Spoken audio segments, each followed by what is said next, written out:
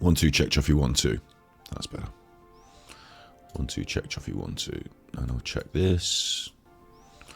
1 2 check Chuffy 1 2. Yeah, hi, you're with Scott. I'm Ganji Kid. It's midnight. It's always midnight. Right ear, left ear.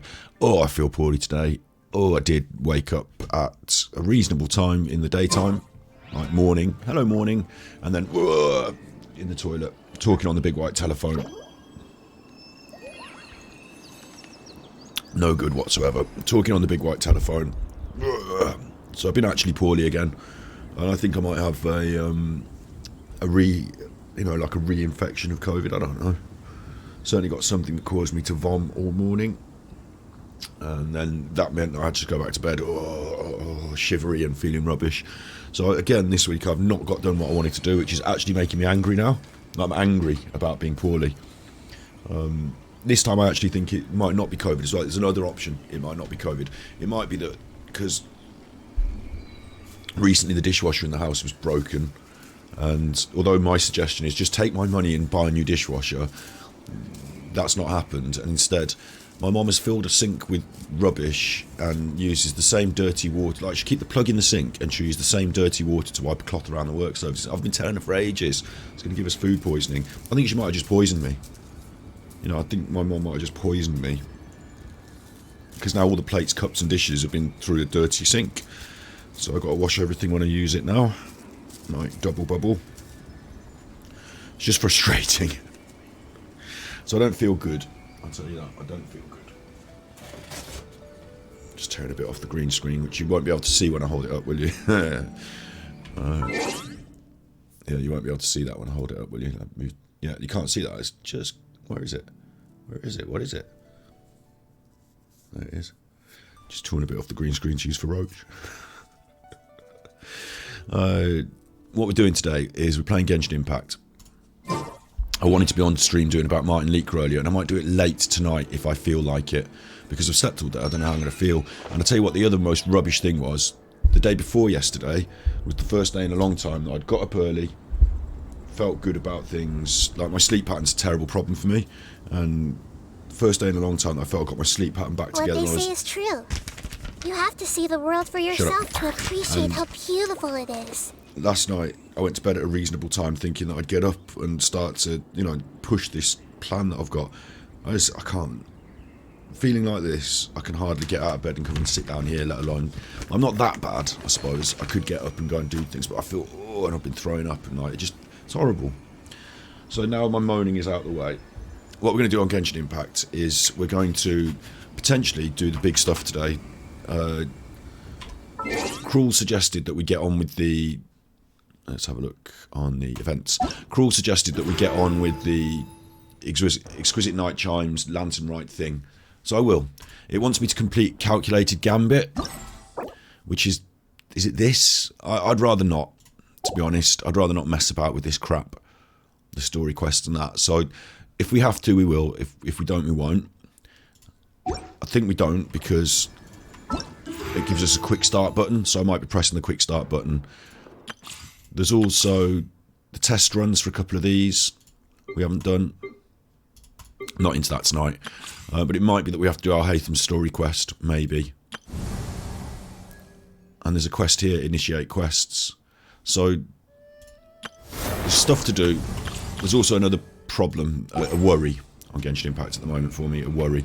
Great, since I didn't get to play properly yesterday and the day before, I was going good on my Primo grind, and now my Primo grind has slowed slightly, and it's actually worrying me. At the moment we've got the 28k, I think 12 plus 10k there is enough wishes, plus on our history we're at about 60 pity,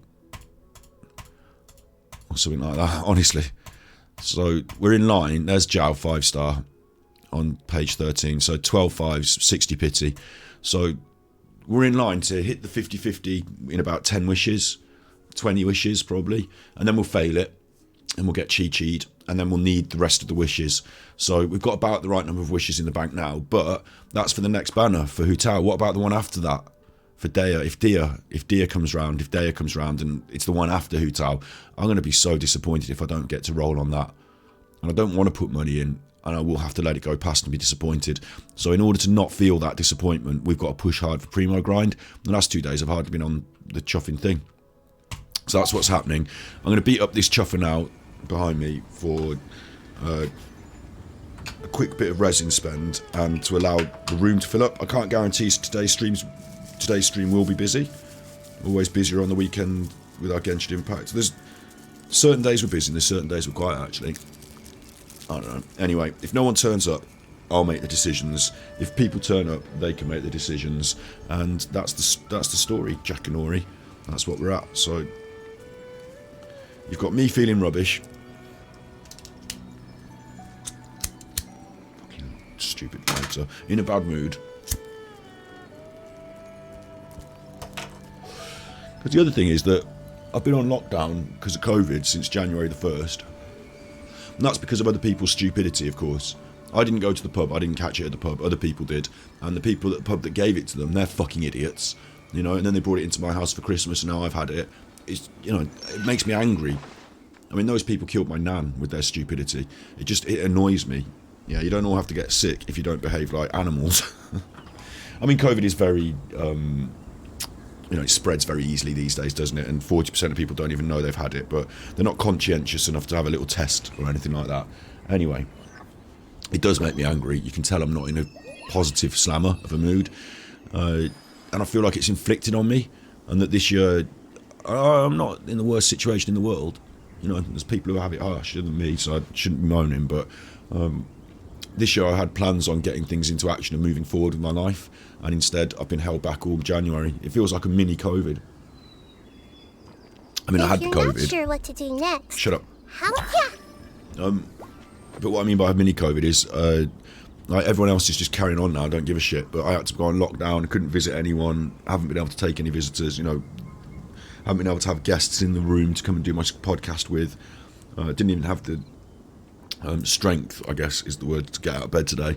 And I feel like it's all inflicted on me. And I feel angry at the world because of it. I feel angry at the people around me. I feel angry at their, what's the word? Inconsideration, inconsistency, ignorance. And, you know, that's a general standard for me. I standard as a norm. I feel angry at people's ignorance. I mean, I'm not going to get political on you or anything, but today in the news, for example, Michael Gove said that the north of England would benefit from the spirit of Thatcherism, which reminded me about all those northern people who voted for the Brexit. Something on your mind again? The idiots. Let's work through it together. 2 heads are better than one. The turkey's voting for Christmas. So, like, I feel again today like I'm surrounded by idiots and they're hemming me in and I can't go and do things because I'm penned in. Like, it's quite a frustrating feeling. So hopefully I'm going to be able to shake all that off, enjoy Genshin Impact, and then I might be able to run my stream later. Instead of the daytime stream today, it might be a nighttime stream about Might and Leaker. You never know. Let's see what we got. First of all, let's smash the chops off this. Everyone hold hands. We'll need this for Hu Tao, you see. Nowhere to hide. Alright, none of those went in as attacks. All of that, none of that went in as attacks, because he wasn't woken up yet. Incoming. So that annoyed me.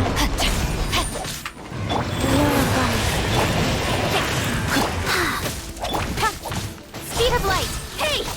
Got to wait to build up that special again then. Don't blink. Use your shield. Nope,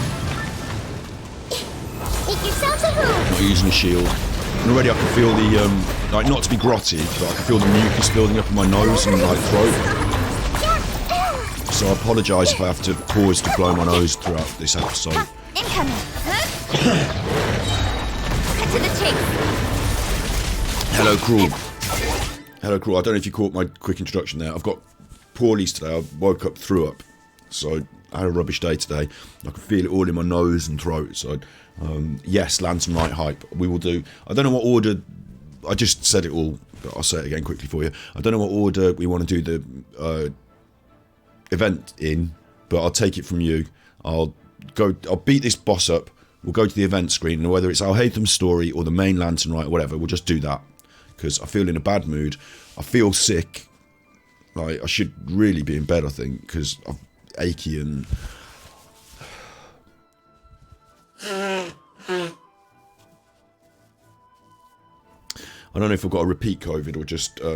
it might be that my mom's giving me food poisoning. because she does this thing where she fills up the sink with all dirty water and then uses the cloth to go around the work surfaces, and it's just not hygienic, and you can't tell her.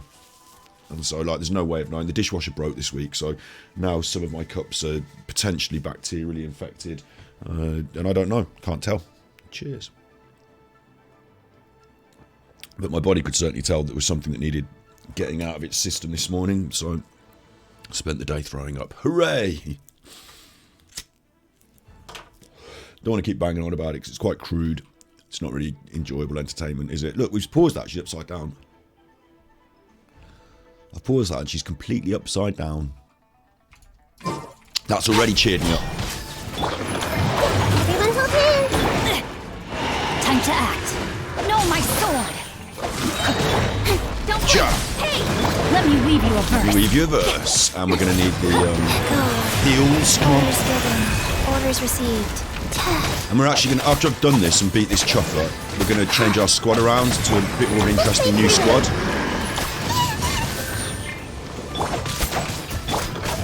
But I just want a quick melt on this chopper, so... Grow, Kochi! The Temple of Wisdom! Temple of Wisdom. Rain outlines your fate. Chuff off, you big chopper. Speed of light! Nowhere to hide! Nowhere to hide.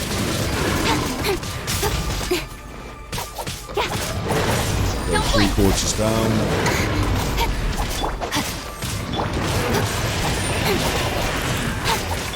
Committed to memory! Speed of light! I'll tell you what. Right, my mum ordered a part for the dishwasher, so we can repair this dishwasher. It's not been repaired. I would rather throw the dishwasher away and just order a new one off the internet tomorrow, suck up the cost myself, and just not worry that I'm getting bacterially poisoned by poor hygiene. I used to work in commercial kitchens, like, you know, the Gordon Ramsay effect.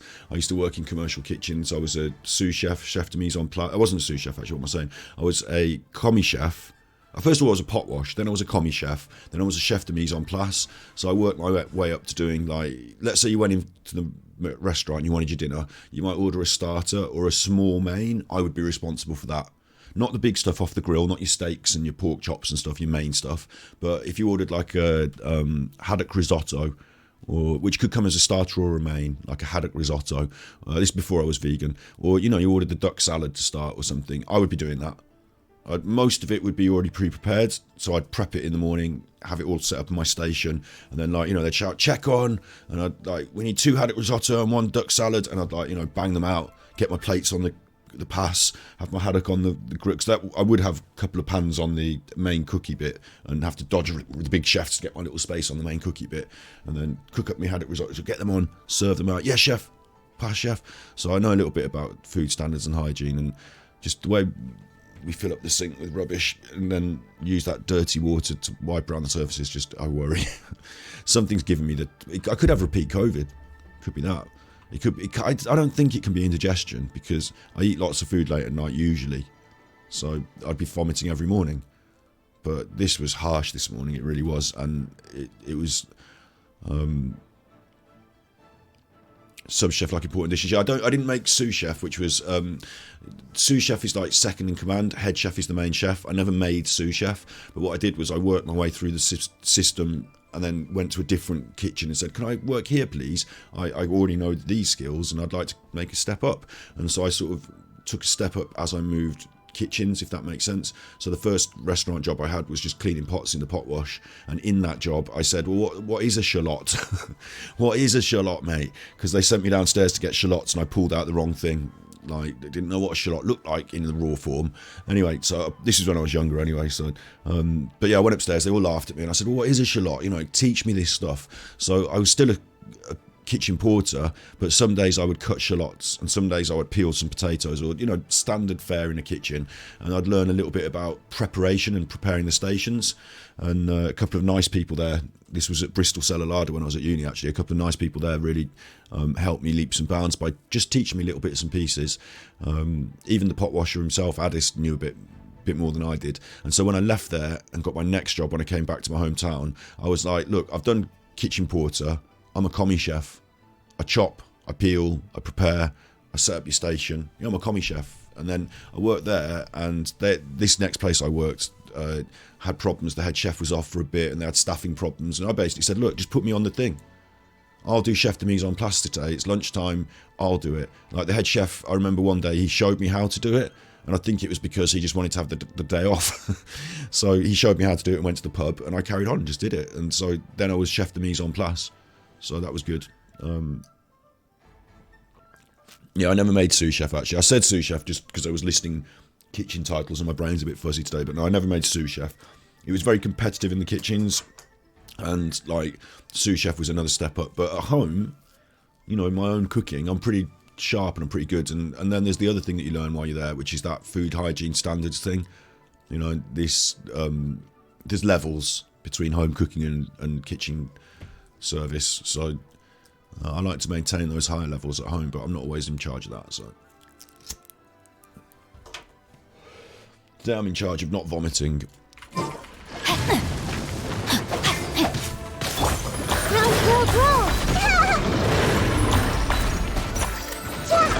Committed to memory.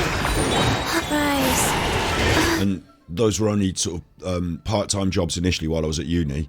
But when I came back home from uni and I'd failed uni, I hadn't got a job at all. So that was a full-time job at that point. And when you're working full-time in a commercial kitchen, it's more of a culture.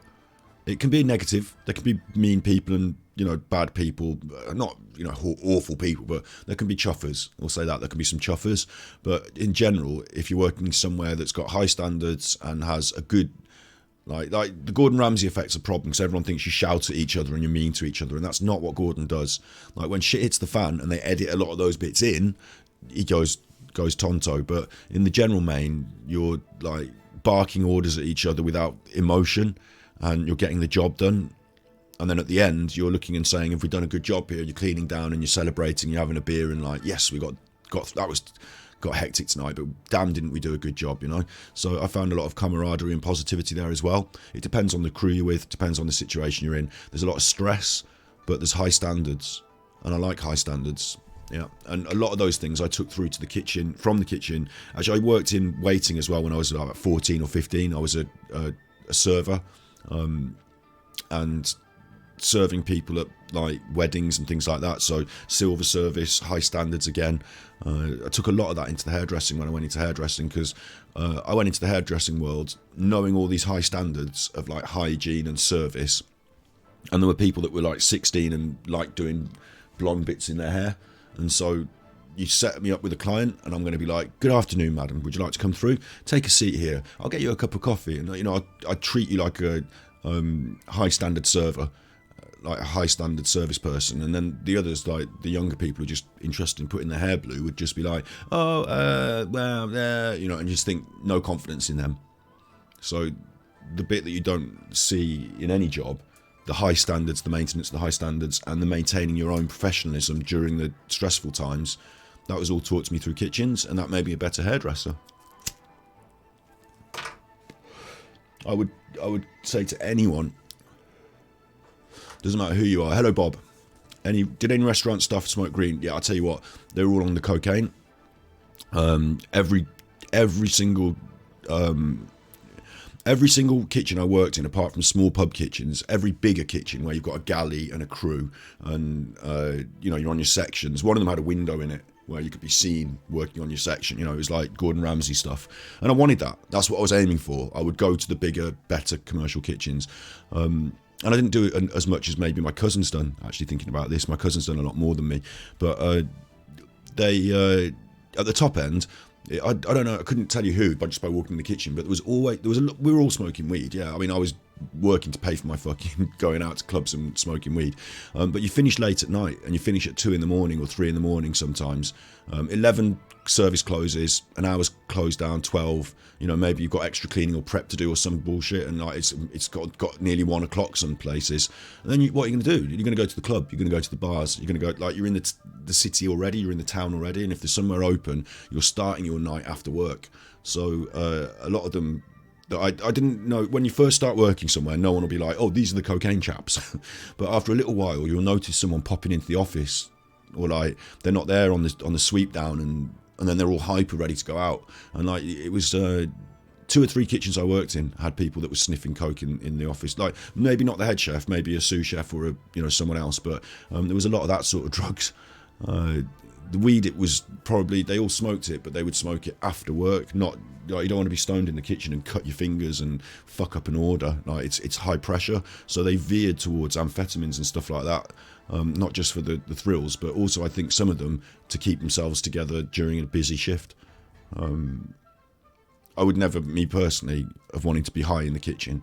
I mean, I smoke weed. I would smoke it on pot wash, because all you're doing is just like hot dishes in the microwave, in the hot dishes in the washer, and then getting them out, aren't you? You're not using blades or running around with a hot pan. But and when you've got those tickets on, that's partly like a mental juggling act, because even though each ticket, like there's a system obviously, so each ticket that comes in, I take a plate out and put it down. Right, I need 4 haddocks, there's my 4 plates, so I know that they're there, I can see the plates.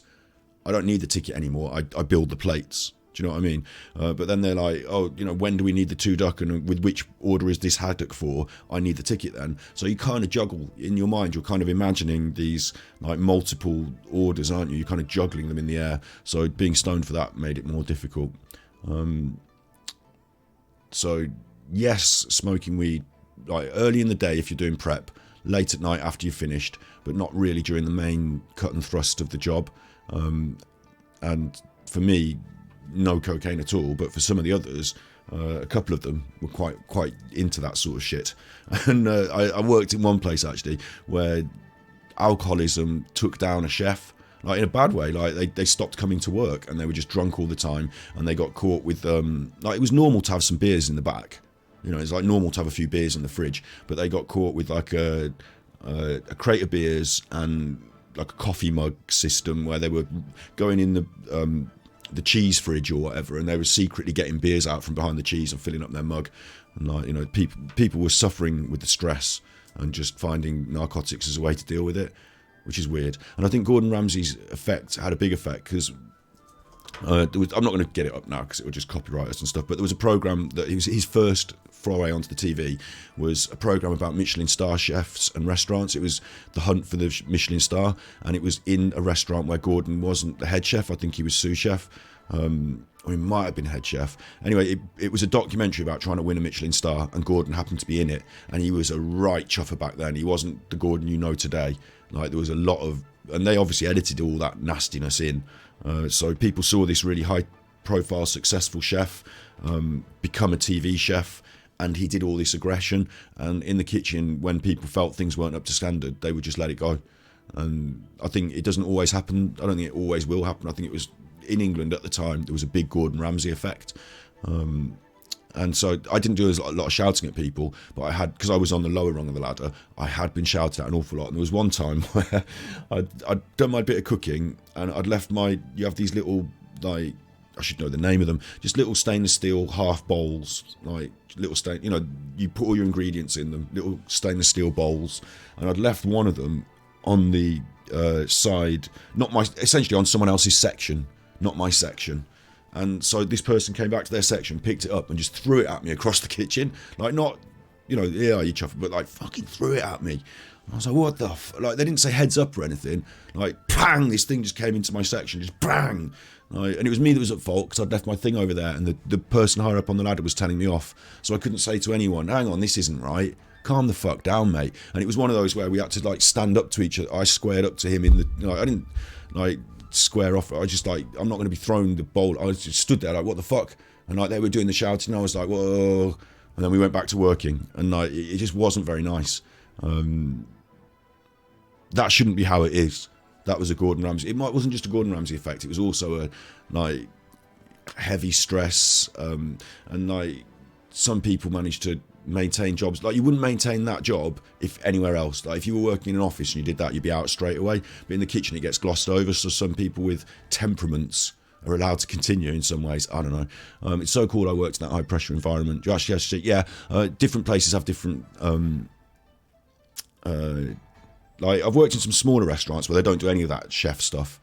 They just talk to each other like normal people. But again, that Gordon Ramsay effect, that Michelin star chase, that strive for passion and standards, yeah, a lot of the time, yes chef, no chef, like it's the army. And it is like the army because you have hierarchy like that. You know, you work up your rank until you're at the highest rank, and then shit slides downhill. There are a lot of successful chefs come through the army because the army do a lot of catering, and a lot of the stuff that you do in the daytime, like at night when you're serving and like you're doing the cooking, it should all come naturally because you've got all your ingredients ready, shouldn't it? Like, you know, you've done all that preparation. In the daytime, you're like skinning 100 fish, or like, oh God, man, skinning 100 fish. So here's the box of haddock. We're going to need them ready for service tonight. It's Saturday. We're going to need about 50 of them or whatever, and the other 50 we're going to need tomorrow. Skin them, please.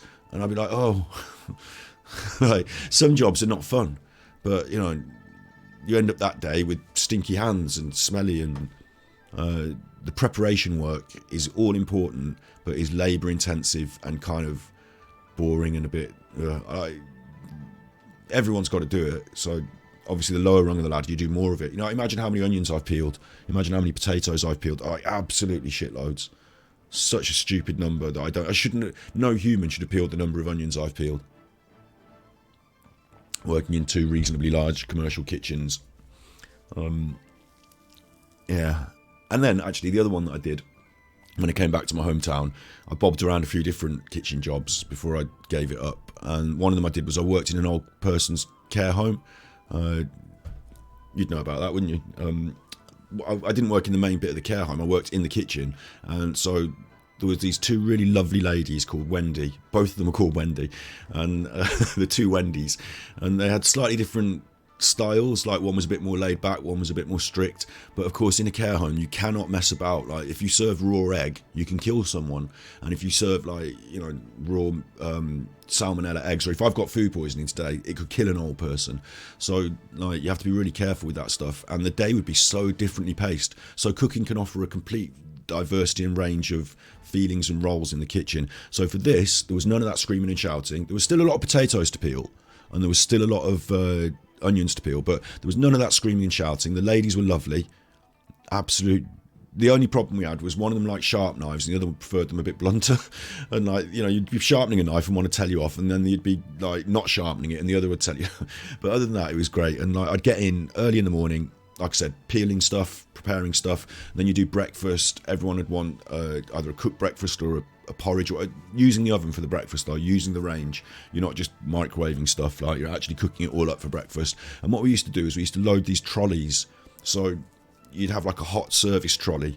So it's a different kind. It's not like, chef, I want 2 portions of fish. It's like, I know how many portions of fish I've got because they ordered it yesterday. And I'm loading up these trolleys with all this stuff. And then it goes out and you take it out. And sometimes you serve it. As a kitchen person, I wasn't required to deal with, it wasn't part of my job description to serve people their food. But of course, as a human being who's worked in loads of places and has also served a bit of food, I wasn't averse to that. You take your trolley out, you say hi, you mess about a bit. And you're in the old person's home, or the care home, so you are party to all the other stuff. You're in the laundrette, you're talking to all the staff, you're part of the team. But I guess I got to see it all without having to do the most difficult jobs in the venue. I think that's a fair assessment. There were people there doing what I would consider much more difficult roles than I was, having to deal with more difficult stuff. And the thing I found, the difficulties I had, and also I was away by like 2 o'clock, because in the afternoon they don't want a big heavy cooked meal. They have you prepare something light like a flan or something you can serve cold essentially off the trolley, and you load up your trolley and you're gone. So it was hot breakfast, hot lunch, and then evening tea time stuff. You do a lot of baking, which is always very pleasant. And then the only other thing we had was you'd cook sausages. Someone would want them crispy and someone would want them soft. And every person is going to complain. Like you're going to get 6 complaints at one end and 6. You just do what you're supposed to, and you deal with it, which is a bit of a sad thing in a way, because I don't want people to have complaints, but you're cooking in batch, so you can't say the sausages will be crispy and soft. You have to have both complaints come in either side and do your best. And then there was one guy who used to come in and he'd want to cook his own breakfast. And so in health and safety and all that, in the end, what we would do is these ladies taught me this, and I thought it was genius. They'd cook breakfast in a pan, and then they'd transfer it to a cold pan. And then they'd place it on the section away from the, you can't have him at the cooker. He's an old chuffer in the, he's not coming up to the cooker. You place it and you give him the pan, and he would mess about with his pan for about 5 minutes and just serve his own breakfast, and he'd be happy with that. Obviously he wasn't quite all there, was he? But it would make him cross if he couldn't mess with his own breakfast. So we just let him mess with his own breakfast. A little bit of a bending of the rules there, but it was funny. You and hotellery work don't mix up. You tried and it just breaks you. I tell you what, hotels and other places, like there's this whole, like I said, this whole range of. I worked in a hotel, silver service waiter, and it was people were just mean to you, strict, didn't care, shift work, no passion, no soul, and like tiresome, boring, labour intensive, thankless work quite often. Like the amount of knives I've polished, the amount of plates I've polished. I don't ever want to do that again. I never want to do that again. And because while I was doing it, people weren't like, "Oh, do you fancy a cigarette break? Let's, just sit you in the room. There's all the knives. You get on with that." Like, boring stuff. Like, you need a bit of camaraderie and jolly you along when you're doing stuff like that. Peeling 100 potatoes in the kitchen, peeling a load of potatoes with a mate and having a chat is one thing. But as a waiter, like being stuck in a little waiting section and just polishing all the plates on your own is quite another. And the hours as well. Because it was a hotel, they're always open. Like a restaurant, at least, I don't like the night hours. I think the night hours were a negative for me. But at least with that, you had regular hours.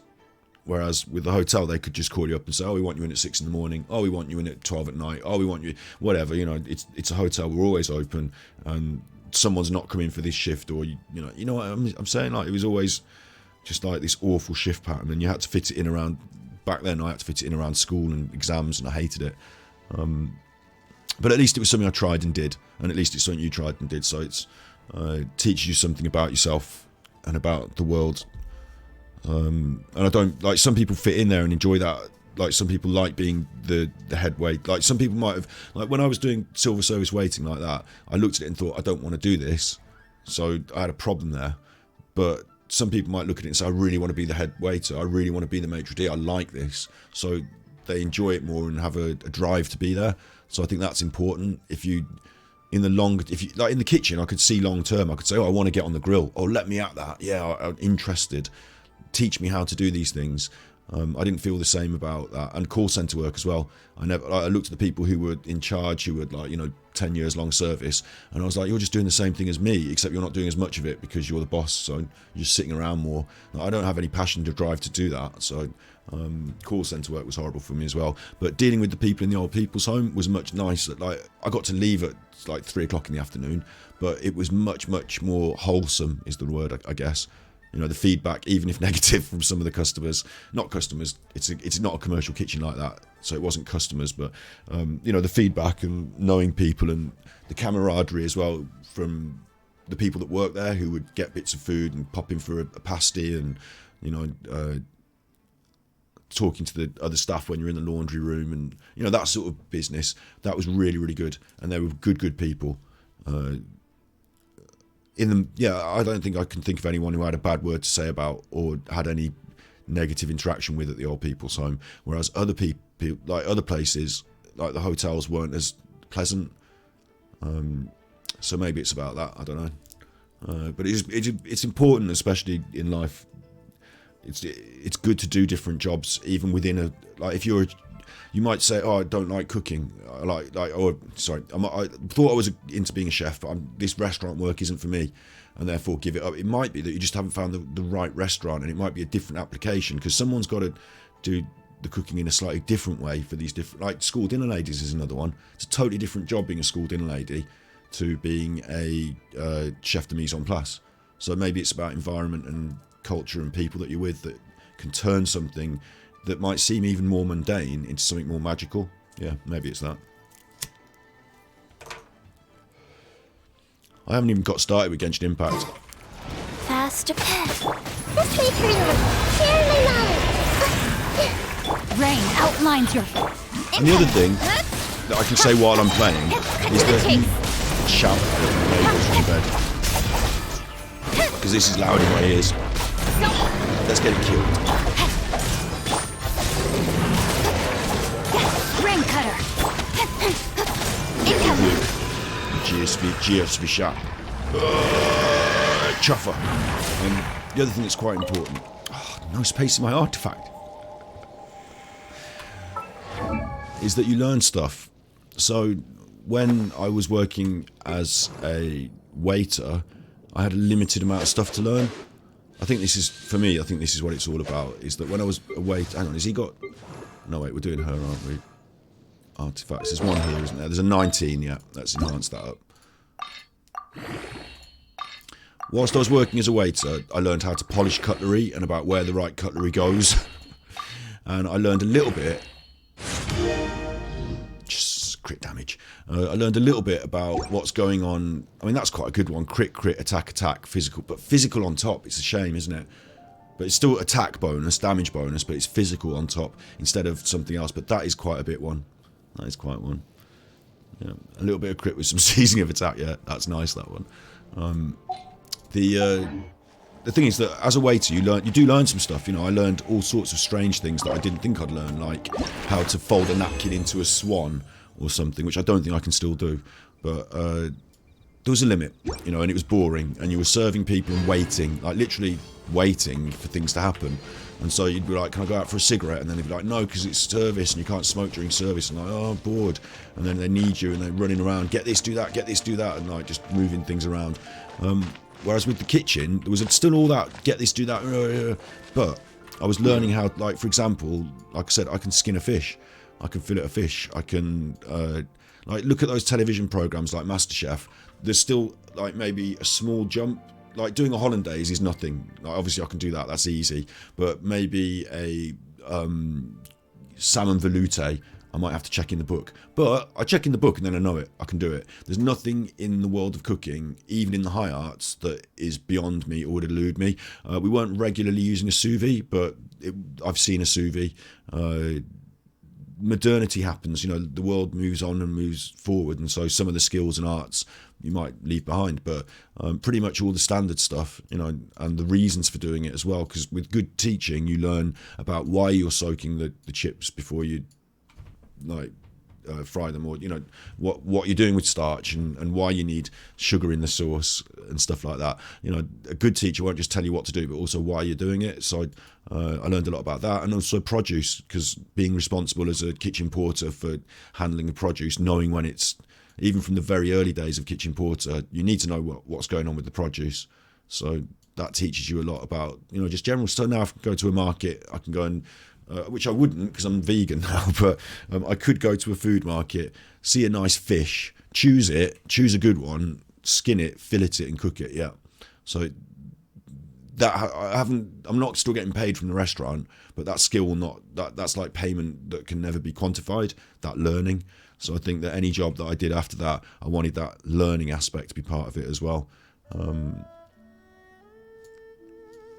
Learning to do something, like, I guess with hairdressing this is what it's like as well. I mean, I'm not cutting people's hair all the time, but you know, learning to do something that is functional in a real world situation still. Yeah.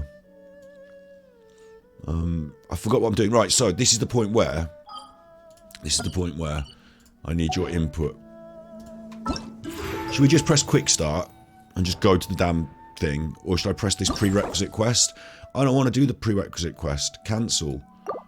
Yelan, you said yes to quick start, yeah? Because I've even unlocked that. I don't know what's going on with that, and fuck that. It's all filler, yeah. Pack filler. Let's just go quick start. The crane returns on the wind. Unknown characters and relationships. They might be occupied by other quests. We'll have to see if they become occupied. Oh my god. But we'll do it. Confirm. I do already know who Yelan is, yeah. So fast. Before you know it, Lanterite's almost here again. Right, and I'll tell you something else. The people of Liyue must have already started preparing for the most important festival of the year, right? I would tell you. Hopefully Paimon will be able to check out tons of great food again this year. Paimon won't shut up. Anyway, let's go to Liyue Harbor and see what's up. So I saw on the internet, because I have got Twitter and I can't avoid it, that Hu Tao does I don't want to spoil it for everyone. Hu Tao does a rap. Right, I've seen Hu Tao doing a rap, and let me tell you something. In Chinese, it sounded good. In English, it sounded like dog shit. The voice actor who does Hu Tao cannot rap. It's not like you write her some good rap words and she would sound good. She doesn't know what she's doing. so she can't do it. And then you've written her some quite poor words, and she's done it badly as well. So it sounds awful. Whereas the Chinese version, I don't know how the words work and all that, but I know the intonation. I know the sound of the rap works. As in business, So I'm wondering, should I change to Chinese language, or shall we just risk having to listen to a bad performance of rap? The rest of it I know nothing about. I've just seen two versions of a character rapping, and I was like, oh, I'm supposed to be doing that in the game, you chuffer. So anyway, we could change the language. Maybe we should. I don't know if that is big. Maybe it's not big enough to bother with. And then why am I not doing it? What's happening? Why am I not doing it? Go to the quest. Navigate. It's all the way over there. Right, let's change our squad up as well. I wonder, should we change our squad up for leeway purposes, for wandering leeway? Or should I change for... Right, this is what I feel instinctively, is Amber wants to come. Outrider Amber, reporting. Obviously, I'm the super chuffer. There's still a long road ahead. And I've got some friends in the leeway cheesing. Where are you, chuffer? Where are you? There you are. Let's make haste. Like, that's a squad to go wandering about on a lantern rite for me. Amber and Super Chuffer have been friends for ages, the Gravekeeper, and they're going around it together. Like, Amber's come to have a look, and Kaching and Ningwang, they're like, hello. For a Spanish speaker, it sounds the same. You like the English? We'll have a look. We'll listen to, when it comes round. We'll listen to it in English, and I'll tell you why I think it's bad. I can't really judge the Spanish, but sorry, the Chinese, but I'll judge. I damn well will judge the English. Okay, I could just teleport there, but I want to teleport here. Or do I? Do I want to teleport over here? Maybe. I think here. I think this is more like it.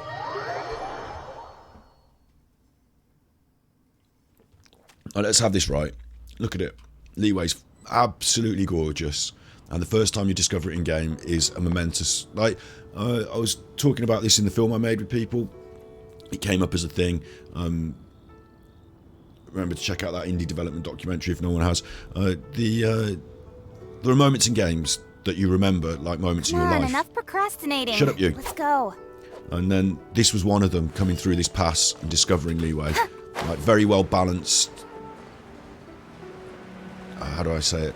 Like, using the geography to unveil, because you come through this pass, don't you, and like, you can't see it, and then you can see it, and then you're like, wow, and it like very much the way Breath of the Wild does in that opening stanza.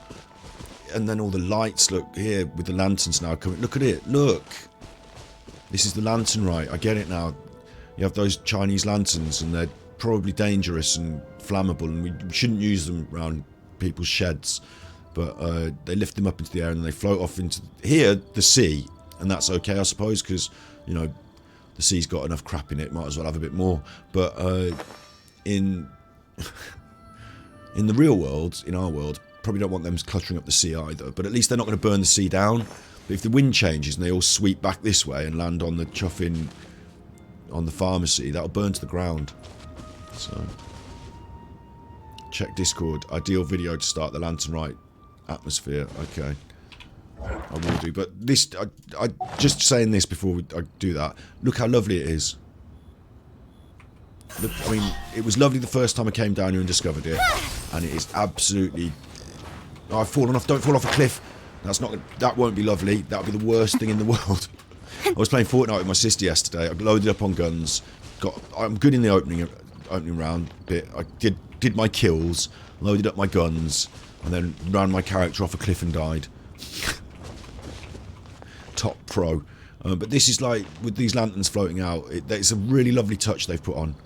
I'm glad I came to walk through it from this direction, because it's a really lovely touch, those lanterns just floating out into the harbour like that. And obviously it's what it's all about, isn't it? I'm going to learn, but it's like having a happy memory in a game, seeing Leeway again like this. Like, hello, old friend. Old friend. Sweet home Leeway. Isn't it? Isn't it, though? Isn't it, though? It is. Right. I will check a Discord. I haven't been on it for a while. It's downloading update. 13 or 15, checking the updates, and it's starting. That might mean I have to sign in. If I have to sign in, it's not going to... Oh, now I can hear myself twice. So, thanks, Discord. Now it's gone. I can't hear myself twice anymore. So, my stream server... who's this posting these chuffing logos? This is a video, so I can watch this on YouTube. Watch it on YouTube. Okay. Let's copy that and put it on the YouTube that I actually use, though, on this one, and paste. And then if I press this button on my thing, there you go. Look at that. I knew it. Pressing the button worked.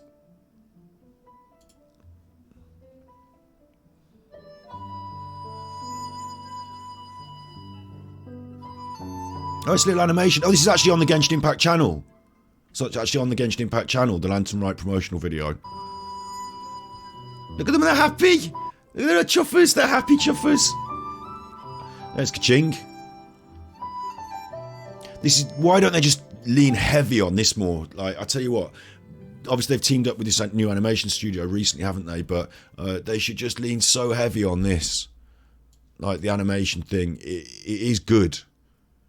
It is good. Put more of it in the game. Like, go hard on it, because it is good. It is a feature.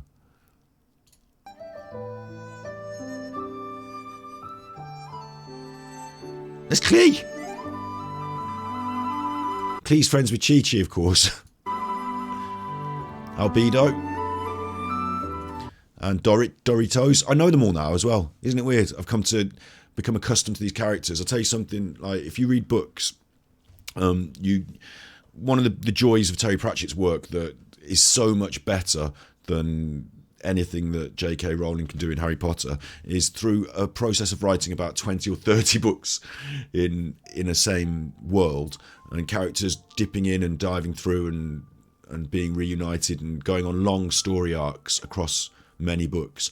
You get used to and you enjoy characters, and then you get to revisit them. And sometimes I reread books just to sort of...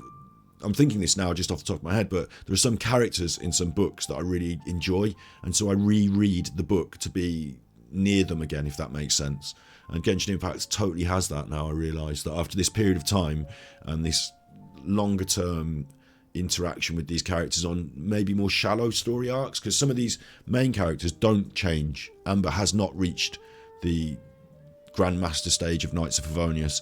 Like, they have to stay as they are, sort of, and we go on this bigger journey. Like, they maintain a sort of more steady, but they do have a character arc, some of them. They go through some stuff, and it should, in a proper story, change them. But in Genshin Impact, they don't change much because they've already outlined all their characters and everything. But which book characters do I like? Well, I mentioned Terry Pratchett. There's a couple of really like Small Gods. I might start getting emotional. Small Gods by Terry Pratchett is and you don't have to read all of Pratchett to read this. Like, you don't have to read all of Die Chielian Mobile, or you don't have to read all of Terry Pratchett. Like, in the Discworld, like, it would seem like, because it's a series of books and there's about 20 of them, it would seem that in the Discworld, what's the point in reading number 14 first? Do you know what I mean? But this is, it stands on its own as a tale, and it's such a interesting reflection of today's world and our modern world, as well as our history. It's about humanity. Just quickly to tell you what happens is this guy, Brother, his name is Brother, but he becomes a monk, so he's Brother, which is a little joke. And you can sort of see what's going on here. He's strapped to a metal turtle. Like, I've kind of blown a bit of the... I don't know why they use that picture. They don't want to blow the load too early, but that's on the cover of the damn thing. What it's about is he is a monk, and so therefore he has religious belief. He has faith. But his God... His God, you can't see these pictures properly, can you? Because the way I've got the thing... That's better, well, in a way. His God is only as strong as his believers, and it turns out that he doesn't have as many believers as he thinks. So when God returns to Earth to create a sign for his believers and scripture and law. It's about those sort of times. It's about the early forms of religion. He doesn't have as much power as he'd like, and so God's only follower and God himself go through this strange story together about belief, about faith, and I suppose with Brother, and the reason I like Brother himself is he's such a naive, innocent but good character. He's a real goodie, and you really like hope for him, and then he comes through. Yeah, it's a really good story. It's a really good story, and the reason it's so pertinent today is because it's about how you gain strength from numbers, like people's belief. It's a bit of a story about like social media in a way. It's interesting, and then to contrast that, Fyodor Dostoevsky and what's his name, Rodion Raskolnikov-Romanovich. Rodion Raskolnikov-Romanovich. Rodion Raskolnikov-Romanovich, who, like, again, not to spoil the book for anyone, but it was written like hundreds of years ago. He bangs a woman in the head with an axe because he's like losing his shit and getting desperate. He ends up in the Siberian gulag. Like, it doesn't end well for Rodion Raskolnikov-Romanovich, but in Crime and Punishment, being close to him through those fractious moments where he loses his mind a bit. I suppose it's more like I like Rodion. I like Rodion as a character. I like him as a person, but he does do the bad thing. And this is actually Dostoevsky. That's not Rodion Raskolnikov-Romanovich. That's actually Dostoevsky. Yeah, I don't know. I can't explain that one. I just like him. And there's a lot of characters in Pratchett that I like, and when they turn up, I'm like, oh, this is good. And Granny Weatherwax as well. She's another one. So it's mainly Pratchett characters, but there are a few in other forms of fiction as well.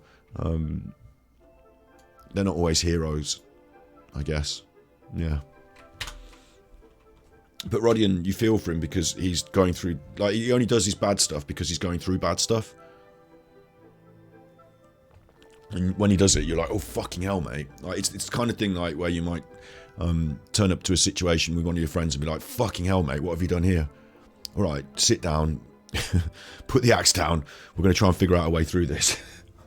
Like, it's got visceral thrill to it as well. Wait, the Lantern Rite. But yeah, this has happened now with these characters. I know who they all are. There's Mona, there's Tignari, there's Collie. She has actually gone on an arc, Collie. You know, she's had something change in her life, even though her character model didn't need to change. And I get the feeling, like, when he was in the shadows there and just walked off, I get how he feels. You know, I understand how Ito is stomping in with this excited joie de vivre. Like, it's interesting the way I understand these characters now through that longevity. If you were playing a game like Fallout or Skyrim even, that can be quite long. I was thinking this the other night about how I used to play games and expect resolution, and at the end I would have 1,000 snowberries, whereas here in Genshin Impact I can never really have 1,000 potatoes because I'm always cooking more food. Yeah, this is an interesting theme though that's come up here today, is that I'm now familiar and like take enjoyment from their personalities. Kazua, there's Venti, and I'm covering up this little bit on the left-hand side where these are the gods, these are the Archons. And interestingly, although I haven't got to it this week, but I am going to definitely get on the other side. Interestingly, on the Super Chuffer channel, this week's live we did Thus Light, Red Dwarf. It split into two halves because I got us copyright strikes by playing a bit of Red Dwarf. So then the main show is the second part of that two-parter. But I'm going to get in contact with a demonologist, and we're going to discuss this business about the Archons, about Paimon, about Venti, about Bua, and about these real life, because they're really demons in our world. We're going to have a chat about demons, demonology. I'm going to get that on, and it will be on the Super Chuffer channel, probably in a midweek when I get it sorted, when I'm not feeling like shit. But That'll be interesting, won't it? And that's going to cross over from some of this other stuff I do about people's feelings, thoughts, and the behaviours, about some of that, what you might call conspiracy world stuff.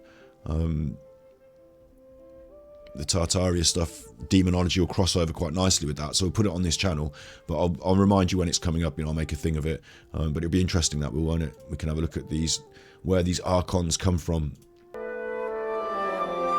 At least in our world, anyway. They're all lighting up their... Oh, don't. Oh, they're all lighting up their lanterns. They're all going to put them up in the air together and it's going to be lovely. And I'm going to be, oh. But still a part of me wishes they didn't do it because I think it seems like detrimental to the environment. But, to me, that's an environmental hazard and no mistake. But...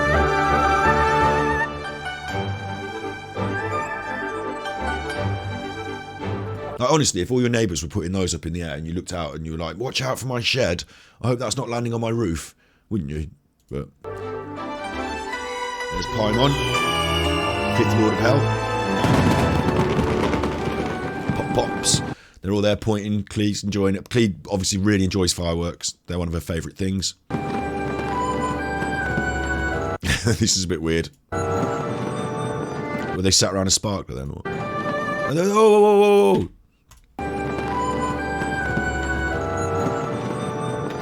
That's quite clever and lovely and cute, isn't it? That is like 10 out of 10 story writing in just such a simple scene. She's teaching Barbara and Nilu the moves, isn't she? And they're dancers, of course, so they're interested. And they've got together to do a little bit of a, oh, show us your moves.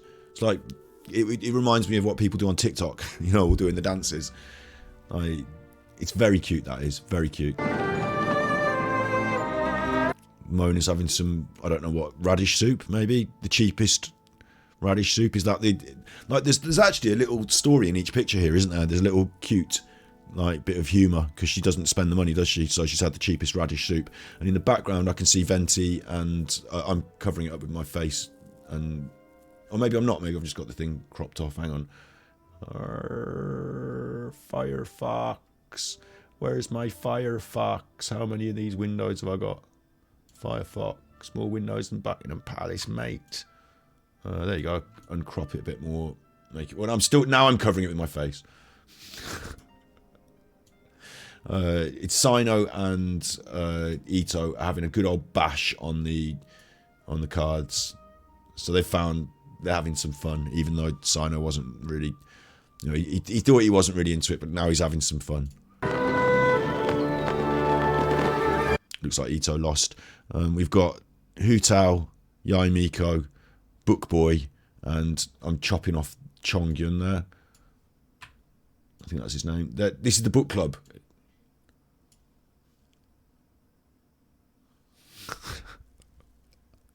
It's cool. It's so clever to do these little things. I mean, the book club must be worried about all these scrolls, mustn't they? Because if one of those lanterns comes down in the book club, it's going to burn the thing. Anyway. On the boat, we've got Ningwang, Jean, and Kamisato. Chuffer with the big wet sword. And they're up on the J Chamber, I imagine, actually, not on a boat.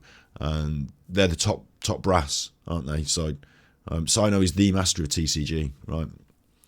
He's the best one.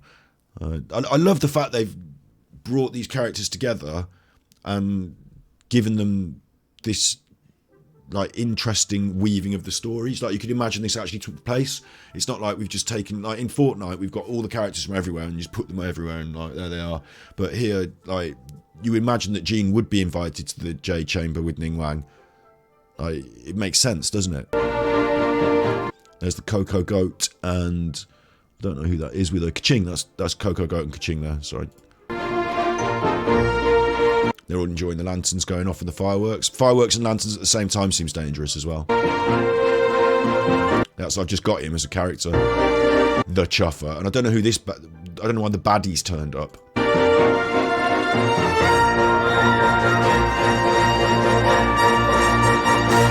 Genshin Impact. It's pretty good. It's pretty good. It is. My vote would be... I expect we will see something like that in the game today. But my vote would be put more of that in the actual game as well. Because shit like that, stuff like that, that's the sort of majesty I'm talking about, and they've got it. It's like they've got it all up their sleeves. They've got all these different. They've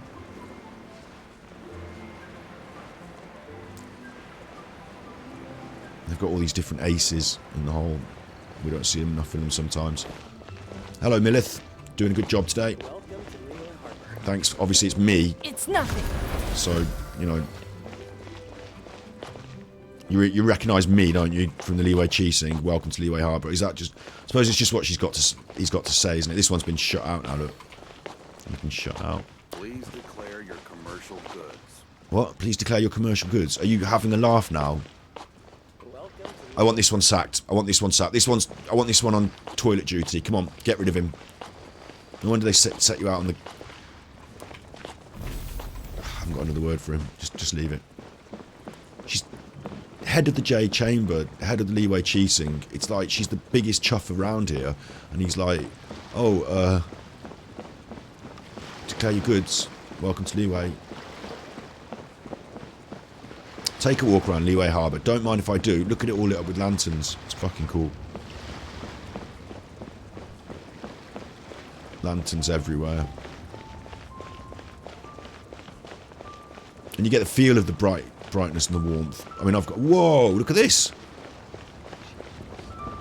It's like a big flying duck. What are they going to do? Burn it at the end? Push it into the sea? Is that what they do? I don't know. I haven't got a clue. Is there a chest? Instinctively, I'm thinking, should I climb on it? There might be a chest on there. It's not becoming for the public to see the head of Leeway Cheesing climbing on the giant flying duck, so I won't be climbing on it. Good day, Millith. I said good day, Millith. Why'd they have to give me that transfer? You can get another transfer if you're not lucky. Like, no one's got any respect for her.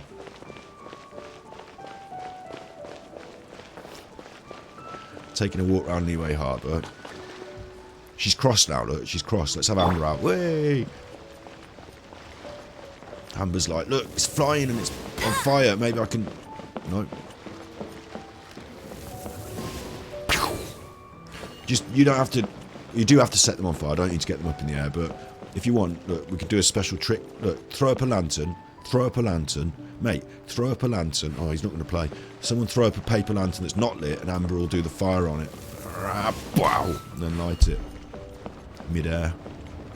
Look at them all. It's getting to daytime now. I'm buggering this up. All the effect is ruined by... Look, there we go. The lights have changed. All the lanterns have gone off. Lantern right over. These chuffers are having fun down here. She's sat there. Lantern right over.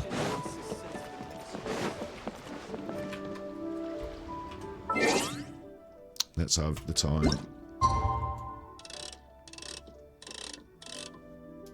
Confirm.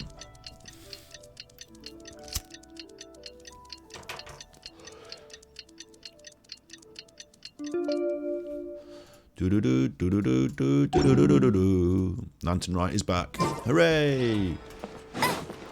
Much happier now, aren't you? Hey? Yay! No, she still seems a bit cross. It's the lantern right, love. Cheer up. The lanterns haven't come on again yet, though. They will come on in a minute. I'm walking around Leeway Harbour. I'm certainly doing that. So I think that was the quest, wasn't it? No, they want me over there. Okay, they want me over there. So the other thing I wanted to do was fly down from here, which I quite enjoy. This has been done quite a lot by me. Done a lot of this over the time I've been playing Genshin Impact. Fly down there, but instinctively I would fly down there and collect up all the silk flowers, go around in a little circle. But we did have to come here when that time when Ningguang killed God and blamed it on us. Do you remember that time when Ningguang killed God and blamed it on us? She was doing this right. We had to help by getting all the stuff. So I got the stuff for her, which was very kind of me. And then she performed the right, and it went wrong, didn't she? Do you remember that? Just over here. It wasn't a right, it was a wrong. God fell down from the sky dead.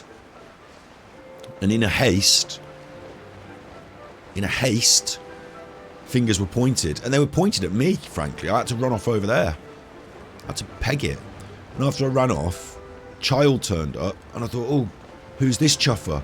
And he murdered a load of Millith and pinned that on me as well. So then there was a real crime that they were actually chasing me for with the murdering of the Millith. I didn't kill God, but as far as they know, I was on the run, and then there's a load of dead Millith. They thought it was me. It wasn't me. But these are my flowers down here. I won't. I won't plays lilies and all that. Anyway, Bet yeah. you can't keep up with me. So I came around here, and I had to come back, sneak in and fix it, like sort it all out. We got there in the end. Turns out I didn't kill God. Wasn't my fault. I didn't kill the Millith either. And to celebrate, I can... I've fallen in the water! No! To celebrate, I can beat up Child once a week for 30 resin. And that's like good. Like, he's trapped in a perpetual beating. Get ready. I won't let you down. So that's actually quite good, if you think about it. There's not so many lanterns over this end of town. They've not gone all out for the lantern right here, have they? There is a lantern. I don't know if, are those lanterns normally there? Oh, okay. How about we go say hi to Xiangling first? Oh god, we're going to go around all the people. Are we really? She'll be at the restaurant, will she? Huh? Xiangling? What a pleasant surprise meeting you here! There's God. He's retired now, of course. Oh? Why, the pleasure is all mine. As is the surprise, surely. Surely. It must be fate that brings us together in this place. How have you fared as of late? It is a surprise, and don't call me Shirley. Everything's been going great. I sense you are older and wiser than the last time we met. It seems your travels continue to yield valuable insights. Thank you, Zhongli. You are too kind. Am I? So, Xiangling, are you here to listen to stories over tea again?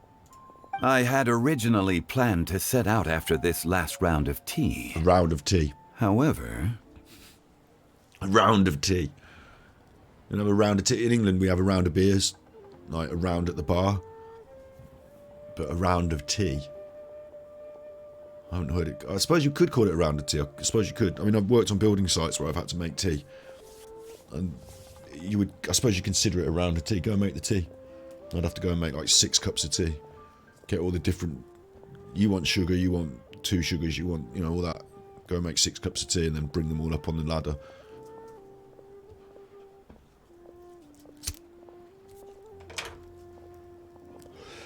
Quite often they'd all come down for their tea.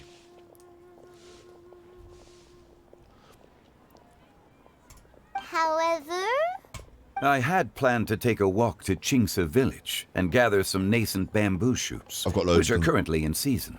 I've got loads of A them. villager there once gave me a small sample, and they possessed a most excellent flavor. If it's the things I'm thinking of, mate, I've got loads of them. You can have mine. Huh? Nascent bamboo shoots? Why can't you just use normal bamboo shoots instead? Wait, Paimon knows! Because Zhongli prefers the finer things in life, right? Okay, Mr. Particular, let me guess. Ahem.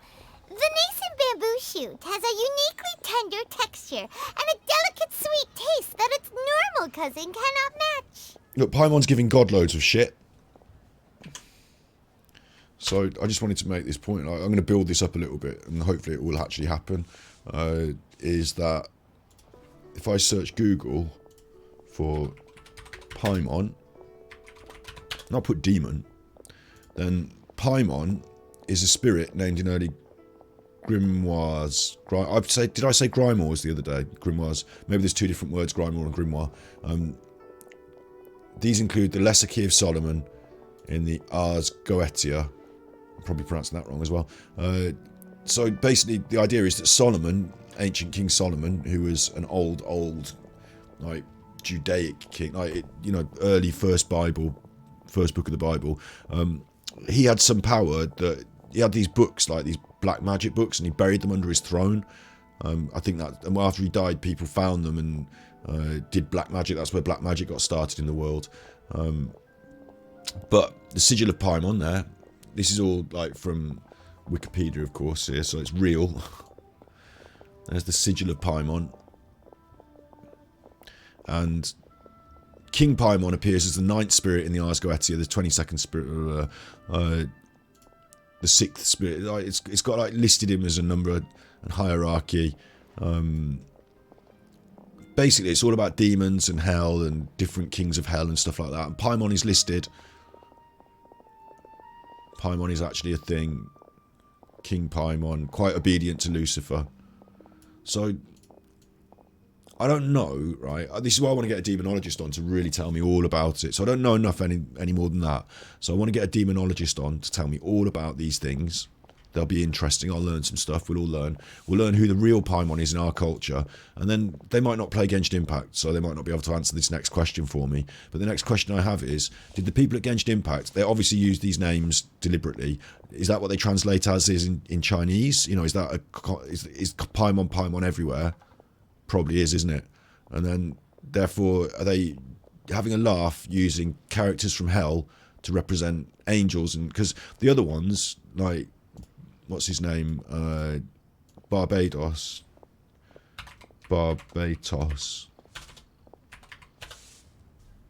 Same thing. It's the same deal there with Barbatos. Exactly the same deal. One of these hell demons. It's got its own sigil listed in the book. And that's the name that we use for Venti, isn't it? And the same with all of them. They've all got, like, their strange names, like Buer and all this. And they're all demons. So the next question is, did the Genshin Impact people do it deliberately, and why? And is there some subtext there or something? Which I don't know if a demonologist will be able to answer for me, unless they play loads of Genshin Impact. But I just need to talk about it more deeply with someone who knows.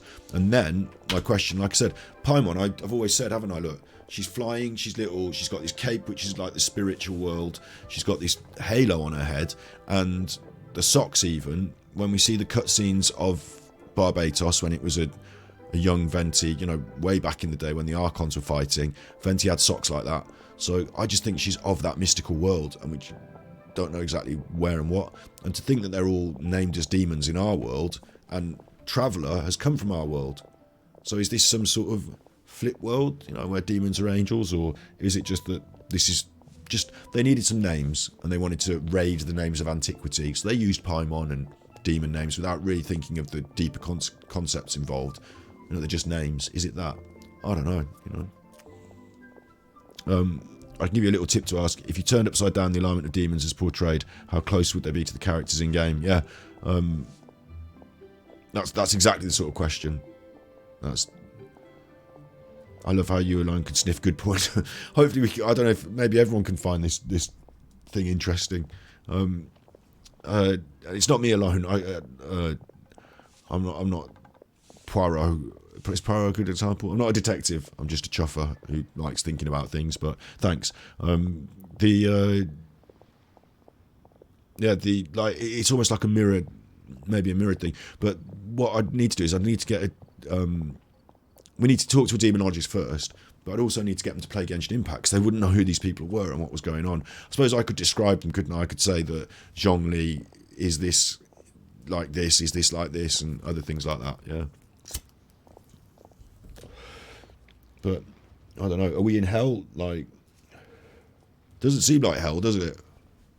Doesn't seem like hell. Or it might, see, the thing is, this might be an in-game thing, it might be a nothing, it might be they just needed names. Or it could also be that the game developers are having a laugh. Like, maybe it's a meta joke. I can feel my sinuses filling up. I'm going to do a dark side feel and end up snorting all my snot up my nose.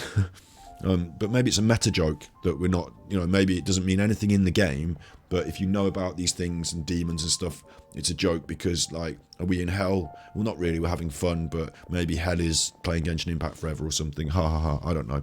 You know, like maybe it's a joke on the whaling and the gacha system or something. I don't know. An astute observation, Paimon. Thanks. You know me well indeed. Lantern Rite is almost upon us, but besides the bamboo shoots, there are a few other items I have not yet procured from Director Hu's list.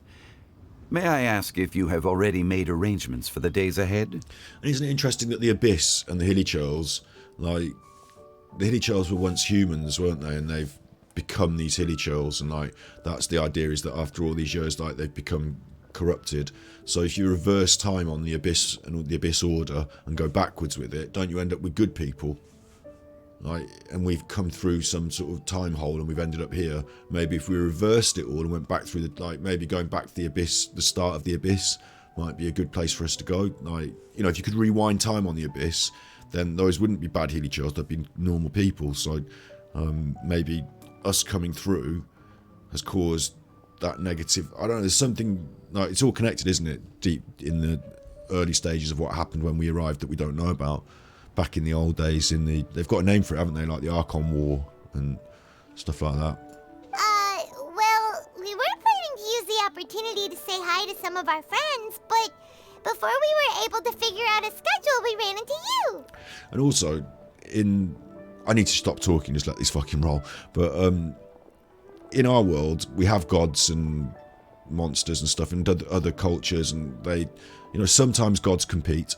You know, the Greek gods and the Roman gods, I think, would maybe compete with each other, but we've come more to a sort of monotheistic.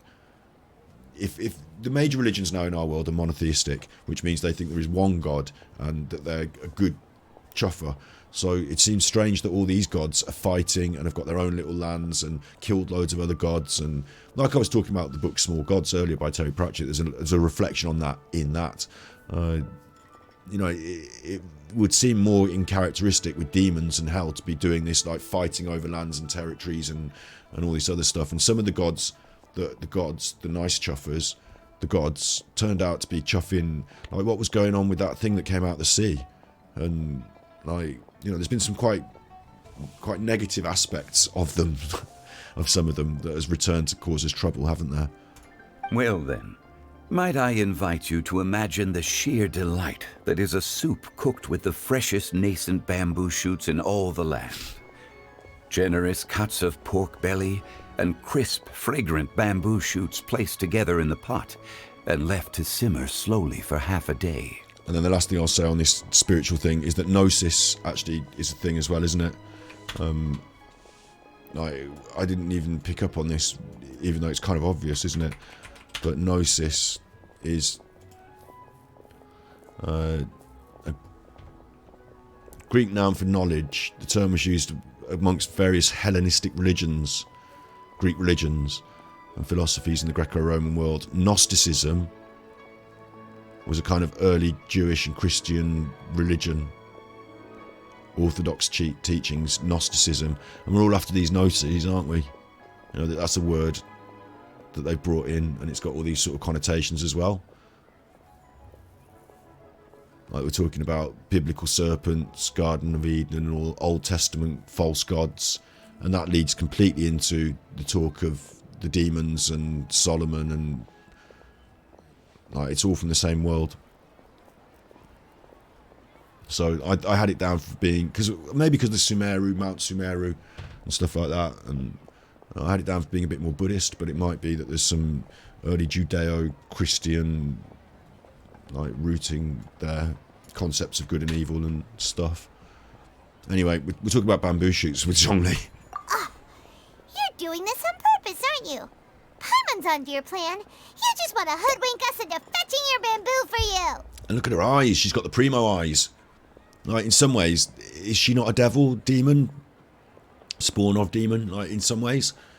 Like, in other ways, she's so cute and lovely, but she's sort of floating there with, like, the Primo eyes, sort of, when she gets cross, and she does get cross, and she talks to people, doesn't she? Like, it doesn't matter who they are, she's giving Zhongli some shit here. Like, she's, naughty. You could say Paimon is naughty, couldn't you? Like, mischievous. They're all the sort of qualities that you might associate with a minor demon, like, not a big powerful devil, but mischievous, naughty. A trickster, greedy, hungry all the time.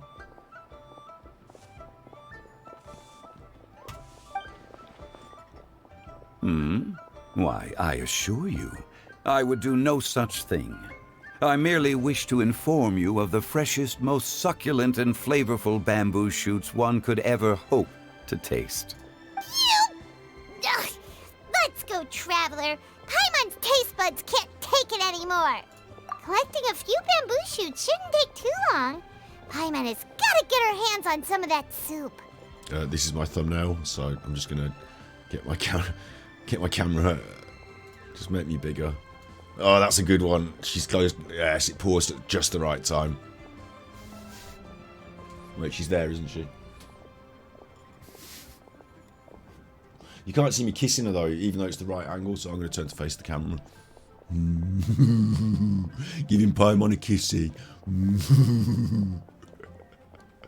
That's my thumbnail. Thank you. Go back down to being little in the corner again. Smaller in the corner, not tiny and little, because you know I am part of the show. I am part of the action around here. Thank you very much. Such fine specimens are indeed well worth the excursion. Very well. I shall leave the bamboo shoots to you. Should you have the good fortune to find some, please share them with me as well. An unnecessary line of dialogue there. In a harmless way, more like a kid. It works both ways. Yeah, like, she's not malicious, Paimon, no. But like cherubic angels wouldn't necessarily do and say some of the things that she has. Like, you'd think there'd be this extra layer of benevolence. Like, she's almost like cherubim. Like, you know, she's very cherubic, isn't she? So, but then she's not so like, she's got a halo, but cheeky and naughty. Like, definitely that. So. See? Paimon knew he was just bamboozling us. However, there is no need to rush. The streets of Lille will be bustling with visitors and filled with all manner of celebrations during the festive period. By all means, go wherever your interests lead you. The nascent bamboo shoots would be but a wonderful final touch to a most exceptional feast. Okay. We're heading out. Enjoy your walk, young Lee. So I don't even know if he wants me to really pick those things or not. Like, was he just a conversation, or does he really want me to go? Obtain the nascent bamboo shoot 03. Yes, unbelievable. All right, I'll do that. Do you want me to talk to him now? Speak to him after. I'll get his, because I've got to go back to him to give him the bamboo shoots, haven't I? So I'll go here and get them.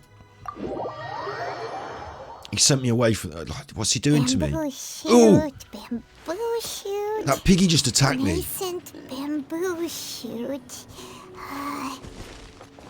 Oh, this one's only just sprouted, and it looks super fresh. Well, these are the ones. This is the one. Paimon, I'm here all the time picking these if I want them. These should be enough. Let's head back. Oh, they're just the same as the others, I see. Help! Someone's shouting help. Did you hear that? Yeah, I did hear that. Someone's calling for help. It's coming from over there. What's happening?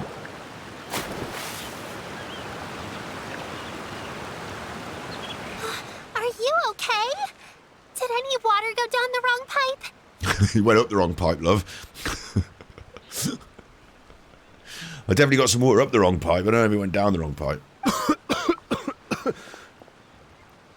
You're coughing. I think I'm okay now. Thank you so much. It's got a top hat. That was scary. Well, at least you're all right. All thanks to your savior here. Oh, a little girl? It's my thumbnail again. Give a big kissy.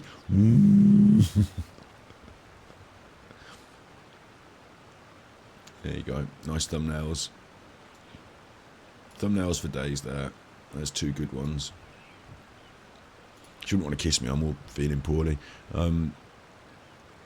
We get introduced to Yaya Beans, and she's already on our squad, already top bins, so I'm really looking forward to this.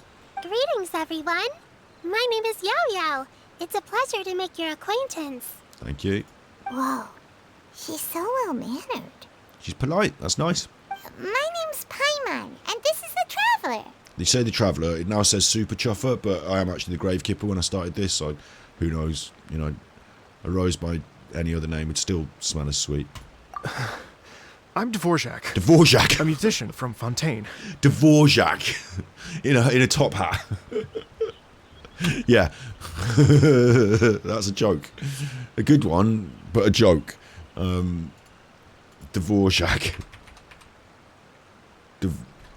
Dvorak.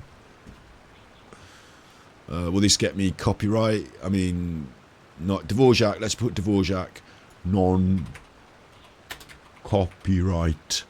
Thanks, because I mean, how do they know who played what Dvorak? But let's just have some Dvorak that's non-copyright. This one will do. String quartet number 12. It's just random. Doesn't matter.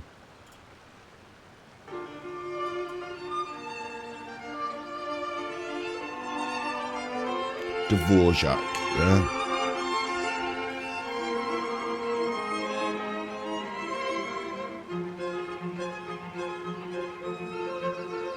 No, it's not you, is it, you chuffer? What about this one? That's an advert for chuffing, whatever that is. Chuff off. Chuff off, you chuffer. How can you have an advert if it's non-copyright?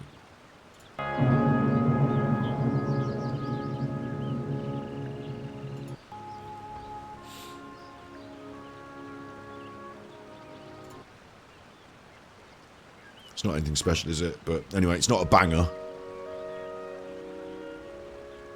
Oh, I recognise this. I think they use it on the Hovis advert. So that's Dvorak in the background. And this is Dvorak in Genshin Impact. He's wearing a top hat and he's got a guitar and a snazzy coat. Big snazzy coat. It's like got a little beard. It's like not what I would expect from a musician from Fontaine. Fontaine's got some weird style going on. I'll say that. Top hats are British, for a start, aren't they? Well, they're not really, are they? Are they? I think they are actually. Maybe. Where's the top hat from? You better not say France at the end of this. Top hat. Origin. The story of the top hat. From a French, what? English milliner. English milliner. John Hetherington. There you go. The hat gained acceptance thanks to the famous English dandy. So the top hat's a British English thing. They're going to do this thing, aren't they, where they amalgamate different, like, you know, Fontaine's going to be a bit French, but it might be a bit British as well, mightn't it? It might be a bit European in different ways. It might be a sort of 1700s European style, 1800s sort of style, mightn't it? You can see that look.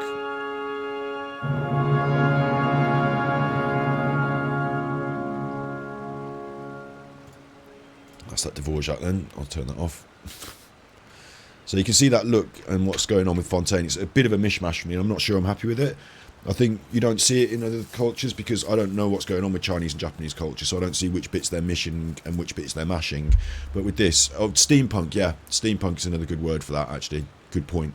They like to take those same sort of vibes, don't they? A bit more Victorian steampunk, aren't they? Edwardian, Victorian. But yeah, so like, I'm seeing that. But Fontaine is supposed to be France. Like Fontaine, for Christ's sake. So stop, like, the British and the French are not mishmashed together in Europe. Like, we're quite different. Like, we fought wars. Obviously, at one point, the French came over here and we all became French. They were called the Normans back then. But, not proper French. We fought wars. Look, you can't... It just seems weird. Why didn't they have it as Britain? Why didn't they make it all British? Why didn't they have, like, you know, cups of tea and a queen and, like, you know, stuff like that? A king now. God save the king. But why did they decide to mash Fontaine, France, and then use all that British style clothing and the British style, like definitely from a certain theme and time of British style as well? It seems strange because there's so much French culture you could have used, like wigs, Pompidou wigs. They would have been popular in France. Could have used them, stuff like that. They had a revolution in France where they, like, maybe the reason they want to use France as a backdrop and not Britain is because we didn't have a revolution where we murdered the aristocracy. But in France they had a revolution, and as part of the revolution they set up the guillotine and they cut everyone's head off. So that could go in the story, couldn't it? But it's not English, it's not British, it doesn't go with your top hat. So it's like the wrong hat for the... Anyway, and he's Dvorak, and Dvorak is more... I'm saying Central European. Where's Dvorak from?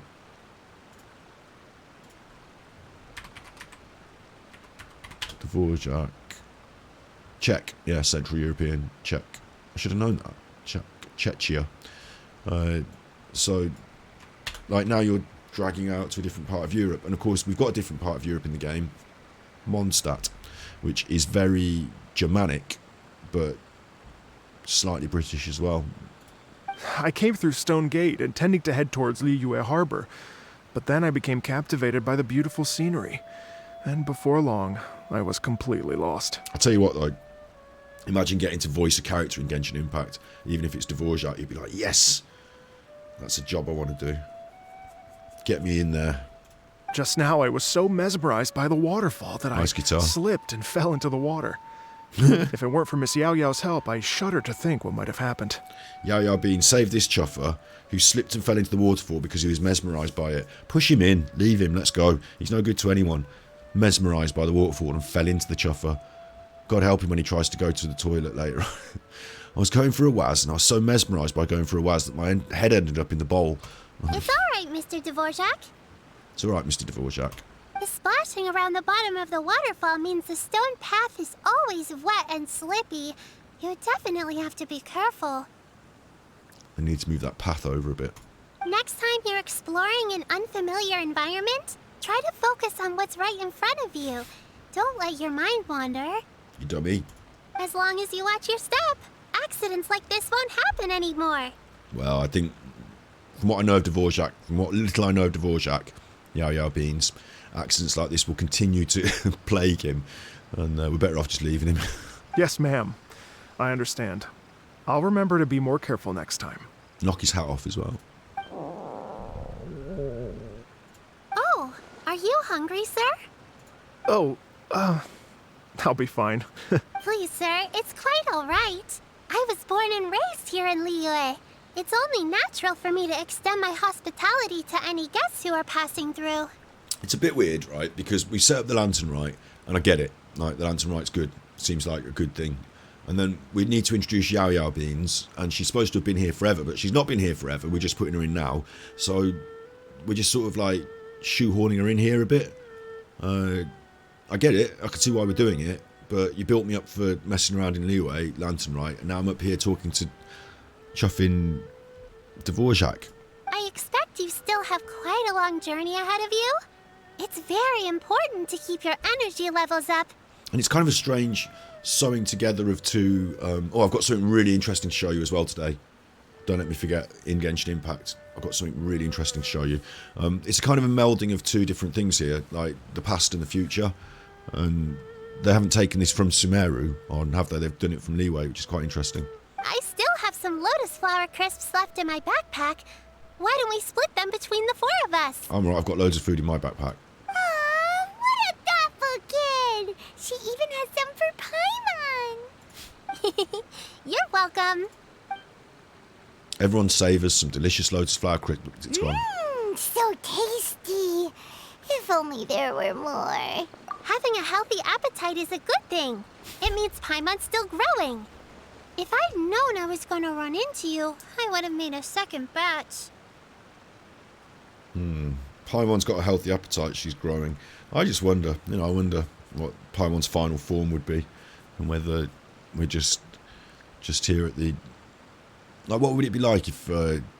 like, you think... It makes me think of an animal like a... I'm doing too much talking today and not enough playing the damn game, but Paimon makes me think of an animal like a cute tiger cub. And it's cute and it's a tiger cub and it wants feeding a lot, and then after a little while it becomes like unmanageable.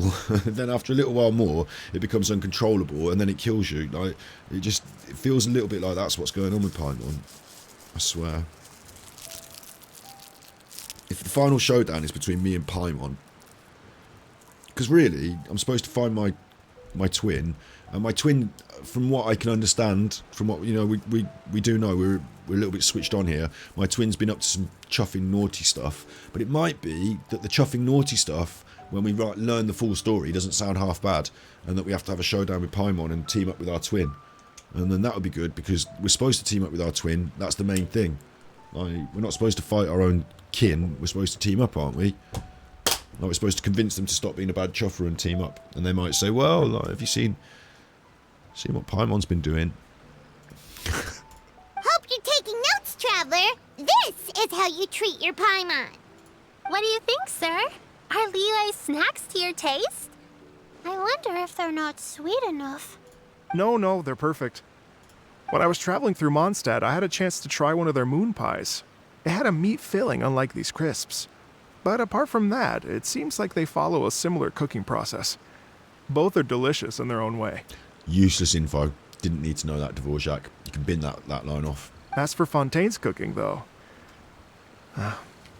it's been a long time since I've had a taste of home. Well, why don't you get back there then and let us get on with our quests? Sounds like you spend a lot of time on the road, huh?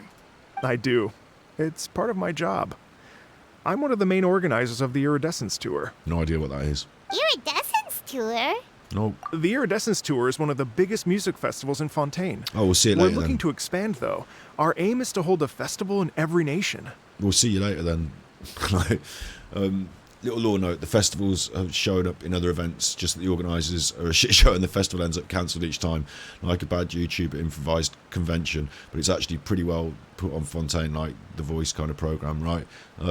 So this is like a running gag then. I wish you'd run off because, like, where am I doing? Where am I Lantern right now? I'm out here with him. At least, all the main organizers share this goal. Unfortunately, it's a long story, so I'll spare you the details. But anyway, so the main reason I'm traveling all around Tavad is to promote our music festivals. But I have some personal reasons, too. Good then, off you go. Well, what are they? Just tell us already. Let me see. Well, to explain it in full, I'd have to start with a story from my ancestors. I don't want to take up too much of your time. I'll have to go back to the beginning of dawning of time for my ancestors. Once upon a time, I was an amoeba. Like what? Let me take you back to when I used to work at the helicopter company. Like, this is just ridiculous. Leave me alone. I don't want to know about your ancestors. Oh, I love listening to stories. She'll listen, we'll leave. No, actually, I don't think we should leave her in the woods with this strange man. I don't know what... We want to hear it too. Do we? Okay, then I'll start from the beginning. Oh, God, just give me your hat so at least I can throw that in the sea while I'm, amuse myself by throwing your hat in the sea while you tell the story. The story goes that my ancestor, who was also a traveler, once slipped and fell into a lake during his travels. Whoops. As he was sinking and gasping for breath, he heard a wondrous tune in the air. Oh. They say it was the most beautiful, moving melody he had ever heard. Even in that life and death moment, the ethereal music seized his full attention and almost made him forget the fact that he was drowning. Not helpful then, because you want to focus and pull your socks up if you're in situations like that. When he finally came to, he found that he had already been brought ashore. Bit like when you fell in the Not too waterfall. far from him stood an unfamiliar woman with an almost divine aura. Bit like when you fell in the waterfall, just very similar to what just happened with you. Once she saw that he was no longer in danger, she left without a word. Right, I see what he's trying to... See what he's driving at here. We'll push him off the cliff. He'll be like, oh, I'm in the water, oh, it's just like my story. And then we'll fish him out and then we'll leave. No word. That's my plan. My ancestor tried to run after her to give his thanks, but although a mere dozen paces separated them, no matter how quickly he gave chase, he drew no closer and remained a dozen paces behind. Story. In the end, all he could do was to bow in thanks to the woman as he watched her walk away towards the rivers and mountains in the distance, before at last he turned around and made his way home. What the hell? Once he returned to Fontaine, he began to learn an instrument so that he could spread his story far and wide, just like the bards. I don't know if we needed to know this origin story of your ancestor. I still don't see how this connects. After generations of retelling, embellishing, and dramatizing, people have come to think of that lady as something like a fairy. The story's become something of a local legend in Fontaine. It's called the Lady Overlooking the Lake. Think you're a big chuffer, do you? People now say that if you go down to the lakeside and play an instrument, so long as you play a pleasing melody, you will hear a fairy lady who is hiding out of sight, playing along with you. Creepy. Wow. Exactly. It may just be a legend to others, but for me, it's a real part of my family history. I wanted to find out the truth of this tale. So I decided to retrace my ancestors' steps and search for that lady's modern-day descendants. I get it. Like, they plant seeds, so after like this is going to be, you know, a bit of a theme that comes back maybe, but like I just, again, it's a little bit contrived, isn't it? He's got this weird, like, imagine they told you a weird story about how your granddad, like, you know, heard a fairy, and then you were like, right, so I'm going to go there and I'm going to retread and I'm going to find the fairy's modern day descendants. Probably that's my bag in life. Like, what? Of course, there's no way of knowing where my ancestor fell into the lake all those years ago.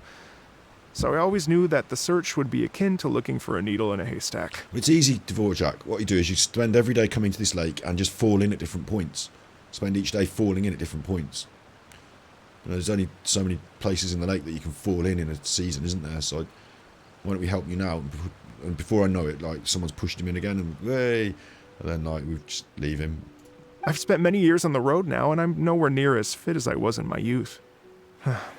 The wish that I've spent half my life chasing after has now become something of an obsession. Sounds weird. Well, I haven't lived half of my life yet, but still, I understand how you must feel. Yeah, Beans, I don't want to scare you, but you don't know how much of your life you've lived, you chuffer. Paimon too! It's like... imagine if you saved the center of a lotus flower crisp, which is the best part, by the way, because you wanted to eat it another day. But then suddenly, sploosh! It falls into the water, never to be seen again! Yeah, this guy's from nowhere telling us entire life from nowhere. To be fair, we've done more for less for other people. They're all doing their talking now as well. Like... Paimon will definitely remember that for the rest of her life. There's no need to feel sorry for me. I've made some progress over the years. For example, I've concluded that the story must have taken place in Liyue. Oh, so you finally found a lead? Yes, is this going to be our in quest? fact, that's an intriguing story in and of itself. No, because it's one of these where, like, you know how I say it? Zhongli sent us out to get some nascent bamboo shoots. So along the way, we ran into this chuffer who'd fallen into a waterfall, and his friend Yao Bean, so I don't know if she's his friend or it's the first time she's met him, who's helping him out the waterfall, and now he's told us a story about how his ancestor fell into the sea, and a lake, and heard a fairy playing a tune afterwards, so he, as a musician and festival owner, is travelling around trying to find the descendants of the fairy.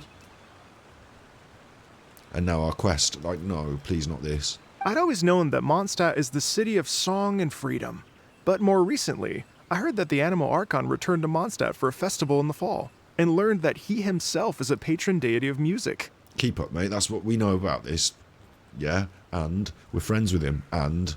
So I prayed for the Animal Archon's guidance in the Mondstadt Cathedral. Did you? And as soon as I set foot back outside the front gate, I noticed a cluster of leaves being blown in the wind further and further west, towards Stone Gate. Probably just a coincidence.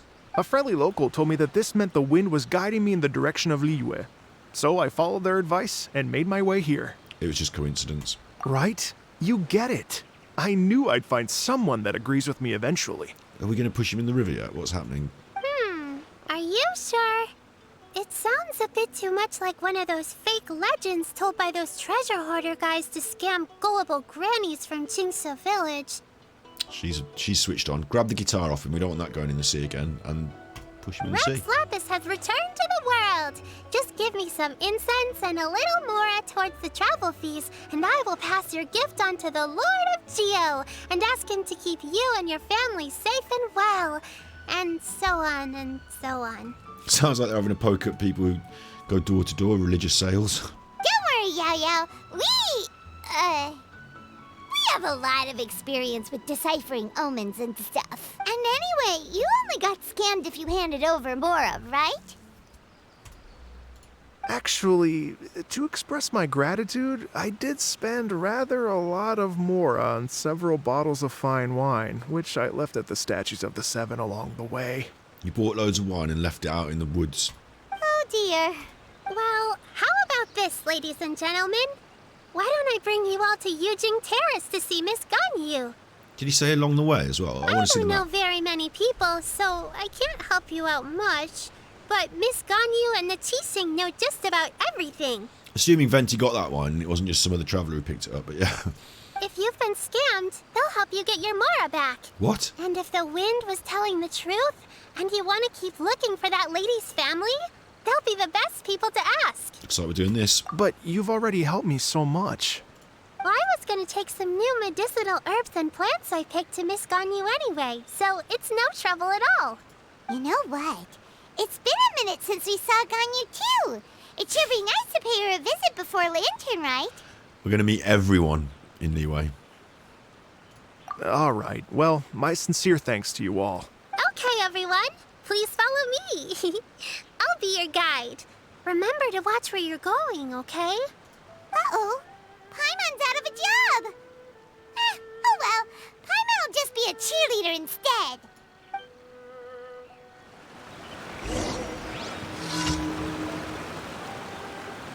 There's a random event above me, no honor among thieves, just up there though, so... Oh, go on then. We'll bag it while we're here, random event. I should really be taking the crystals as well, but... One thing at a time, yeah.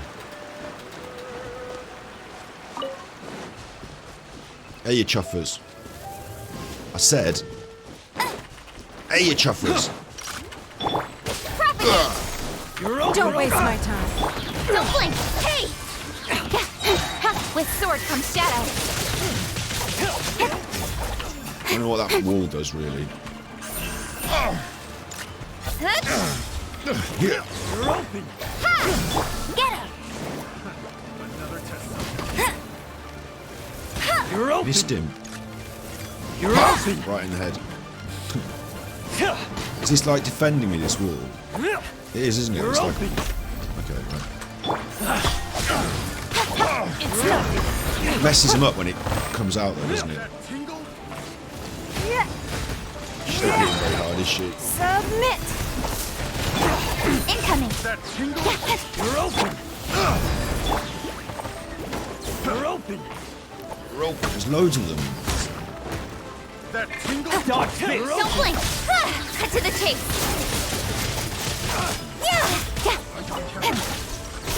That tingle. Only one of us can do any killing. Let it Two rain! of us. Go! Hey! That tingle. You're open. And they're all over here as well. Wait, where's Super Chopper? That tingle. Hitting up 7s and 9s, not breaking the 1k barrier there. You're open. 3k there. Nowhere to hide! 2s, 8s, 8ks. Incoming! The wrong test subject. The wrong test subject. And the music's still playing, so what's going on? Is there still someone alive?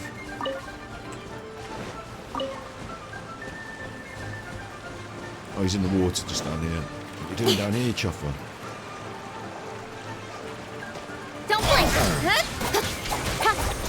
Hey, dead. And like I said, I really do have to go and get those crystals. I can't just leave them there, can I? Right. Seems well wrong.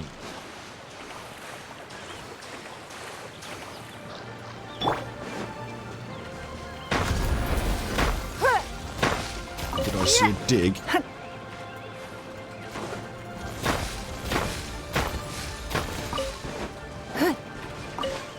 it say dig? Dig, come on. Yes. Cheeky chest. Wealth. Why settle for less than more? Which means I should have this on. Can't use it until you're dead, can I, you truffer? Scatter! Speed of light! With sword comes shadow. Yeah, dead. No cheeky chest. Just a couple more crystals over here. It's got its own HP, it's not a perfect wall. It's an interesting device. I bet I could use it quite usefully in certain instances. I haven't really gone around as around much. She's halfway leveled. It's pretty cool though. What's going on now, though? They want us all the way back here. I was going to walk it, but I'm not going to walk that. Oh, they want... Look, they're cheeky. They want us to walk in from that direction and see the lantern right in that way. So they're forcing us through the gate. Nice. I jumped the gun a bit earlier then, didn't I? I won't let you down. Where are all the lanterns gone?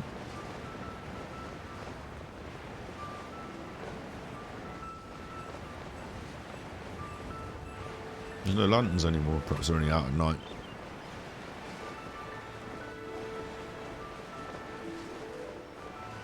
Good soldiers, aren't they? I just fly over them. They don't know what's going on.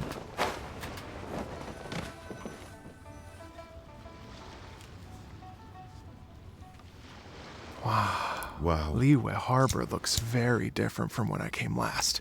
Shut up, Dvorak. Is he going to talk all the way through this? It's almost as if I'm listening to the same melody, but with a richer timbre and new variations added. Well, we are here during Lantern Rite after all. It only comes once a year, so they always have a big celebration. It's fair to say that this time of year is when Liyue Harbor looks the prettiest. Great. Let's go and check it out. I can't wait to get into the city and see it all up close for myself. The streets are breathtaking. Smiles and laughter everywhere I look. It's contagious. I can almost feel the music in the air. I have the urge to start waving my conductor's baton. This guy's chasing me. Help. I'm glad that you're enjoying the city. Help. Hello. Hey, everyone. Fancy meeting you all here. What a nice surprise. Oh, fancy meeting you all here. What a nice surprise. Hello, Xinyan. Let Xinyan. me introduce some new friends. They are... Traveler, Paimon, and Mr. Dvorak, right? I've known them all for quite a while. She knows Dvorak.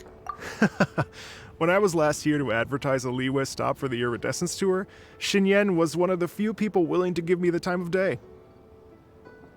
Xinyan was on one stop for the summer event because of the tour. Right. Well, feels like I've been chasing this Iridescence tour bandwagon halfway around the world, but I keep getting stood up. Oh, I see, yeah. What's going on, Mr. Dvorak? I see. It's a continuing theme that I'm just arriving at. It makes sense, though. It's all good. I'm so sorry, Xinyan. We've had a string of terrible luck recently, and every time we've tried... Is that right? I guess it can't be helped. So, what brings you to Liyue Harbor at this time of year anyway? Thinking of putting on a music festival during the Lantern Rite celebrations? A Lantern Rite music festival? Yes, please! See, Paimon's eyes are different here. She hasn't got the primos in her eyes like when she was staring at Zhongli. Weird. Maybe they were trying to make a statement about something there. Weird. No, I'm actually here on personal business this time. Oh, so no Lantern Rite music festival? I mean, that's not just up to me. Hosting a music festival takes a lot of funding and personnel. Moreover, I've never worked with the Liyue authorities before. Even if I were to start putting something together right now, I think it'd be too rushed. Although I do know a certain traveller, don't I? You know, I do know a certain traveller who, you know, if the job had to come up and someone had to start sorting out a music festival and running around and doing things, I do know, I can see what's kind of... Wait, but we're going to meet the Liyue Qixing, aren't we? And they're the ones in charge. Alright, the statement of liking food. Star Eyes is an anime trope of loving with a passion something. Okay, so it's an anime thing. Yeah, like greed, like gluttony. Like they're sins, they're sins. But yeah, I get it, you know, it's like, you know, yeah, I love it. Like dollar signs in the eyes would be a more Western trope, I suppose. Uh-huh, that's right. Miss Kuching and Miss Ningguang can make anything happen. You mean... what? This is the perfect opportunity! Oh, sure. That's the spirit! See? Come on, Even as for the performers, We're gonna set up I a can music put you in festival. touch with some local Okay. artists. Go on then. My friend Yunjin is a well-known opera singer in Liyue. With her support and a commissioned song from the Yunhan Opera Troupe, we should be able to get something going. I get it. Like, we're going to get everyone involved and we're going to do a music festival. I get it, okay? But what about you, Xinyan? Are you just going to sit this one out? No, of course, she's going to play. What do you take me for? If we actually managed to make the Iridescence Tour Lantern Rock Grand Concert a reality, you think I'd let reality? anyone else perform the opening act? Wow! There's that rock and roll spirit! What do you say, Mr. Dvorak? Okay. But the opening act. Are you guess my Skip. What do you want me to do? So about the senior of yours Shinya mentioned just now, is that anyone we know?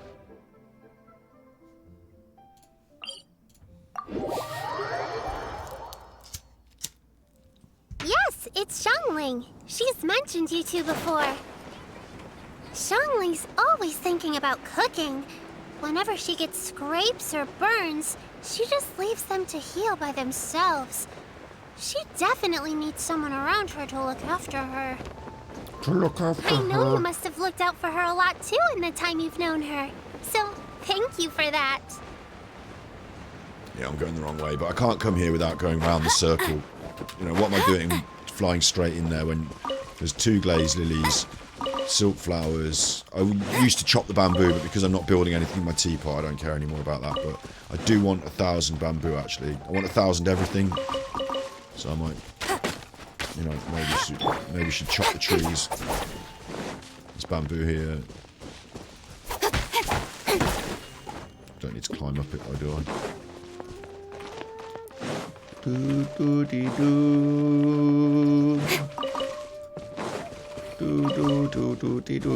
there's, if you want, I'm vegan, so I'm not going to be picking the fish out, but there's fish down there, and there's also occasionally lotus flowers in some of these, aren't there? Should be a lotus flower over here. Yeah. I'm going to go that extra mile. Lotus heads. It's nice, isn't it? I come around here all the time, swimming in the fish ponds, picking the lotus heads. Acting like the local nutter, picking all the flowers. Yeah. Big fan of Yujung cherries. I was going to pick up those flowers then, but I got prevented. Oh, it's Master! Is it okay if I go and say hi to her? Yeah, do what you want, you chuffer. Oh, calm Granny, down now, Madam dear. Ping. I'm not about to run off anywhere. I'm not a bundle of energy like you. Madam Peng. I haven't seen you in days, Master! I've missed you. Ah, oh, bless her. Oh, bless you, Yao She said Yao. it. You do say the sweetest things. Ah, look who it is. Visiting friends during the lantern rite, are we? Greetings, Madam Ping. You're half right, Madam Ping. We were also trying to help out Mr. Dvorak over here.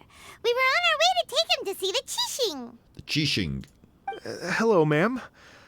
I am a musician from Fontaine and an organizer of the Iridescence Tour. I don't suppose you've heard of it.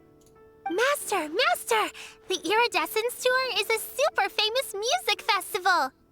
Oh, an old lady like me wouldn't know much about that sort of thing. A music festival, you say? It sounds terribly exciting. Oh, right! Madam Ping, how would you feel about that? You're an elder of Liyue, and you know all about Liyue's cultural traditions. Hearing your thoughts would definitely help us figure out how best to approach it.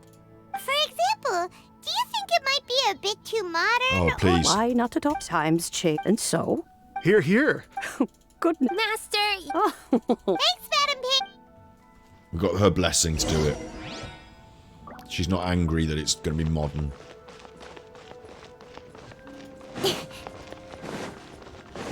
So that's an important part of it, I suppose.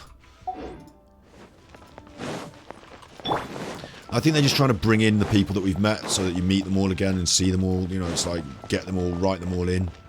But I didn't need that part. What are you doing, Coco Goat? I had to miss you on the banner recently, so you make me angry. And when you meet with the Ministry of Civil Affairs, please remind them that the festivities are not an excuse to procrastinate their work. The more I see of Ganyu in the game, the more I think I should have rolled on that banner. I mean, it might have effed us up. Might have put us in the stum for Nahida, mightn't it? But there's one that got away on the list. The Coco Goat. Quite a cool character. And it's making me worry about Dia coming up. But, you know, we're not doing many primos per hour at this juncture right now, are we? With all this story mode. Understood, Miss Ganyu. I'll take my leave now. Go on, away with you. Back to the Jade Chamber. Ganyu! She's friends. What brings you here, Yao Yao? I've brought all the medicine you asked me to pick for you. Oh, and here's a pack of sweet flower seeds as well. Also, these dried chingshin leaves make a great pot of tea that's very good for you. I know you've had a lot to deal with at work recently, but you shouldn't push yourself too hard. If you're not careful, you'll end up falling asleep in the grass again. Asleep in the grass again. Well, this is weird. It's like a responsible younger sister talking to their disorganized older sister. Don't listen to Paimon. Thank you, but Paimon's criticism is quite valid. I do have a tendency to neglect matters outside of work, and that's something I should improve on. Oh, my apologies. I don't believe we've been introduced. This is Fontaine. He wants to put together a music festival. Do you think it's a good idea? Yes. Can we go now? Paimon will do the honors. Oh, good. It did that. It made me black out, and I didn't have to see it. What's wrong? Did Paimon go over everything a bit too fast? It's definitely an ambitious plan. If there's anything you didn't quite catch, Paimon... It may be a little difficult to make this happen. What? Why? Oh? Well, the Lantern Rite is the most important festival of the year. Our celebrations must not only be visually spectacular, but also appeal to the tastes of Liyue citizens from all walks of life. Good point. The Iridescence Tour is relatively unknown in Liyue. It's difficult to predict how a brand new show will be received.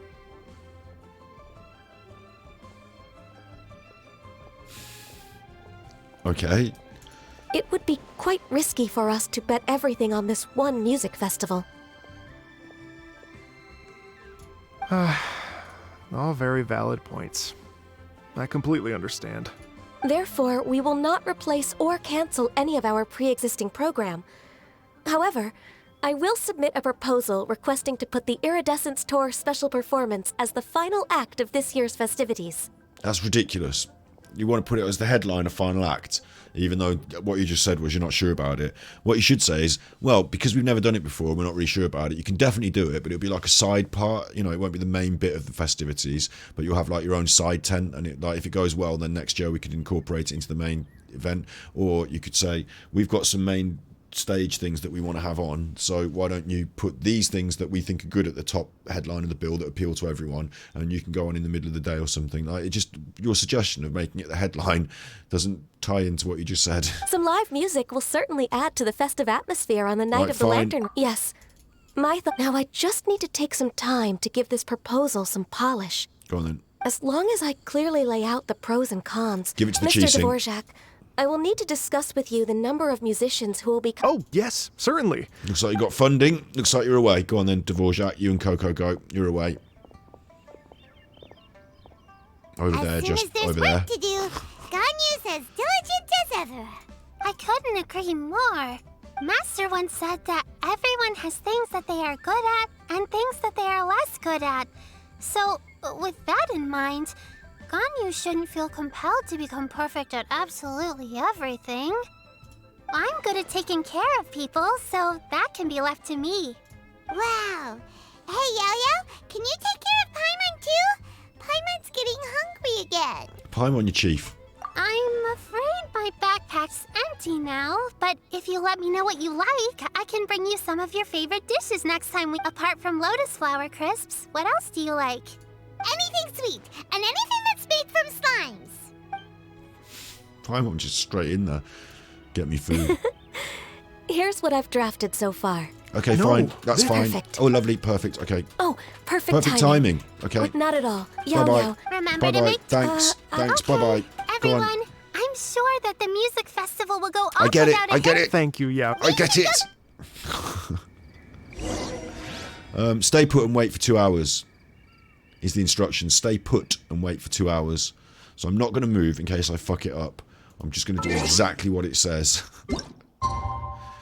16:10, 17:10, 18:10. Not even going to move. Just going to 18:10. Oh god. 18. Oh. 18, 10. Why can't I do 10? 15, 12, 8, 10. There you go, confirm. Character growth is Paimon hating the idea of slime food when channeling. Now she loves it. I didn't notice that little bit, but yeah, true. Everyone was disgusted by the idea of cooking with slimes. I still kind of am. But then a lot of other food kind of makes me go, ugh. Any food today would make me go, ugh. I think I need to get myself another drink. Because my tea's making my teeth feel funny. I might need to go and quickly chonk myself up a drink. Let's see what's going on here. After a short wait, Kaching and Ganyu arrive at the square. Greetings, traveler. Okay, so I'm going to press auto and just quickly go and get a cup of coffee. Call me Kuching. Ganyu has brought me up to speed on everything. I'll get straight to the point. The Qixing have approved Ganyu's proposal. Over the next few days, I will be working with Mr. Dvorak on behalf of the Qixing to facilitate the organization of this concert. Yay! That's awesome!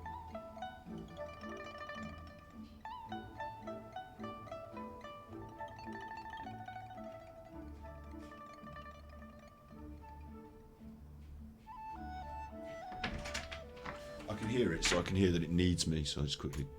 Please. The Qixing have a duty to deal with matters such as these. We have merely moved things forward to the next step. On a more personal note, I am an avid supporter of all things new and innovative. As such, it is my privilege to work with you on this exciting project. Thank you so much, Kaching. I'd become quite discouraged after our recent failures and was expecting the same outcome once again, so I didn't dare to get my hopes up. Never in my wildest dreams could I have imagined this going so smoothly. It's like a dream come true. Right, time for me to call in the performers. To stage a concert at a high-profile event like this is a rare opportunity. We'll make sure it's a night to remember. Yes! Our music band's finally getting fired up! Yes, indeed. I know exactly what I'm doing from here. For a musician, music will always be the language they are most fluent in.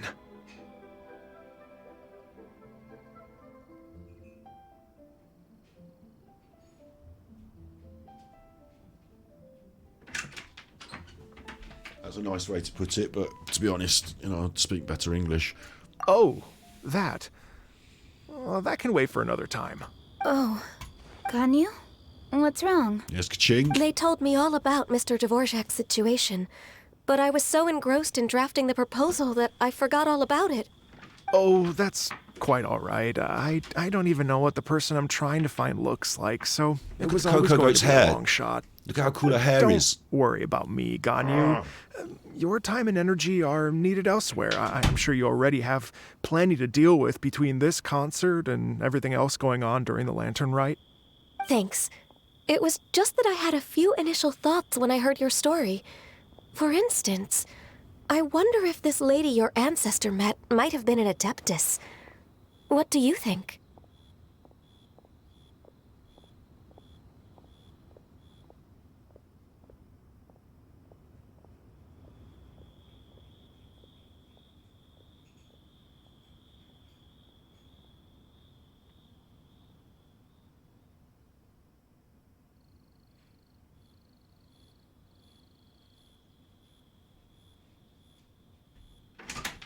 What do I think?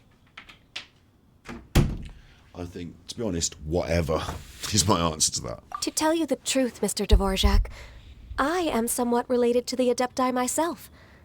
I am part human and part Qilin. Qilin. The Qilin is an illuminated beast. I know how important your quest to get in touch with your roots must be to you, because I've been there myself before, trying to find out where I belonged. She's so cool. I can't believe I didn't roll on her. Not even like a big, cheeky 20 or 30 pull. The Coco goat. She'll come around again, won't she? But she's our missing piece of our Liyue Qixing. Did you say the Adepti? And you're illuminated beast? Part Qilin? Are you telling me all the rumors of the Liyue Adepti are real? So it's not just artistic license? No, Dvorak. It's real. You bet they're real! She's got Trying horns. to track them down is tough, though. Like Julian Karst itself. There's nothing specifically stopping you from going there, but getting in and out of there is quite an ordeal. I don't know if this coffee's working for me either. It's like, you know, because I've been sick earlier, like, it's, obviously I brushed my teeth, but it's like horrible around my teeth. Ugh. I've got the wrong drinks today.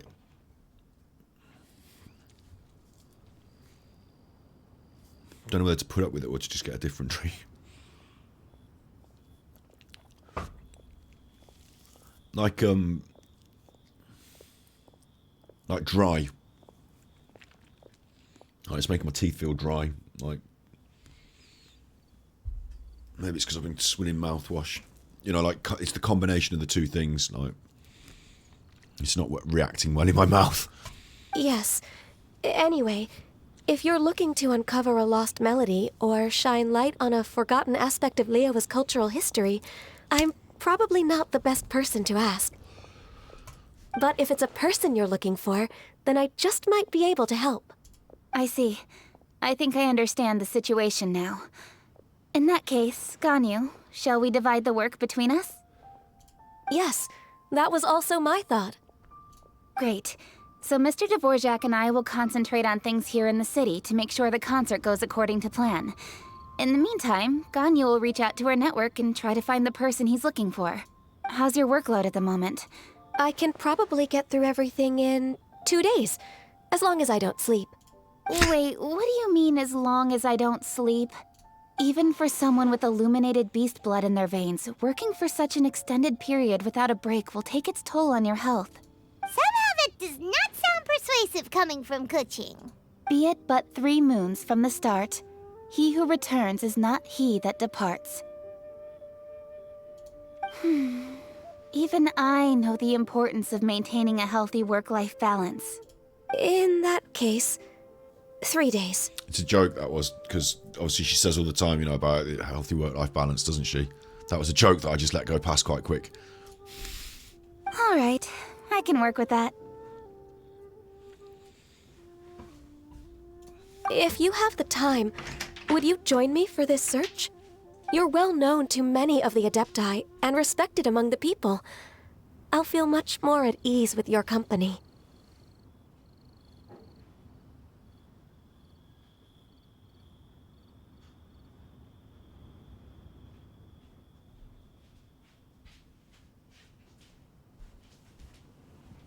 But of course, Ganyu. But of course. Okay, then let's meet back here in 3 days.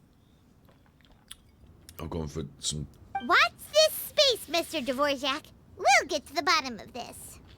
You're all so helpful and kind. I just... Just think. Imagine if we found the Adeptus lady, or one of her descendants, and got them to come to the performance. Wouldn't that be amazing? It'd be such a happy reunion. And that's exactly what this festival's all about. You're right. Okay, I'm gonna pull out all the stops to make this lantern rite a true extravaganza. We should probably get going. Mr. Dvorak, could you come with me to confirm the site? Ooh, we're coming too! I was wondering, what are your thoughts on music? What does it mean to you? What? Music sounds nice? No, obviously it's more than that, isn't it? It's Truth be expression. told, the question of what music means to people is one that I've been pondering for quite some time. Let's revisit this question after the concert. It means different things. It's a form of expression, so you could mean that you're sad or it could mean that you're happy. There's differences, aren't there?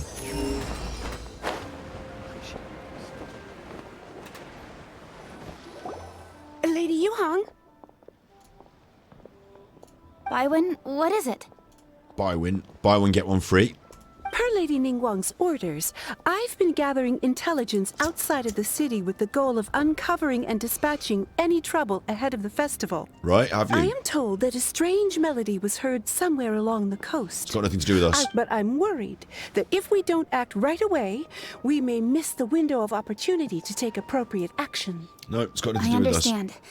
In that case, Yeah, Kuching, you're busy enough as it is. There's a ton of different things in the city that needs your attention. Leave it to us. Don't worry.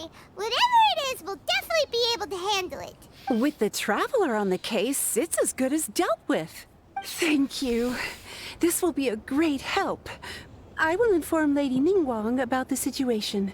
Once it's resolved, please... Will do! And say hi to Ningguang for us! You have my thanks, too. Good luck. Shut up. Just shut up, all of you.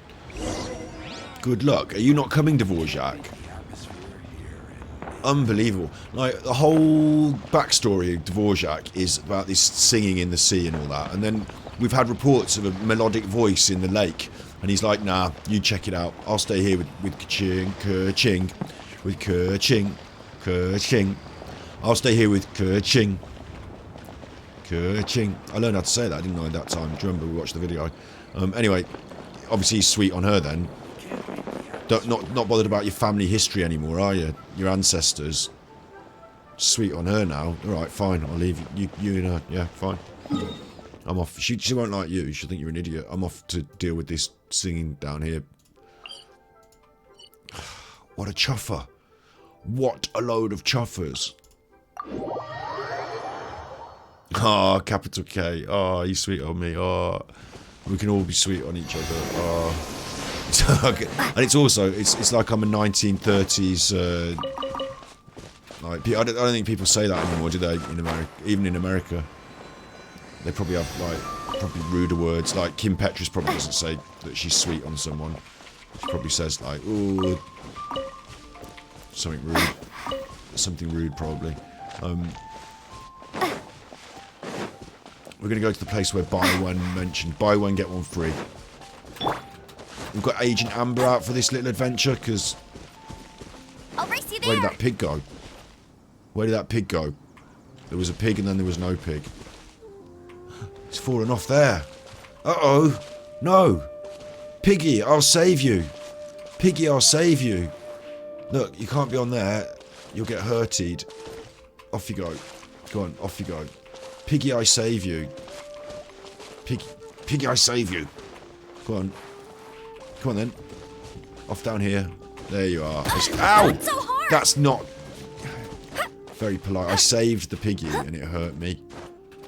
Gave me a hurty in exchange for the saving it. I'll race you there. Was that a statue of the Seven that I'm at?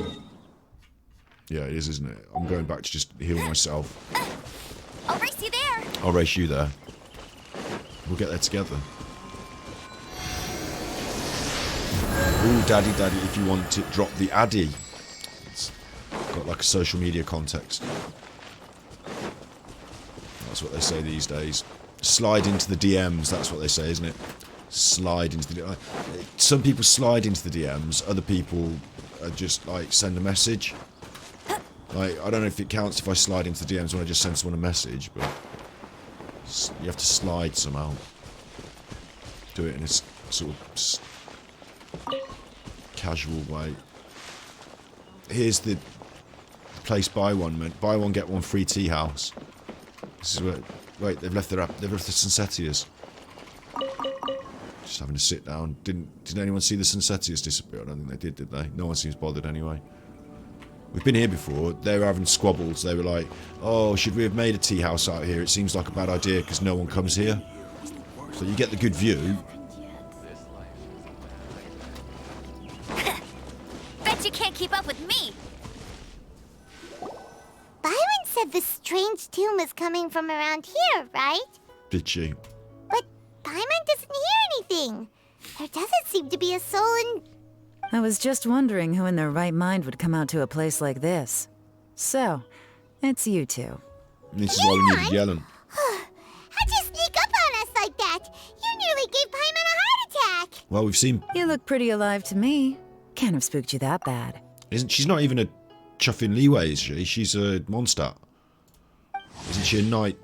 Oh, hello, look. Yellen, Valley Orchid. A special intelligence officer who works under Ningguang. Yellen comes and goes like a shadow. Oh, she is... She's leeway. And she's Qixing. So she's actually big on the list, I didn't realise. Because I want the full Qixing. Because I'm a big chuffer in the leeway Qixing. So I want the full Qixing. Word to the wise, don't lie to her. For falsehoods may last long as fragile bubbles before her meticulous thoughts. Fair enough. She's the Stasi. Ah, you're here for that too? Saves me a bit of explaining. Come with me. I've already reconned the perimeter, so we should be safe. Reconned the perimeter. She walked round it. Next time I walk around the shops, I'm going to say to somebody when they enter, like as I'm leaving the shops, I'm going to say, I've reconned the perimeter. It's safe. I say, what do you mean? I walk around it. Walk around the shops. Investigate the clues. So I don't need to be Sherlock Holmes for this one. Look, it's got a pointy arrow. The stuff by the door is in pretty good condition, though. It can't have been too long ago that someone was last living here.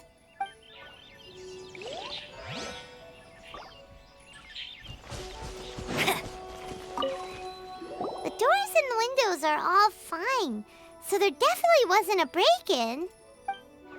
Is this going to be someone in there singing a song? Is that what? Can we just knock? Can we knock? Oh, look at the window. That's polite. Look in their window. This place is completely empty. Okay.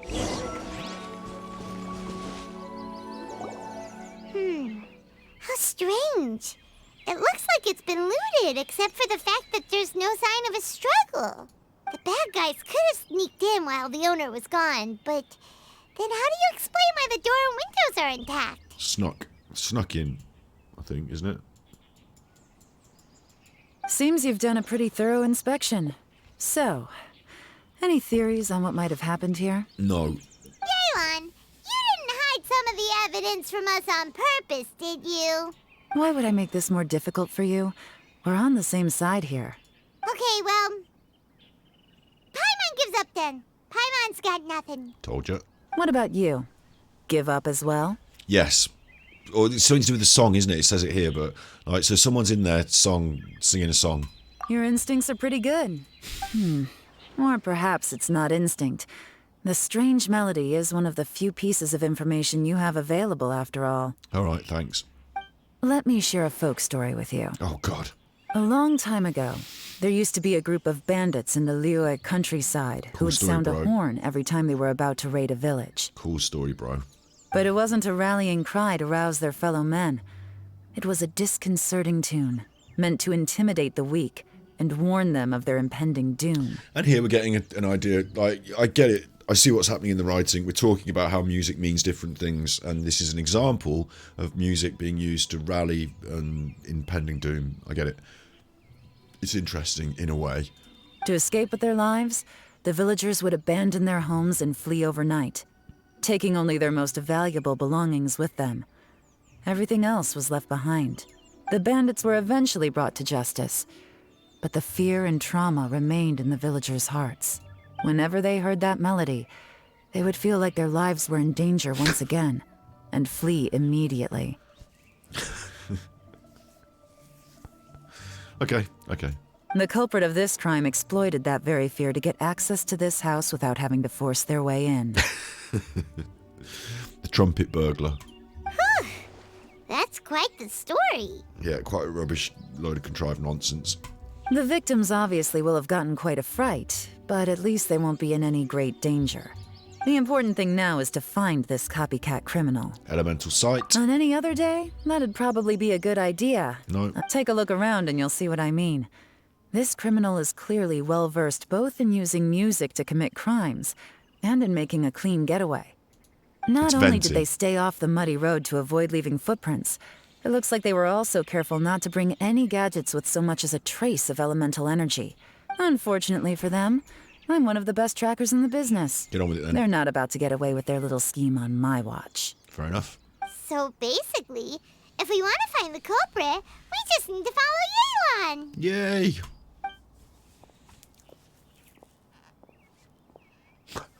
My teeth, man, they're all like... Ugh.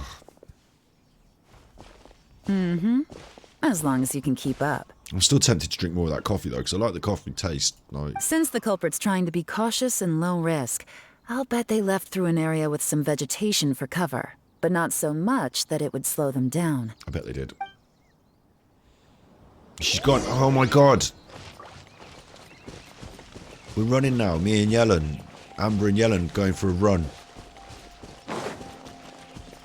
Red and blue, look. Here, look at this. Look at this. These tracks are superficial, but they definitely didn't occur naturally. Something heavy was being dragged this way, meaning we're headed in the right direction. Come on then, Yellen. Or have I got to stand next to you? No, yes, I've got to stand next to you and set you off. Come on. She's gone on the rock. You don't know where she's going. She's running, we're running. Their pace has increased. Normally, people carrying a heavy load slow down as their journey goes on and they start to tire. Whatever's motivating them to speed up must be psychological. For instance, reaching the home stretch. Ooh. I like it. Can we stop and get those? Alright. Hang on. Yellen. Can't just leave iron chunks lying around.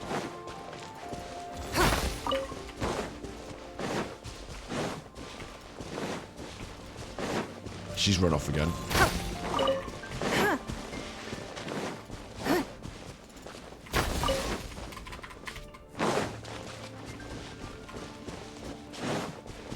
Yellow and blue now. There they are! Look! A treasure hoarder tent! Oh, is that it, is it? Not the treasure hoarders again! Come on, let's round them up. Go on then. You do your bit and I'll do my bit. Oh no, it's just me. Okay. Should we switch squads? Switch squads. We haven't really got a big killer squad on, but like we're having fun with the leeway cheesing. As many, like 2 of the members as I have. They reminded me just now that there's like 2 other members that I don't have, the chuffers. But we're having fun with the leeway cheesing, so. What's going on? Where are the chuffing treasure? Go to the hoarder camp. I'm here, aren't I? Oh, there's one there. Look, just one. Hello, Fujing. Hey! Who are you? Where did you come from? It's irrelevant. We're asking the questions. In fact, I'm the head of the leeway cheesing. The evidence is conclusive. Okay, confess and we'll go easy on you. Effect is still happening. My patience is running low, so why don't you do us both a favor, You kidding me? You think I'm scared of you? Shut up, then. Perhaps not, but you should be. Yeah. Good one. It's me. I'm Yelan. He's throwing knives at her, which is pretty rude. She's gonna use a... Ow! Kicked her. She's got a bow. So we're not really doing much cool fighting, just bow fighting. Which is kind of cool in its own way, I suppose. Gotcha. Curses. Seems like you're not all talk after all, but That was there's no pretty cool, going though. back now. Better up my game. Better up my game. Better up your bum. She's got a cool move when she does that. Mercy! Have mercy! Oh, it's a little late for that. I've come this far, I might as well finish the job. Kick his head off. I surrender! I surrender, please! I'll do whatever you say. Please have mercy. Kick his head off. Tell us everything. Douche. You have one chance. And I'm warning you. Don't make me ask twice. I'm not skipping that. That's a thumbnail if ever I've seen one. It's just my face is too small, so let's make me a bit bigger. Quite a lot bigger, because look how big she is. Ooh. Ooh, look how big you are. Ooh, look at that. Ooh, there's my thumbnail. Ooh. Ooh, my face and her face. Ooh, that's a thumbnail. There you go. I've had that now. Control Z, Control Z, Control Z, Control Z. We're back normal. I won't, I swear. Shut up, you. You know, so Lantern Right's nearly here, and like a lot of people, I wanted to buy a few nice things. Shut, come off it. Get away with him. I know I'm with the treasure hoarders and everything, but I don't really have any kind of experience with robbing people and whatnot. So I don't have the guts to break into somebody's house. This guy's rubbish. Wow, you're really going to complain to us about that? No, not at all. I'm just telling it how it is. Oh, wait, I get it now. He's the guy blowing the horn, and he doesn't want to break into people's houses, so he's actually a good robber. Is what I'm getting from this. Okay. Continue. Okay. I racked my brains trying to think of what I could do. I get it. I remember the two, but they did. It was complete. Give you a chance, huh? Sounds to me like you'd rather strike some... Yes? You know how to bargain. You'll have to take a walk with... Once we've returned...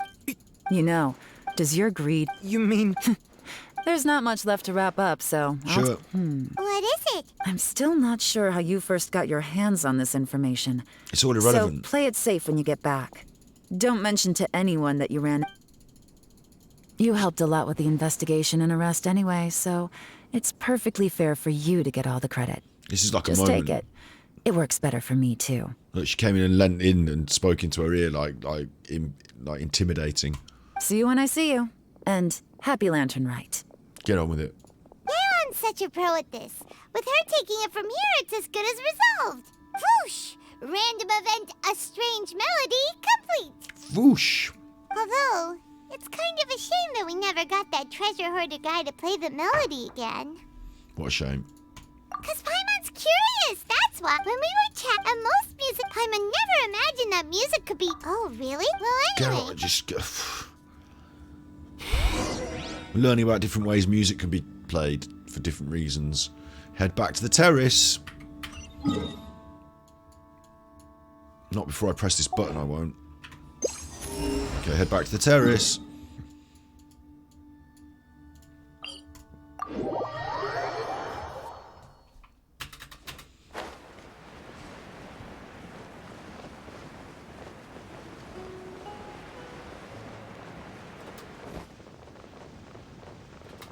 Quite a lot of talking in this, isn't there? Let's buy one, get one free. Oosh! Just did buy one. We're back! Everything's all sorted! Smashed her in the back of the head with my great big bow and arrow. That's great news. Oh, please wait here a moment if you would be so kind. Lady Ningguang instructed me to advise her upon your return. Go on then. Although... Oh, here's Lady Ningguang. We've been running around as Lady Ningguang though, so... My greetings to both of you. Long time no see. Except for just 2 minutes ago, Ningguang, when you helped us in that fight with the treasure hoarders. No need to be so formal with us, Ningguang. We've known each other for a long time now. You must be super busy with all the preparations for Lantern Rite. Don't mind us. I'll tell you what, we do come back and we sit up in the Jade Chamber a bit and we have a look off the sides, you know, with big cheese in the leeway cheesing. So yeah, me and Ningguang, we're buddies. On the contrary, I think it is those that I have known longest to whom I should extend the greatest courtesies. Alas, on a different day, I would invite both of you inside for some tea and a brief respite from your travels. But you're quite right. Trivial matters aside, there's no escaping the fact that we have a grand concert to organize. Once the performance itself is over, we'll then need to invite the representatives of the Iridescence Tour for a discussion on future collaboration opportunities. The financing arrangements alone could well entail many rounds of discussion. I'm tired. Shut up. No more of this. No more of this. Simply put, there will... Whoa. I trust you... Yeah. Sea Gazer. Legend holds that he was free-spirited and easygoing. On this marvelous lantern rite, we pray that the fallen heroes may be guided home. Ah. If the sound of music can flow like the rivers and streams into every corner of the land, perhaps the souls of those who have gone before us will hear the song of a new era. I wonder whether the melodies will be to their liking. Oh, they're gonna love them. Paimon's sure of it. At least, if the guy you mentioned is anything to go by, the Adepti and Heroes of the Past sound like a positive and free-spirited, cheerful bunch. They're sure to be open to new music.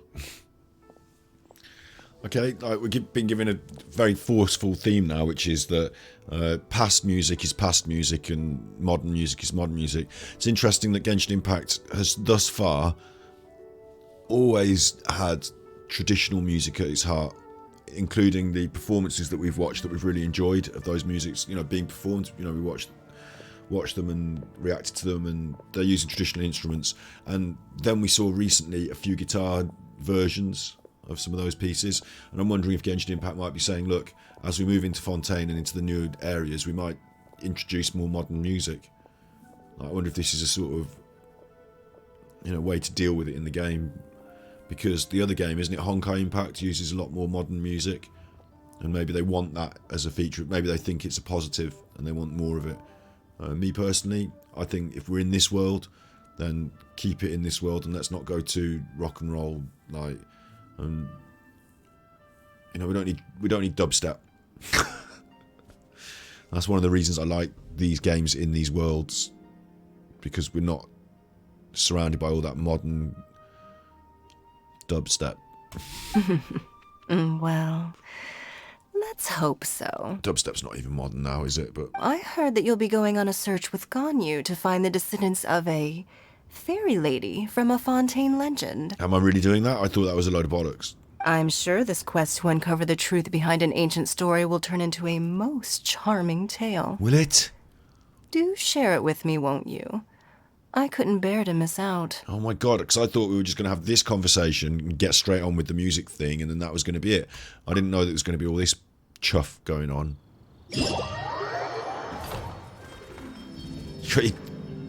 Coco, you got the I need to get the old emotes on, don't I? What is this then? Radiant Sparks, Paper Theatre, Vigilance at Sea, Behind the Scenes. So, in order, isn't it? You're going to go there, but I might be tempted to just go over there. Vigilance at Sea, do whatever I want, whenever I want. During Lantern Rite, Hu Qing, the navigator of the Crux Fleet, seems to be preparing for a unique training test. 1,004.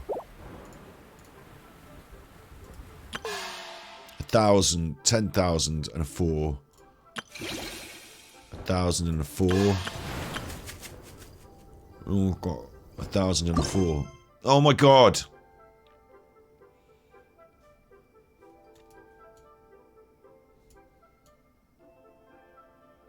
The story's not linked. But I've got to do these before we push on, haven't I?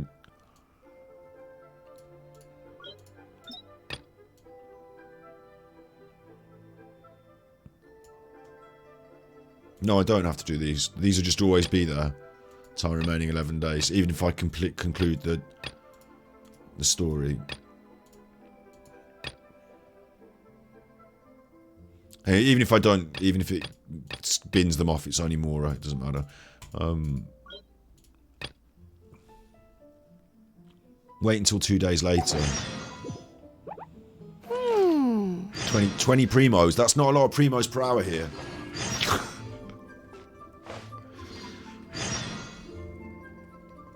I feel like I should be grinding up chests and stuff. So I guess I just wait the time and just push the story on, yeah? They're mini games. Okay, they're not special. Okay, we'll do this.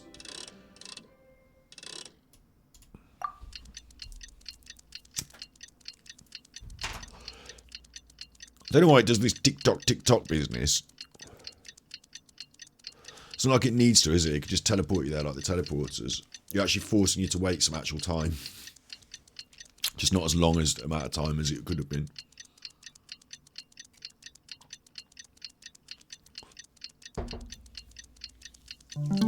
Like, do you know what I mean? It could have been sleeping and you just wake up and then you're there, but...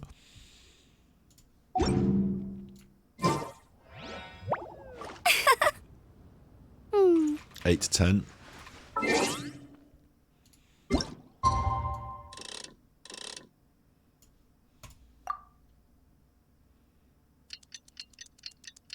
Tick tock, tick tock, tick tock, tick tock. Looks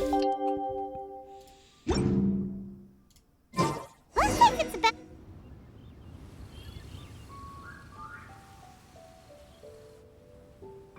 She's nodding out. She fell asleep. Look at her face. Greetings, traveler in Paimon. What time is it? That was actually funny. Are you okay, Ganyu? You were nodding off there. Didn't you sleep well last night? I'm fine. Don't worry about me. Let's discuss the matter at hand. Since last time, I've been thinking a lot about the story Paimon told me. In essence, someone rescued a drowning man and performed some music. But the tune was allegedly so wonderful. Perhaps there was an adeptal power at work. Either way, if this part of the story is true, then the rescuer has to have been an adeptus. Yes, repeating ourselves. You really think so? But this story is all the... Come on. Also, Paimon's really curious about how people from... Ooh, like a crystal fly's wings? That would be pretty cool. Actually, Ganyu, if you had to save a drowning person, how would you go about it? Huh? Me? Well, I'd get them to the shore, and then I'd probably hide behind a tree and watch them for a while. So we're saying it is her or not her? Once I was sure that they were going to be okay, I'd slip away without a sound. Okay. Got it. So basically, Ganyu's the type of person who doesn't like taking credit for her good deeds. No, it's not like that. Well, what if this Adeptus in the story had a similar attitude? She was probably thinking something like, one was merely passing by and saw fit to address this egregious disruption to one's graceful zithering at once. You may keep your thanks to yourself. That was actually a very good impression of Cloud Retainer, Paimon. Yes, it was, wasn't it? Cloud Retainer. We're saying it's Cloud Retainer then? I mean, come on, hurry up. As far as I'm aware, Cloud Retainer isn't the most musically gifted. Still, we can't completely rule her out just yet. If we set off now, we could head to Mount Outsung and ask her about it. Oh, God. You'll be able to confirm either way if it's her. It won't be her. I've been in Liyue Harbor for so long now that I'm just not as familiar with the Adepti anymore. Sounds great! And we're pretty close with Cloud Retainer by now, so we probably don't even need to bring her food this time, right? No, we need to bring her food every time, I would imagine. I've prepared a gift for her to mark the festival. Cloud Retainer spends most of her days studying mechanisms in her abode. Okay. Never mind. I promised I'd help Mr. Dvorak. Traveler, Paimon, let's set off for Cloud Retainer's abode. Come on then. Seems like this is a tough decision for God. Can we just hurry it along? Jesus. Right. Don't need to check the... Do I need to check the menu? No, go to Mount... Yeah, which is... I know where it is. It's all the way up here. I'm going over to see Mount Cloud Retainer.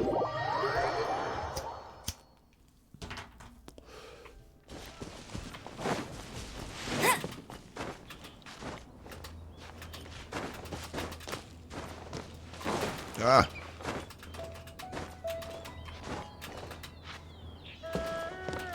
I pulled a Chi-Chi.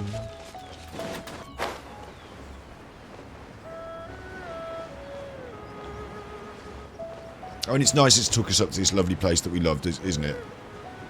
It is nice. You know, I said it before about how this was this is the coolest place for a music festival. Have the music festival up here, and you can make as much noise as you want, and you've got this cool arena, and it's like got this cool pool. It's just really cool. Set up the decks over there, up the mountain, halfway up.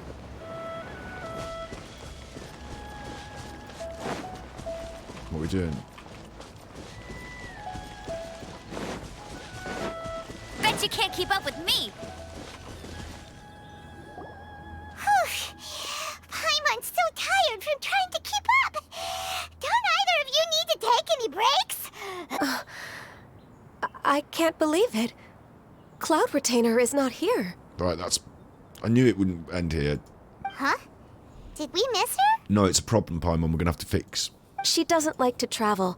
So in the past, it's always been the other Adepti who come to visit her during the festivals. All right, she's gone into some trouble, maybe? Paimon doubts that anything could cause serious trouble for her. No, so she's gone visiting. True. Now that I think about it, Cloud Retainer would be quite capable of taking care of anything on her own. There's no need to worry about her. Cloud Retainer would kick loud people off. She could be the security, yeah, but it'd be a good... Since it's like she's an not arena. here, I guess the next step is to check all the other Adepti abodes, one by one. Sounds like fun, Ganyu. Uh-oh. God! Please go on. Our goal here is to find the Adeptus that helped Dvorak's ancestor, right? We can't hear any music right now, but if she's really as nice as the story suggests, she'd definitely come to help anyone who was drowning, right? No, we're not going to drown someone deliberately just in case they might come and fix... Like, what are you on about? I think that's fair to say. Bad So, call. all we have to do is get the Traveler to pretend to fall into the water, and the Adeptus will come to the rescue! No, bad choice. You know perfectly well that Paimon can't swim! Paimon would sink like a rock! Just trust Paimon! The water's pretty deep over there. Quick, What are we doing now? We're faking a drowning. On Paimon's insistence, I'm faking a drowning. And I didn't realise the pool was drownable, because if the pool's drownable, we can't have a music festival here. But my idea was, halfway up there is the main stage. And then all the, like, festival goers, you know, you'd be out here chilling in, like, it'd be like a summertime, you know, beach party pool vibe, wouldn't it? Like, and then... Is there enough space near the band main stage? We need, like, a non... Help! Someone's drowning! Paimon's giving it some now. If only there was a kind-hearted Adeptus here to save us! Oh no! Whatever will a Paimon do?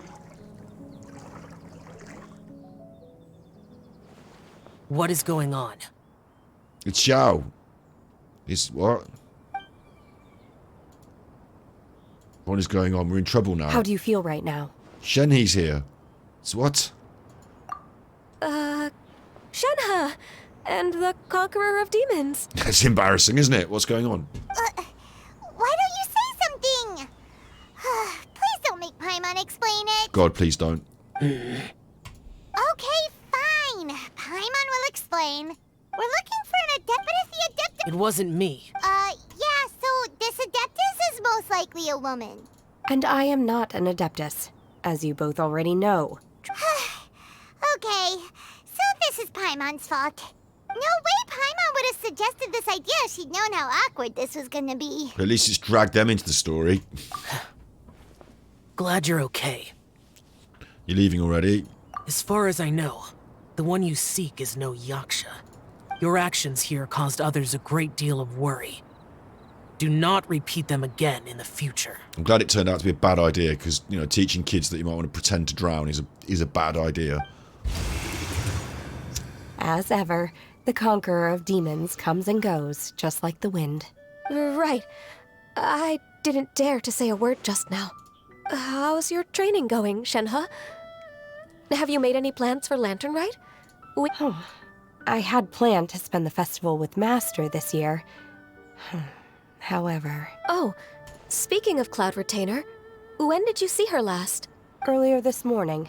She set off for Mount Hulao at dawn. I noticed she was using an Adeptus art of some kind to protect a mechanism that looked like a boiler. Maybe it was a gift for Mountain Shaper. I did not inquire. The only one we haven't mentioned is Mooncarver, the best one. Mooncarver. So we just missed her. Please excuse me for a moment. I think I'll leave the gift in her abode. She's going for a shit. Sure. Thank you. She's going to go and use the Holy Adeptus toilet, leave her a little gift. She's off. Sounds like Ganyu and Shenhe have gotten a lot closer recently. Whatever, Paimon. I just really, Yes. this is dragging... During the summer and winter, I continued to train with Master. In the other months of the year, I have been learning to adapt to human life in Liyue Harbor. I'll tell you what they should have done, right? I can see what's happening is we've got a whole Liyue thing going on with this, and we're meeting all the Liyue people, and they've written them all in, and it's nice and it's clever, and it's nice to see them all again. And what they should have done is just focused more on one, like, have some of the, you know, make it about the cheating maybe, but one story that has reason to have these people in it, and not meet everyone from Liyue, or like we haven't seen Wet Boy yet. Maybe, you know, maybe he hasn't been in it yet. He'll turn up. But, like, you know, instead of having everyone in it, we should just have it a bit more smooth and clear. And, again, less talking, more action. Like,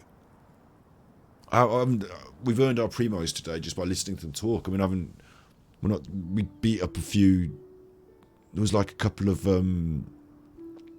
treasure hoarders, wasn't there? And that's about it. Ganyu arranged accommodations for me in the Air city. fryer. And also recommended several work positions for me. She bought an air fryer. She bought like a Christmas gift. But when I Coffee try machine. to blend in by referring to her as Miss Ganyu or Lady Ganyu, like the others, she says I mustn't address her like that. Sometimes I'm supposed to copy other people. Sometimes I'm not. It's a little difficult to keep track of everything. Fair enough, you nutter. Oh. So, you came looking for Master today because you wanted to ask her about the Mystery Adeptus. Is that right? Yep. Speaking of that, have you ever heard any music while out training in the mountains? Music? It's...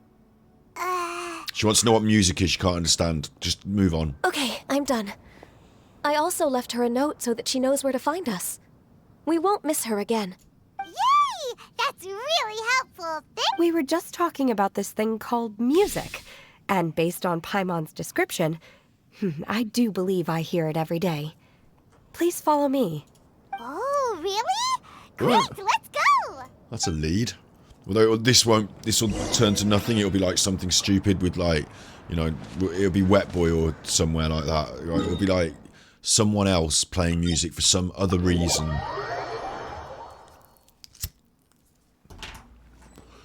I'm trying to think who else there is in Leeway that I haven't met along my way yet. Well, they didn't put the hot chef in. We haven't actually met her. She's just been referred to.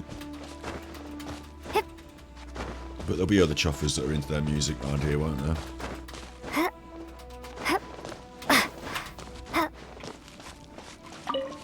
Oh, chest, cheeky chest.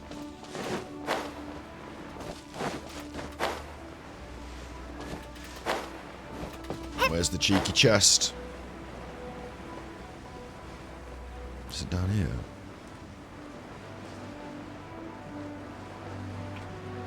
Confusing. Cheeky chest went off. I followed the direction, but I can't see it. Let's press it again. It's down there, isn't it?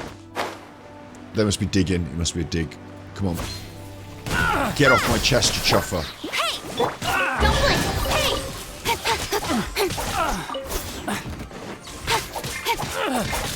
Hey! There's 5 primos. Well earned.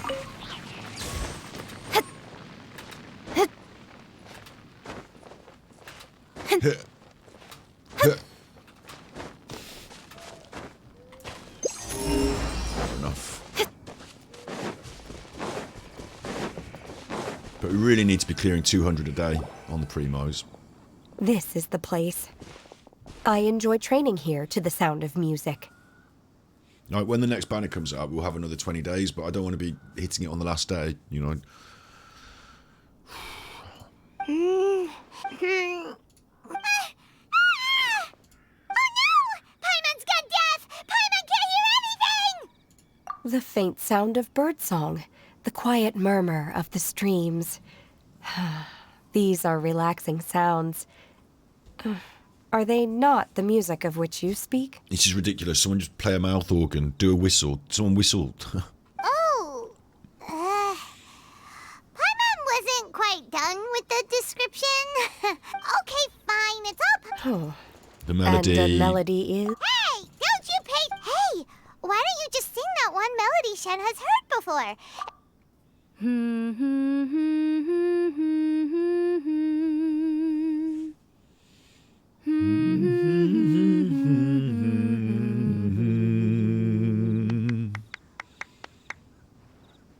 I like that. I wanted to do it again. I wish there was a button for that. I shouldn't have sung over it. I'd have got it more clearly and more purely out of the edit, and then I'd been able to put it on my buttons. Oh, was that from the opera that Yoonjin sang? Mm-hmm. That was a melody, and melodies can be called music. God, I don't need to be explained what music is, Paimon, really. It felt like I was transported back to the past. We're all there, raising our glasses and drinking to our heart's content on the Jade Chamber. They're trying to build some sort of sense of, like, emotion and emotional investment, and, like, we know that music does that to you when you feel, and, you know, you're involved, and music, like, that's why when I did that review of the Genshin Impact music before, I was so, like, passionate about it. You know, music's got that, hasn't it? Yeah, we know that. So the best thing to do, instead of talking about it, is to do the music. Like, let's go and, like, experience some of the music more. Do a big animated thing with the music.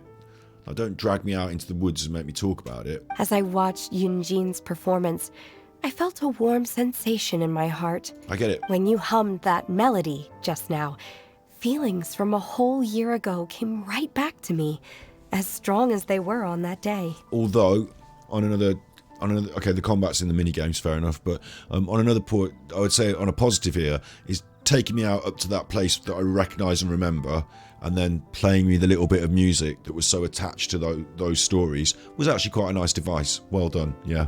In another way, I could see the positive in that. I could see the art. Huh. So that's the power of music. Because they're doing it now. Da, da, da, da, da, da, da, da. Like they're playing music in the background just for this moment. Wow, Shenhe. That was so deep! Wow, Shenhe. Music definitely has the power to bring up memories. It's like a time capsule. What about you, Ganyu? Are there any melodies that have left a deep impression on you? I don't remember if my parents ever sang any lullabies to me. That's nice. I know some local folk songs. And a few other things come to mind, too. The songs of the sailors down at the docks. The little ditties that the vendors call out in front of their beloved shops. The tunes of folk artists performing on the streets. That's Leeway Harbour. Yes, that's right. Welcome to Leeway Harbour. In the past, whenever I heard the sound of those tunes, I always felt that they were worlds apart from me. It's the Cocoa Goat in full living colour. Nenny and Leah probably view me as a non-human. And they are right, in the sense that I never could connect. At least that's the view I held in the past.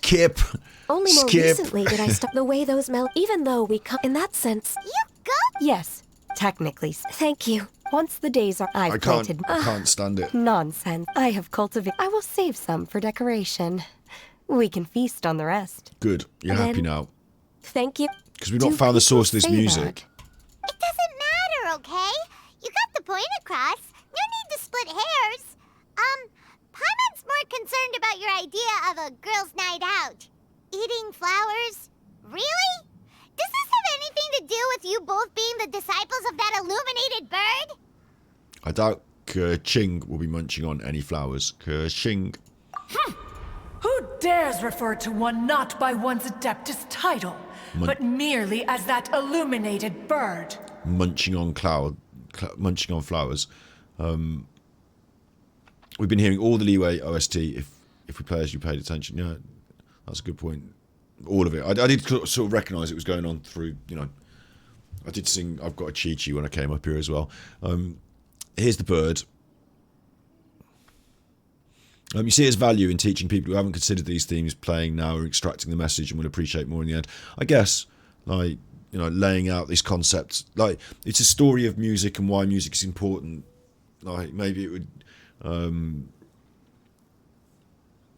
maybe it's a conversation they'd had behind closed doors before, and maybe they've written into the game in some way. Yeah, it's just I know these things, intrinsically, instinctively about music, and so it's not. Yeah, I agree. I just don't need to be up the mountain on a quest about it. I agree.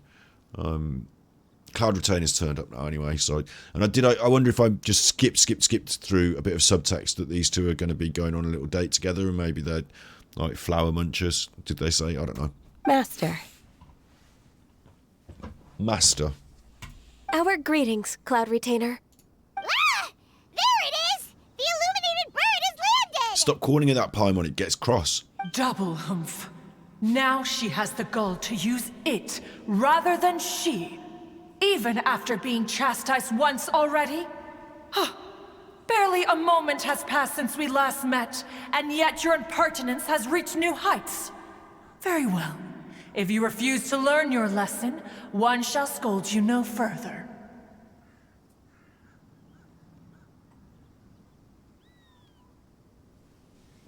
You don't get scolded because you refuse to learn. One has received your message from Ganyu. On the matter of the Adeptus you seek, one suspects to know their identity. Well, shall one lead the way?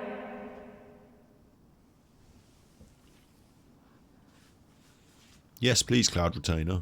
I still have to complete my training for today, so I will bid farewell to everyone here. Very well.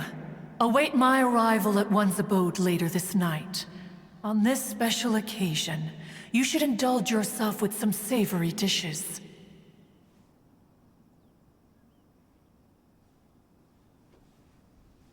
If you want to release a Shao Lantern, come and find us anytime. Thank you, everyone. Happy Lantern Rite to you too.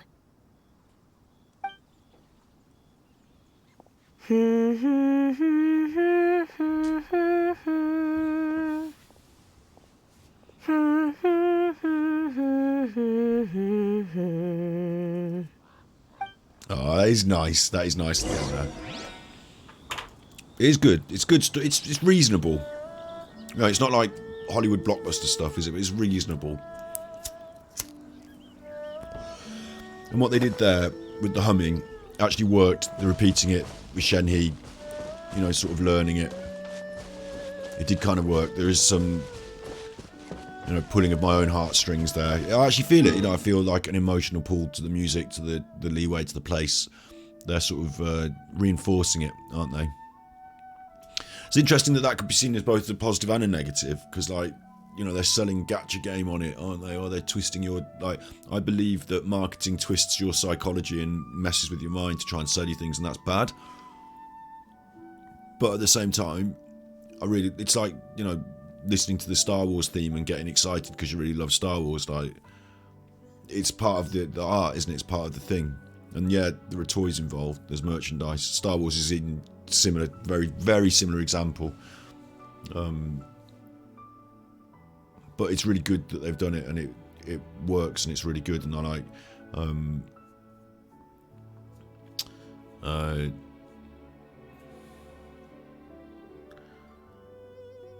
like Genshin's a very powerful piece of media.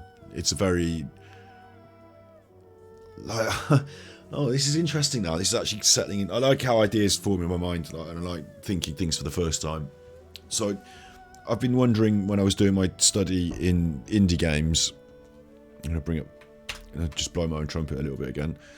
Super Chuffer, if I go to, was it videos or lives? Videos, maybe, and search for indie. The indie game development paradise. One of the concepts I remember the first day I arrived, yeah?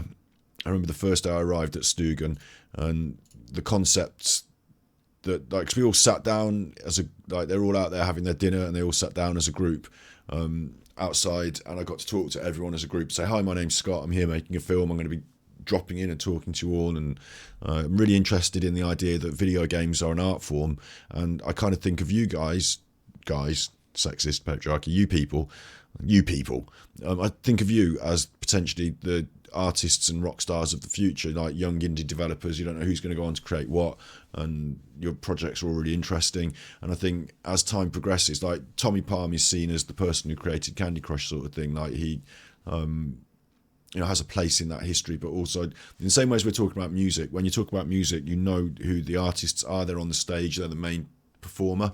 But with video games, it's the game that performs, and it's the game you interact with, and the people that make it are more often in the background. So I think there's going to be a bit of a pendulum swing, and there is currently. You know, since I said this, characters like I've been more aware of characters like Gold River, who creates an MMO. Can't remember off the top of my head which. I think, who does Gold River work on?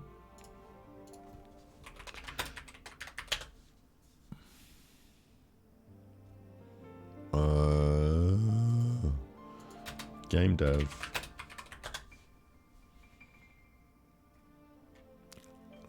Lost Ark, yeah. Lost Ark.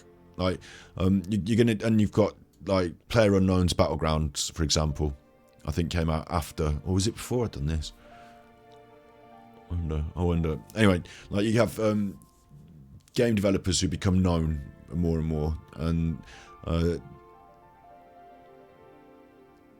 also you're going to have pieces. How am I trying to? I'm trying to work my words in. So, good, inventive, creative artists are going to create really interesting, inventive, creative pieces. I'm missing messaging into that. I didn't notice that. Whoops. You're going to get some really interesting creative pieces, okay? And what that means is,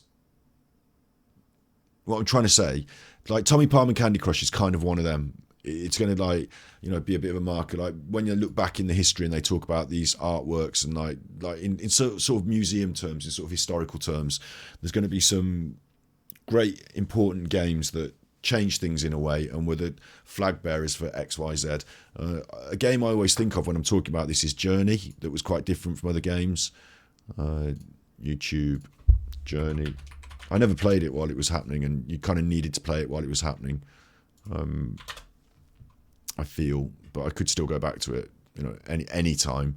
But Journey, quite a famous indie game, like a bit of a statement piece at the time, and like I was thinking, when you pull back in 100 years' time and sort of look at the landscape and what was big and what was important, and people will say World of Warcraft, they'll mention that, won't they? They'll always talk about that. Do you know what I mean?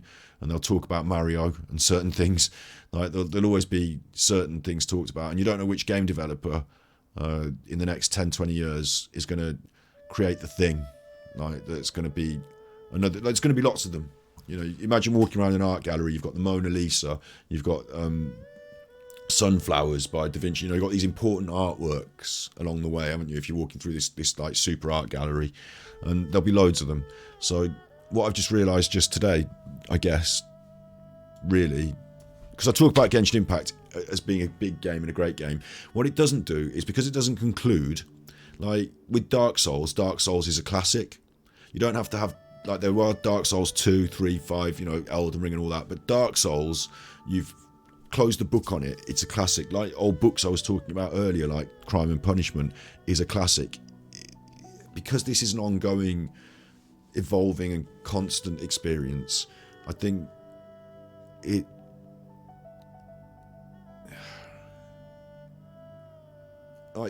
Genshin Impact had finished after, actually it's going on to bigger and bigger things at the moment, isn't it? But I think, let's say it does finish in 4 years and it absolutely finishes on the dot, and like it was amazing. Like I think 40 years down the line they'll say Genshin Impact, massive game, huge, like people still go back and play it, and has this depth and quality, and like a brilliant film, like the Star Wars trilogy will always be viewed, won't it?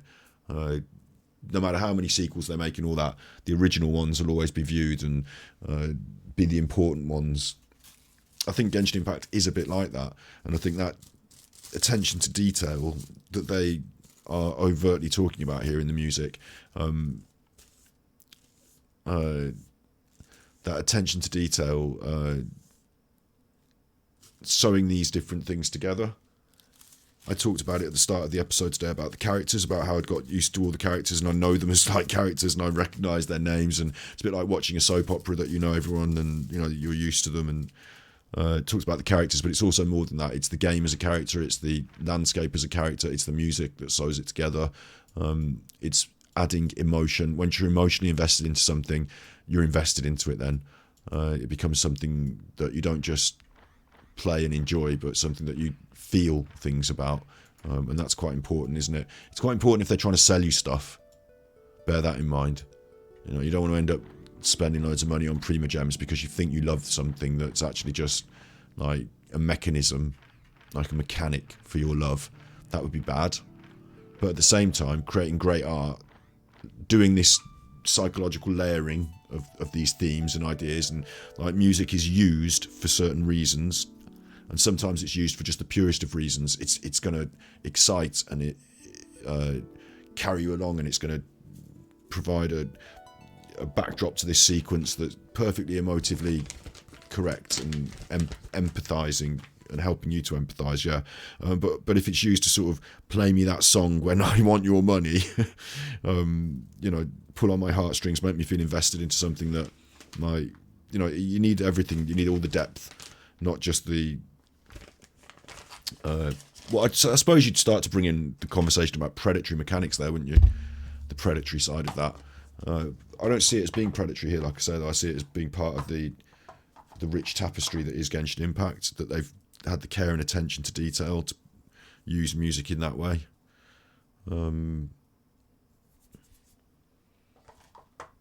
It's really interesting, yeah. It is really interesting. With other games where you buy it once and then you own it, and it's like a classic novel or a film, where it's a one piece of media, you buy it once and then you play it to the end, and it's got a start, a middle and an end.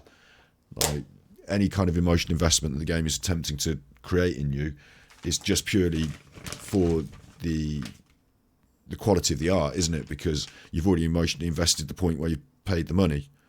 Like a novel, a book is not trying to create a microtransaction, an ongoing microtransaction where it's going to sell you another chapter every couple of months, and maybe if you want that character for your, do you know what I mean? Whatever it is, like it takes on a different meaning when you're being asked to potentially infinitely invest. There is a limit on how much money you can put into Genshin Impact, I imagine, but I imagine that limit for most people is the amount of disposable income they can afford, rather than the amount of things that Genshin Impact will let you keep throwing money at. So, hello Barbarian, just don't let Rian Johnson near to Genshin and we're fine. I don't know who that is actually.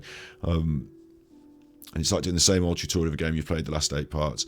There are some good bits and some, like the pacing of this is both good and bad in ways, I would say. Like, you can't create I changed my mind a little bit. I mean, I am skipping through it because I find it boring, but then I'm stopping and talking for ages because I'm boring myself. But I'd say some of these moments I did want to skip through because I get the point. But then if they didn't labour over them or linger over them, then the point wouldn't be well enough made, would it? Like, Shenhe needed a bit of space there to show that she didn't understand, and then to go, like, the payoff was when she hummed at the end, and when she had learned in her heart, or you feel that she might be learning in her heart what music is. There's a little payoff there, but it required that boring bit where she explained that she didn't understand it in order for it to work. So I think, again, with the storytelling here, it's one of these things that you design the story of the Lantern Rite, and it's ready to go in the game, and you might have play tested it behind the scenes, and then it goes in the game, and like play test it 100,000 times over, give it some time, go back to it. You might change it a bit, but because Genshin Impact's like, right, new thing out, they don't have as much, I assume, the benefit of as much space and time, to iterate on things. Like, it just goes out as it was, and maybe it was a bit loose here and it could have been a bit better there, but it just goes out like that. Maybe a little, not in such a big heavy negative, but maybe in a bit, maybe a bit like that.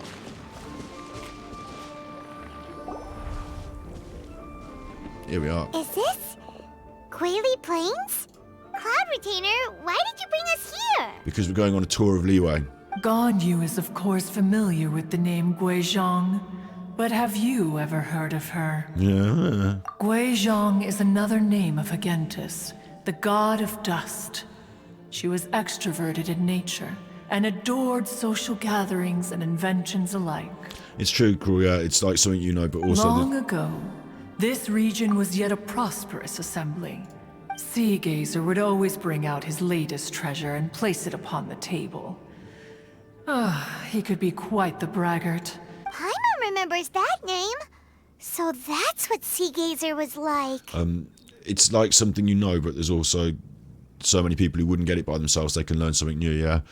So it's like being in a lesson that like you've already learned. But then I think the problem with the music thing is that, like, isn't everyone understanding of that instinctive quality of music? Like, do you need me to explain to you that music can make you feel sad, or music can accompany something and then bring you back to the memory of it? Like, I think like we all kind of, everyone like need like, no, trust me, no. Yeah. I think we agree with each other there, and like, they just need to pace this out a little bit. He was an old friend and a former I've got the skip rival. button. One has many memories of him. People like to be basic, fair enough. He was an old friend and a former rival. He's got memories of it, yeah. Once he had brought out the treasure, it would predictably become the center of attention. Neither Guizhong nor one was content to let him just steal the spotlight. So we would then also present our proudest mechanical creations. I do wish they'd get on with it. As Adepti, we were each gifted in our own ways, and naturally proud of our accomplishments in our respective fields of expertise.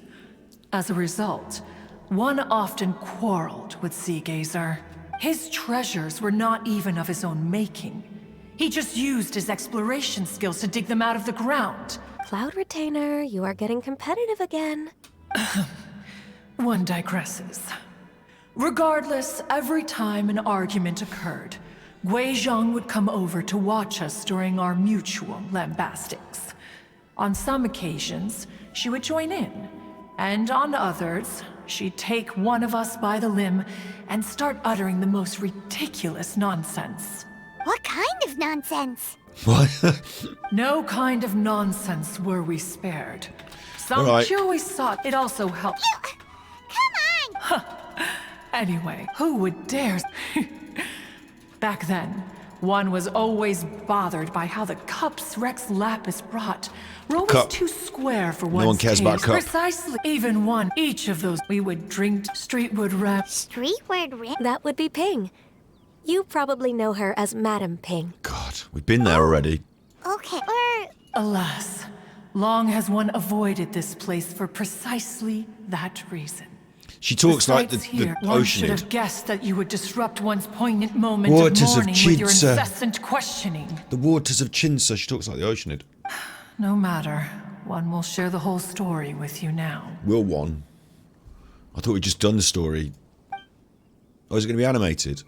In times That's gone fine. by, one quarreled oft with Guizhong concerning mechanical principles. See, I can watch this for we each had hours. our ideals, and neither would yield. Under the pretext of a social gathering, one invited the impartial Rex Lapis to judge the quality of our creations. But Rex Lapis declared that Guizhong's Obscuro Vulpus mechanism was superior. Though one was too proud to acknowledge it, in one's heart, one knew that Guizhong was indeed the superior talent in the mechanical arts. As for the story between Guizhong and Streetwood Rambler, that begins with a certain bell. In Guizhong's opinion, while mechanisms were no substitute for human composers, they were yet capable of producing simple but fine melodies. But Streetwood Rambler believed music to be an expression of the soul, an emotional enterprise that could never hope to be replicated by machinery. They argued endlessly, until one asked Rex Lapis to intercede. He confiscated the bell and designated it for ceremonial use. Thereafter, one would often find them convening in the mountains, discussing music, mechanics, and all the affairs of the mortal world. But these good times were not to last. War broke out between the gods, and soon engulfed the Guili Plains. Guizhong was overpowered by the enemy, and fell in battle. When Streetwood Rambler and I arrived at the scene at long last, all that remained among the ruins was her lifeless body. After this, at Streetwood Rambler's request, Rex Lapis granted her the cleansing bell for safekeeping. To honor our friend's memory, one made a few finishing touches to her ballistic device. Many lantern rites have passed since then. Many greetings and goodbyes. Upon what do you gaze? The Guili Plains? No. It's everything.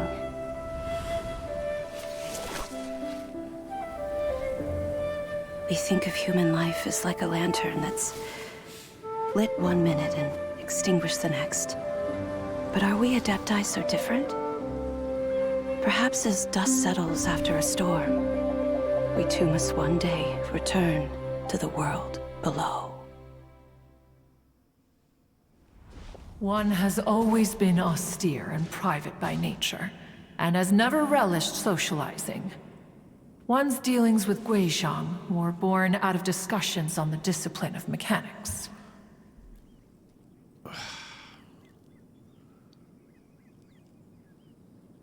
So I get it, like when it's important, big stuff, we get that animation. But I kind of feel like we didn't need any of what I've done. Like all the walking around I've done today and climbing up here, and could have all just been animated. Could have just watched a big long animation and would have been better. Because all this talking that I've skipped through, I wouldn't have skipped through it. I just watched it and thought it was really cool with all the animation. Like that was really good. They were able to drive the points home better in the animation like that as well, without the pacing of me skipping through it. The bell was used in the Leeway main quest as well, right? Okay, I can't remember it all, but can a little bit. But what was really interesting is, as a like, I'm not going to dig into this particular conversation here, but there's an interesting conversation to be had about whether, like, okay, so the bell is a mechanism and the stringed instrument is you have to organically interface with it. And we're talking about whether digital music, whether computers that make music and composers, composition and actual instruments and live, you know, we're talking about that dichotomy there. But also when when Bob Dylan, when the electric guitar happened, because electricity happened, do you know what I mean? Like a national grid happened, and when the electric guitar happened, some musicians embraced it and others shunned it, and some audience members embraced it and others shunned it. And Bob Dylan was a folk singer, he played an acoustic guitar, and when the electric guitar happened, he switched to an electric guitar and created this new electric sound. And a lot of people didn't like it. A lot of people were angry at him and wanted him to carry on doing his old stuff. And there's a conversation to be had there. But I'm not really going to dig into those deep things there. What I would say is it was quite elegant and beautiful, wasn't it? The way they brought in the ideas of like music, love and death as well, and memory and stuff like that. I was thinking at the time, for a game to be a great game, for it to be in that upper echelon, it can be something as pure as Tetris that has no... Tetris is a great upper echelon game, isn't it? And it has no emotional value. It has no narrative in it. But it's a really good game. Tetris is a really, you know, solid, pure game, isn't it? But then there's this other, like, I'd say, you know, with things like that maybe slightly set to one side, this other aspect of modern gaming is this narrative aspect. And for them to deal with heavier narratives in a subtle way like that is important. And I think that they also need to deal with them head on as well, because like when you do those sort of things, then it matters more, doesn't it? And if you can involve emotion and invoke emotion from your audience, then you get that greater pull and that greater tie. And like you were saying about teaching and learning, I think that's important too. Like some of the greatest books I've read taught me something. Yeah, there's a lot in that. I think they're doing a reasonable job at pushing towards it as well. Whether it's completely executed perfectly and doing what it's supposed to here, I'm not sure, but I think they're doing a good job of pushing towards it. What? You have loads of friends, and you seem pretty chatty. Just because one is not ignorant of social graces does not mean one is fond of them. One is perfectly capable of partaking in conversation despite being introverted. But in the end, one is nothing like Streetward Rambler. Back when they were rivals, they would often compete against one another in the realm of musical composition. Why is this not still animated? Do you know what I mean? Why do I have to listen to her just talking boring while I stare at these pictures? In-game pictures of Paimon floating, instead of all that wonderful animation. Maybe it takes a long time to do that animation, I don't know, but this feels like it could have all stayed in the animation. That cleansing bell was one of Gui Zhang's proudest works. Wait, that's weird. Didn't Madame Ping say she pestered an old friend for that bell? And she also said something about being a vain beauty when she was young, or... Streetward Rambler, a vain beauty. My foot. That bell has a sad history. As for her old friend, who else could it be? As soon as Streetward Rambler heard that a certain Zhang Li wished to borrow the bell, she realized that the man was none other than Rex Lapis, and that he had made an enormous decision. After all, we all have known each other for several millennia. Some things between us are implicitly understood. You said, you know, I just loved Ganyu, then loved Shenhe's design, and in the end I think I just fell in love with Cloud Retainer as she just imposes her style into the disciples. Let me give my Genshin Bayonetta bird a ring. It's interesting that these are literally physical birds, aren't they, at this stage in their story, because they have been real human forms before as well, haven't they? They seem very cold and distant, but there's a lot of personality to them. Yeah, I'd have preferred more animation. I'll just say that. Whoa! So they were talking in secret code? Oh, Paimon did not see that one coming. Enough of your intrusions. Where was one up to? Ah, yes. The cleansing bell is powered by a mechanical art. But Streetwood Rambler did not acquire it from Rex Lapis for the purpose of producing further funerary tunes. The two once clashed over Okay. We've got problems in the past. I get it. Get Once over it. upon a time, Streetwood Rambler also... Music would go from mournful to soothing. Many years passed before she finally composed a melody to our satisfaction. In celebration, she played the tune to the clouds. Regrettably, one has only ever heard her play that tune once. Which brings one back to the matter you've been investigating. But if she was so happy with the melody, why would she only play it once? One was also greatly perplexed by this. In response, she said, though the strings that played that melody survive, the one who inspired it is gone. I just remember being taken care of by you when I was young. Although I met Guizhong a few times, I never knew anything of this particular story. Well, no, you couldn't. Otherwise, it wouldn't have made sense to have you go through it now, would it? Guizhong was quite the visionary. Had you not decided to search for that, as of now, you know the truth. Do you intend to discuss this with her? Whatevs. I can't remember anymore, to be honest. I'm just done with this. Do you mean Ping might find the topic too distressing? Precisely. I've been in Leo, but this doesn't someone as though these no loss can Ping has helped, though it is heartbreaking to lose. We even asked Madame Ping what she thought about adding a music festival to this year's Lantern Rite. When we get back, why don't we just ask her if she'd like to perform? Maybe we... Why don't you come with us? It's been a long time since you last spoke with Ping. Is not every Lantern Rite the same in this regard? Fair enough. I disagree. Each new day and each new year is different from those that have come before. Okay. Very well, then one will be off. If the other old fossils have sneaked away into the city to amuse themselves, one shall soon find out. Will you go in duck form? Because... All right. We should be getting back to the harbor as well. Oh, thank God. Once the Guili Assembly, now the Guili Plains. I think we call it Guili. Say, if we planted flowers there and cared for them carefully enough, do you think that one day we'd be able to recreate the sea of glaze lilies? I don't know what you're on about, love. Can we get back to the... Allow one to take back one's praise from a moment prior. She's back. You are still... What? Cloud Retainer? One observed that you were making no effort to leave, and returned to chasten and hasten you.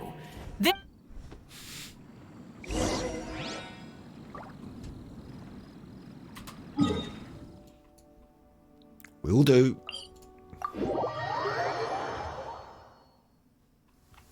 Oh no, it's raining! Now my uniform will get all wet.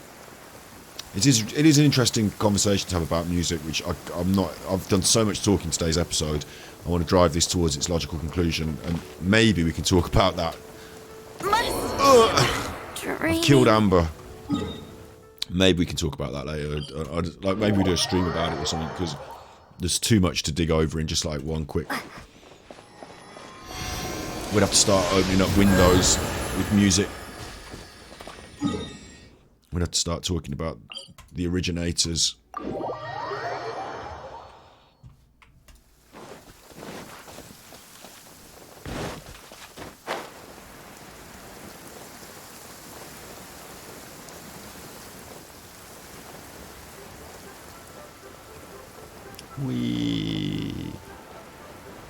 Come on then, Madam Ping. She won't let me have those flowers yet, will she? Do you think I'll get in on those flowers before she starts talking to me? Got one. Got two. Lovely. They come as a duck. Madam Ping? And Cloud Retainer? You come as a duck. It appears you made haste after all. One arrived but moments before you. Oh, bless my soul. Miss Illuminated Bird, haven't you said anything yet? It makes her angry when you call her that. Said what, precisely? 'Cause you're the one who's known Madam Ping the longest. Street word. Or rather... Given that Lantern Rite is almost upon us, Ganyu, please continue from here. Huh? What? She didn't even say it. So, this all started because we were trying to help Mr. Dvorak find the... Now she says the story that we've been through. Cloud Retainer informed us that... She's carrying on saying it. Let me think. What a long time ago that was. Even more astonishing, perhaps, is... We like to call her Guizhong. From the look in Cloud Retainer's... Yep, she told me all about it. After all, although Guizhong... Once upon a time, she said to me that humans were a weak form of life that she wished to protect with her wisdom. But as she interacted more and more with them, her opinions on them began to change. She marveled at the beautiful complexity of their spirits, the sheer splendor of all they could accomplish through their hard work and intelligence. Where is my animations? Where are my imaginations? Where's all that? Do it again.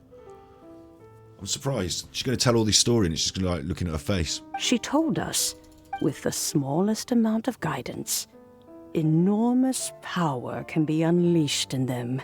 And a human who I get it. She always let her mechanic... Speaking of Of course. As Guizhong once said, it takes every blade of grass and every flower to make a homeland. When I see the sight of Liyue Harbor before us today, I am reminded of this. Sweet home Liyue. Madam Ping looks very emotional right now. Of all of us, it was Guizhong who was the fondest of these grand and exciting occasions. If she were still with us, I'm quite sure she would still be trying to best Cloud Retainer's finest works at every opportunity. Liyue Harbor is always filled with the sound of music at this time of the year. If she were here, one is certain that she would seek you out to discuss and debate the virtues of various melodies. Oh, yeah! Music! We've been dying to ask. What was the melody that you played back then? Oh, also, with you being such a music expert and all, why don't you join the concert as a performer? I can make arrangements right away. Oh, as much as I don't wish to dampen your enthusiasm, it's been a long time since I played this zither. My fingers don't have the dexterity they once did, and whenever I play that tune, it always reminds me of her. I start wondering what she would think of the changes I have made to her melody. There was a period of time whenever I started strumming, it almost felt like she was back again. Sitting right there on the stone stool next to me, chatting away. Skybracer and Seagazer too, looking just like they did in the old days. Aww.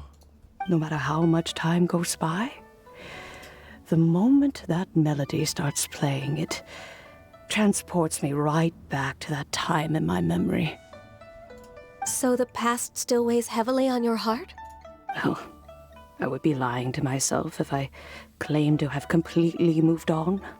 They give Madam Ping, right? She's also on the original Liyue storyline. They give quite a lot of heavy work to Madam Ping here, don't they?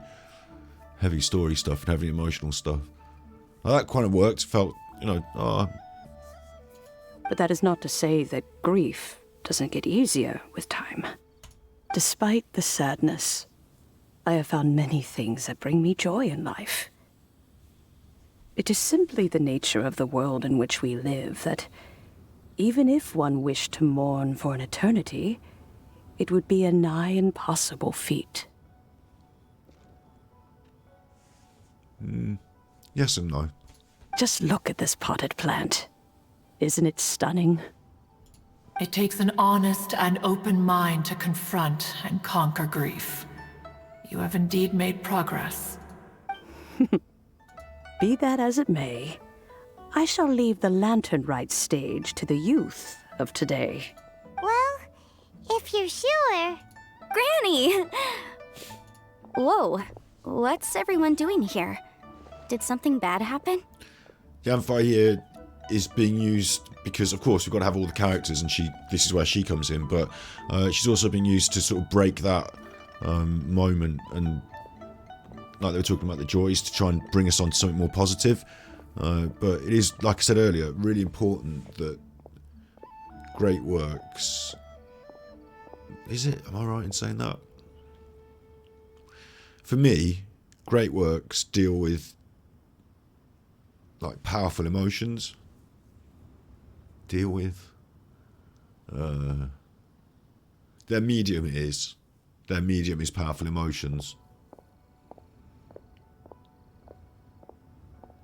Yeah.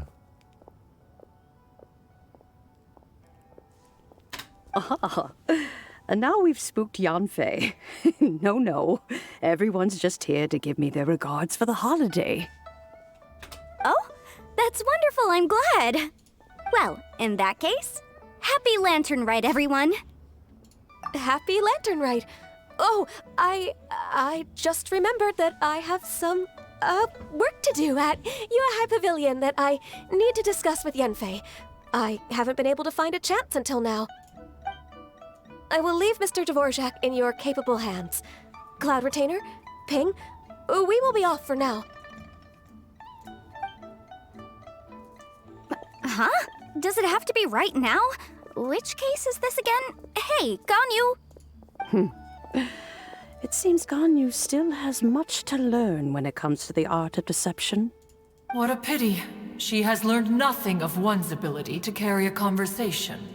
Since it's been so long, Cloud Retainer, why don't you stay? I'll make a cup of tea and we can chat a while. With the giant bird. Gladly. This was one's intention as well. When you next see the Fontaine musician, please give him my regards. I'd like to wish him the very best with the concert. You got it, Madam Ping. Thank you all. I think you've listened to enough of my nattering for one day. As for that melody, I will play it for you all another time. Goodness knows I need to practice it first. Wow, that'd be great. We'll look forward to it. When that time comes, wherever her spirit may be among the countless grains of sand and specks of dust between the harbor and the mountains, perhaps she will look at the Liyue of today and steal a smile when she sees the prosperous land that it has become. They got me now. They've got me.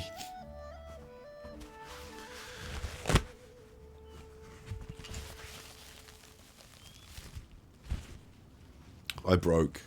They got me. Time out. I did a cry. They got me.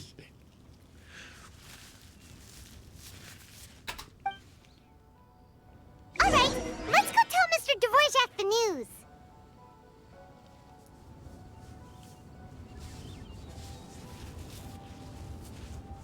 Yeah. There's the sun coming up.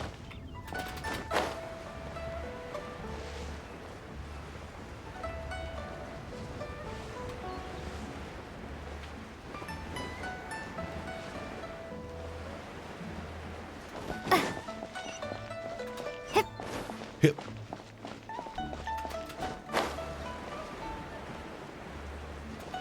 What's going on over here? Mr. Dvorak! Mr. Dvorak with his hat didn't have a lot of promise, but the rest of what they just did at the end there, quite big. Well done, Genshin Impact. They got me, yeah, they got me. All that nonsense about him and his nonsense didn't get me. The idea of, it doesn't, oh god, like, to speak the words will make me feel the emotions again, won't it? So it's hard to do it.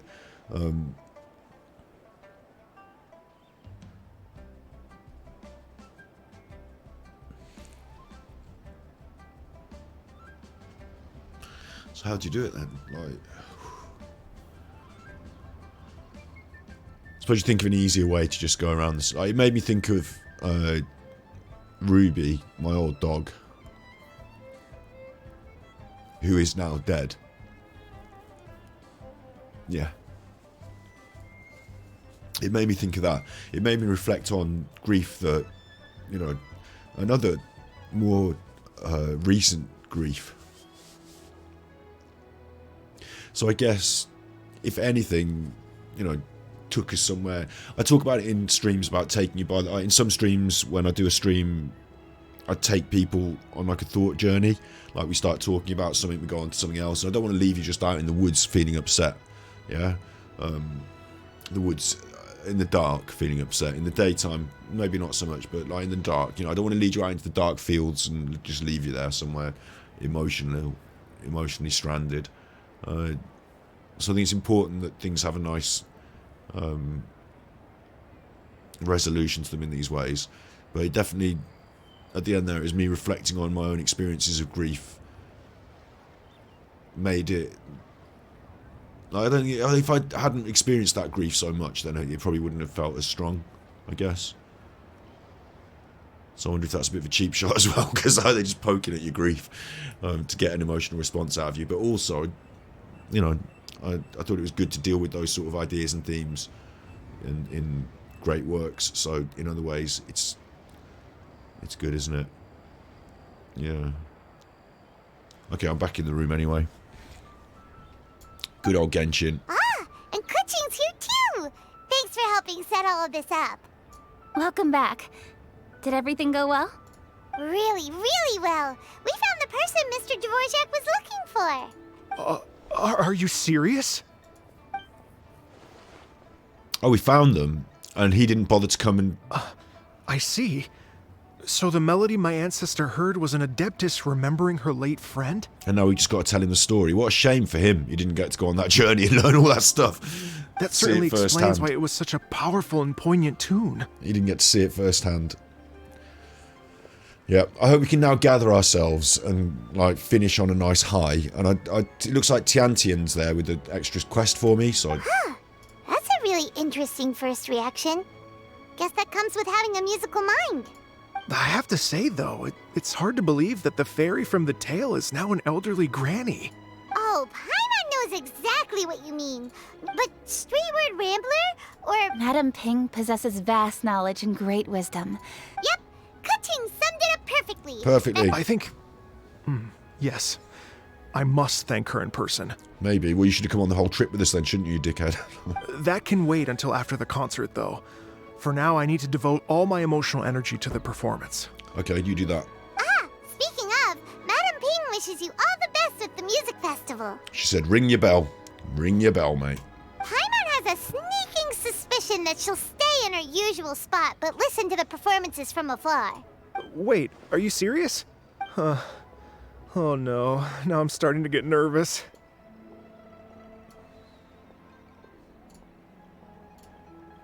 Relax. Okay, alright. Get on with it, you chuffer. Nope, another rehearsal is in order. Please excuse me, everyone. You got time for more rehearsals? Mr. Dvorak? He's already gone. Paimon wasn't even finished telling him everything. Before we set off on our search with Ganyu, he asked us about what music means to people. After our recent adventure, Paimon thinks we have a lot more to say about that now. Please, share your insights with me. My dog's kicking off barking. Well, we found out that music can be used for good, but also for bad. It can make people happy and moved, but it can also be sad and bittersweet. And music is like a kind of memory written in people's hearts. It can put you in touch with feelings from a totally different time and place. Repeating things, Paimon. It sounds like you had an eventful trip. Don't worry, I'm sure Ganyu will fill me in on all the details shortly. Wait, does that mean you're gonna carry on working? Mm-hmm. Just a few things to wrap up. All the groundwork is done. Each lantern... As long as everyone enjoys the festival activities, All our efforts are worthwhile. Each Lantern Rite deals with this in their own way. The first one was to honour the people that are gone, that we remember and you still love. The second one was to rebuild after a disaster. Those who are still here will work together for the good of all. And then this one is about still having them close to us, but also to try and find new ways to not be afraid to change and not being chained to the past. I suppose that's why, as well, she said, Ganyu said, like, you know, each year is different to, like when she was talking to the duck, she said each year is different and we should go and, like, partake in each year differently. Yeah.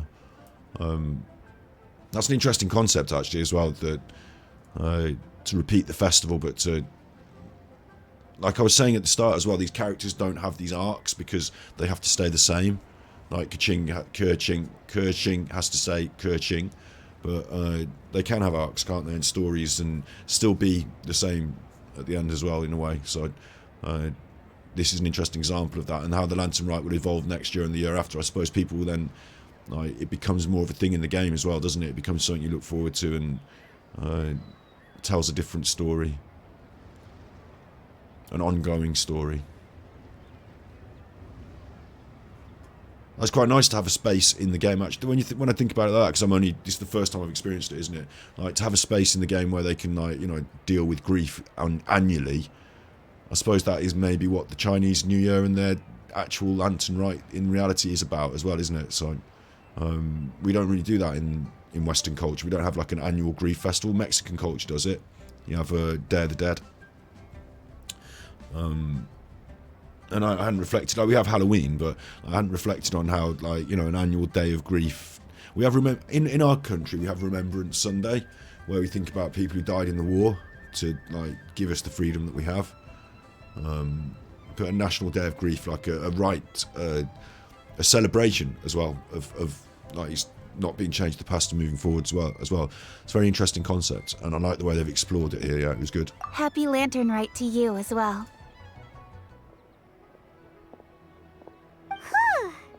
That should be everything taken care of, right?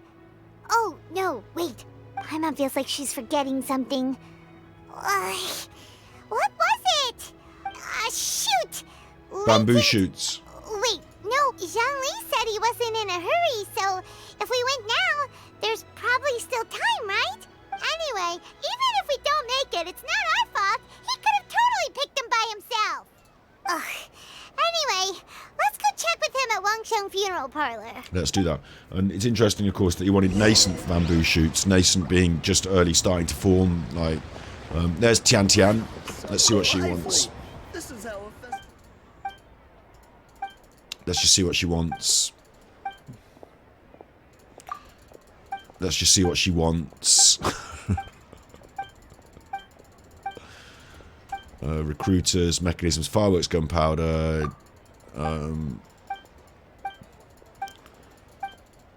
She's filed a patent.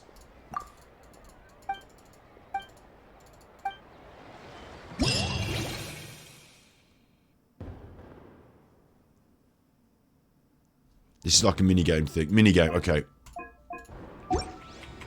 Balls to that. What's interesting is that Zhongli at the start chose... I mean, they are really clever storytellers, aren't they? They're clever at this. They're good at it. Zhongli chose... He wanted us to find... they put all these lantern things on the stairs, look. He wanted to get nascent bamboo shoots, which are the earliest, freshest, youngest bamboo shoots. And... like, the concept there, of course, is about future growth, isn't it? Rather than... why am I going to the funeral parlour? Uh-oh! Uh-oh! Uh-oh! Uh-oh, look who's here! It's all the cool ones. Amber's a cool chuffer. They're cool chuffers. Look at this!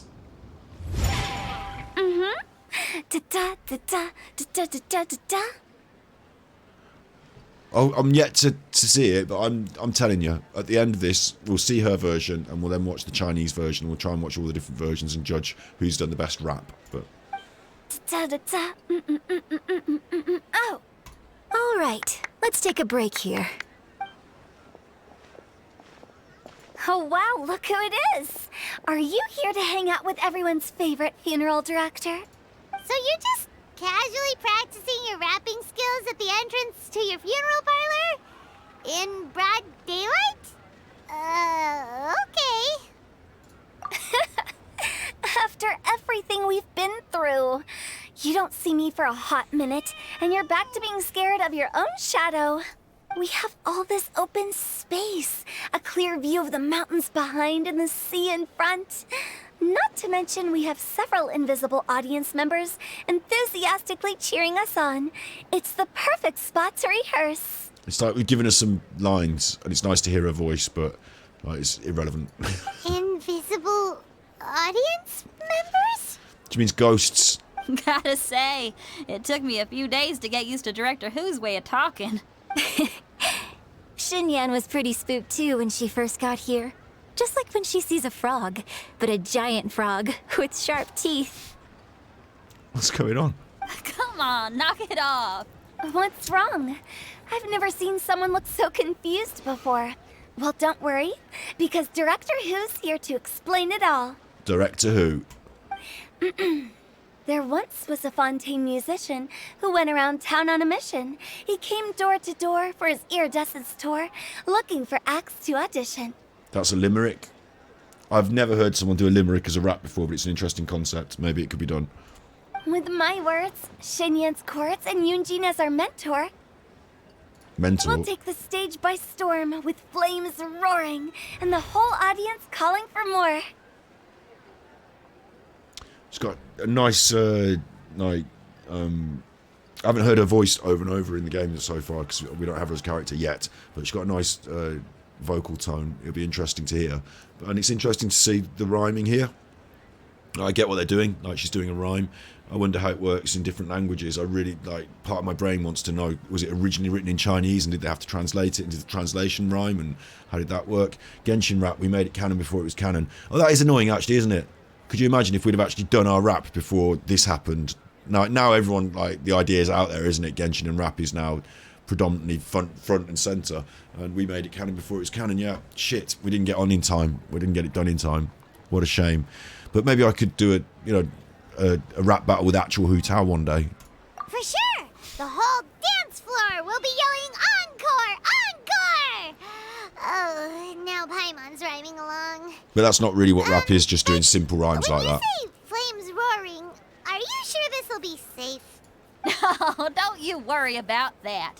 I'm pretty experienced on the stage, and I've already informed the Yuhong of all the pyrotechnics we're planning on using. There's nursery rhymes, and then there's limericks, and then there's rap is a different thing, but we'll see. Huh. Guess we'll just have to trust Xinyan on this one. Have you seen Zhongli, Director Who? Oh, Zhongli. He took one of those fancy meal boxes and set off for the mountains. It's a real pity that he couldn't be around for this. Yeah, that's right. To tell the truth, though, I never thought I'd really find myself rehearsing here one day. Well, now you know. The Wangsheng Funeral Parlor is a great location. All of you are always welcome to come and hang out here, especially if you're in the mood to try something new. Hang out at the funeral parlour. I can speak to that. Hu Tao is always full of fun surprises. And jump scares. Actually, Xinyan, I have some lyric ideas for your part. Do you want to go through them together? Oh, sure thing. I'm all ears. Oh, Traveler and Paimon, I believe Zhongli was heading to Mount Hulao, so make sure you're hiking up the right hill. When you see Zhongli, please pass on this message to him. It's up to him whether he wants to support us at the performance tonight, but I expect him to make time for the upcoming banquet we're planning. No excuses. Jesus, I'm not going up the hill to talk to Zhongli. You should join us too. It'll be a riot. If there's one thing I've learned from being a funeral director, it's how to throw a party. She gave us a wink, and this is a thumbnail for me. I need to just quickly edit, transform, flip horizontal, giving them all kisses. Giving her a kiss there.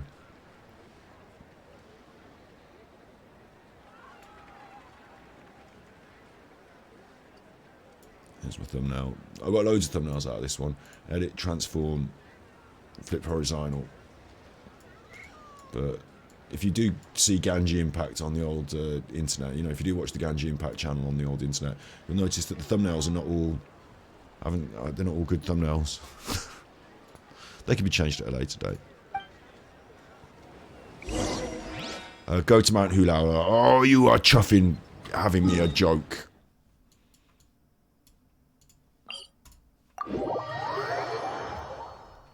Really?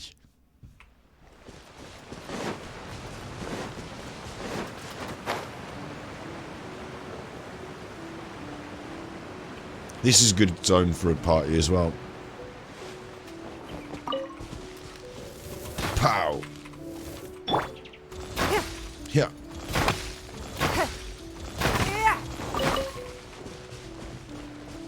It's quite cool actually. She's like clicking her fingers, but of course because she wields power, like by doing something like that, you know, do this, get me that. It's actually quite a powerful act, isn't it? But like just clicking her fingers. Nice concept.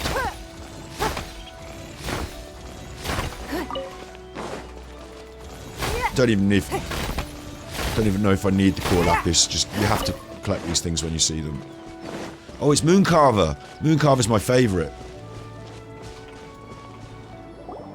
Paimon sees them. It's illuminated deer and illuminated bird number 2. A familiar face. Have you come from Liyue Harbor? How is the city nowadays? Everything's great. But you know, if you're so curious, you can always go and check it out for yourself. In fact, Mooncarver has been taking many walks on Mount Tianheng in recent times. I believe the sights of the city are quite familiar to him. Zhongli, here you are. We've brought the bamboo shoots you wanted. Impeccable timing. Zhongli puts the nascent bamboo shoots into the cooking mechanism next to him. Traditionally, bamboo shoot soup ought to be slow cooked for many hours on low heat. Using Adeptus arts to hasten the process is something of a shortcut. And a conversation about whether true cooking needs soul and human interaction, whether a machine can do it. Wait, that mechanism, is that? That's the Adeptus air fryer, is it? The incredible Adeptus air fryer. Indeed. George Cloud Foreman Retainer air kindly fryer. lent me her supreme cuisine machine. Do you think they could actually? Do you know what I mean? They could actually just stick a Genshin Impact sticker on an air fryer and sell it as the official Genshin Impact air fryer, and everyone would buy it. Can we not just call it a cooking machine? Actually, never mind. She seems to take a lot of pride in her mechanical gizmos, so it's probably best if Paimon doesn't go changing the name willy-nilly. I trust that you found the answers you were seeking during your recent journey? Yes. Excellent. Excellent. The past should be remembered, but not overly dwelt upon. Good point. Our journey should be seen as a means to take on more from the world around us. If you can dream but not make dreams your master, I get it. When the bamboo shoot soup is ready, I must insist that you try some for yourself. Of course. Oh, Zhongli, Hutao told us to tell you something. Why, if you got those really delicate nascent bamboo shoots, do you need to put them in that broiler? I don't know, but anyway. She said, it's up to him whether he wants to support us at the performance tonight, but I expect him to make time for the upcoming banquet we're planning. No excuses. When she says performance, she must mean the Lantern Rite Music Festival. What do you think, Paimon? As for the banquet, she didn't tell us anything more about that, but she invited us to come as well. As you can see, I have a prior engagement with 2 Adepti friends of mine tonight. Please, give Director Who my best wishes for the performance. As for the banquet, since the Director insists, far be it from a mere consultant like myself to refuse. Yay! Then we'll see you there? Absolutely. Rex Lapis, the bamboo shoot soup is ready. Thank you. I will examine it right away. The appearance is exquisite, and the aroma rich and intense. The craftsmanship of this machine is commendable indeed. Yeah, Zhongli's not paying, he's in. Since you came all this way, you should not leave empty-handed. I was going to say. Please, take some soup. I'm sure Paimon It wants some of tastes this soup. most exquisite while still warm.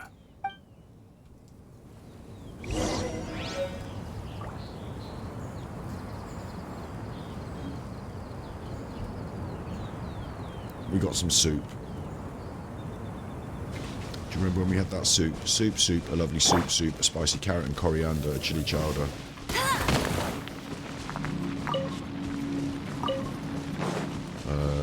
And yeah, so they're there. Maybe we should have a photo. You know, maybe we should have a little photo.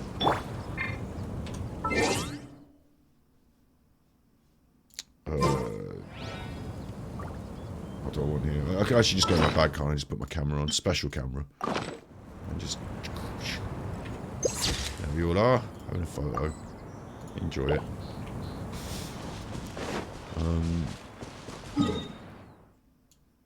Head back to Leeway. It's like... Imagine if you had to walk it.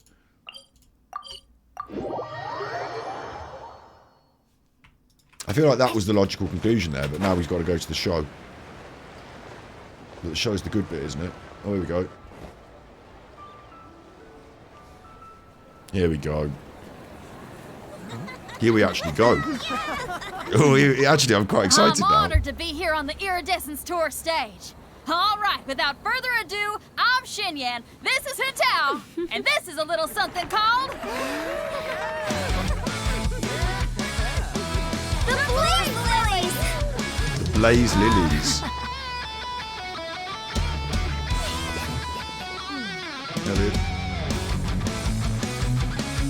I'm up here blazing trails through the midnight sky, lighting up the world below.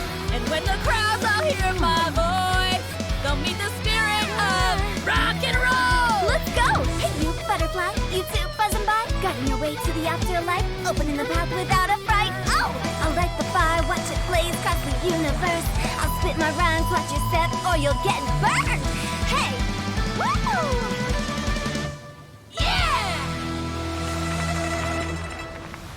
That was short. Does anyone have any plans tomorrow? With another year behind us, I think we deserve a celebration of our own. My treat. Interested? The Tianquan footing the bill? I can't miss out on that.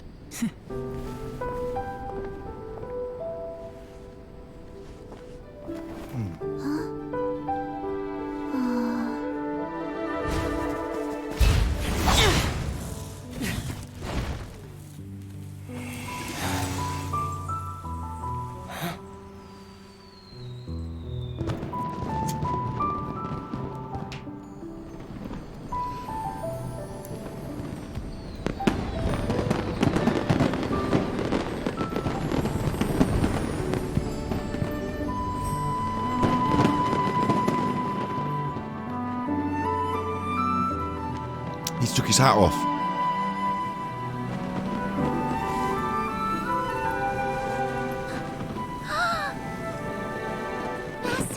Master, listen!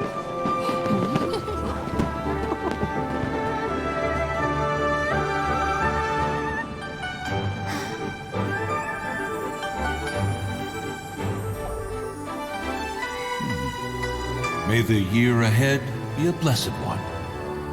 I believe it shall be.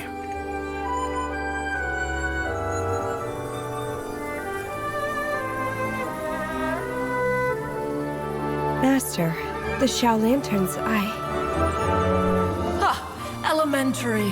One shall fashion for you a Xiao Lantern the likes of which the world has never seen. And you must take it to Liyue Harbor to display its magnificence for all.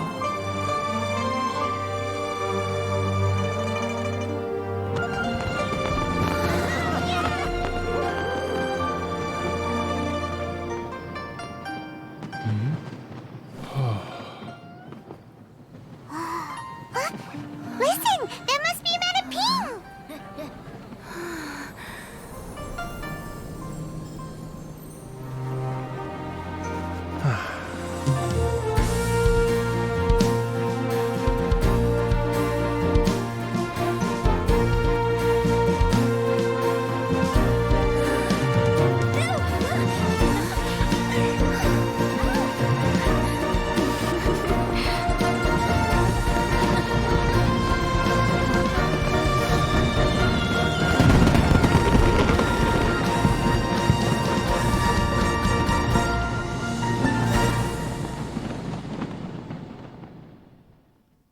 That was really good.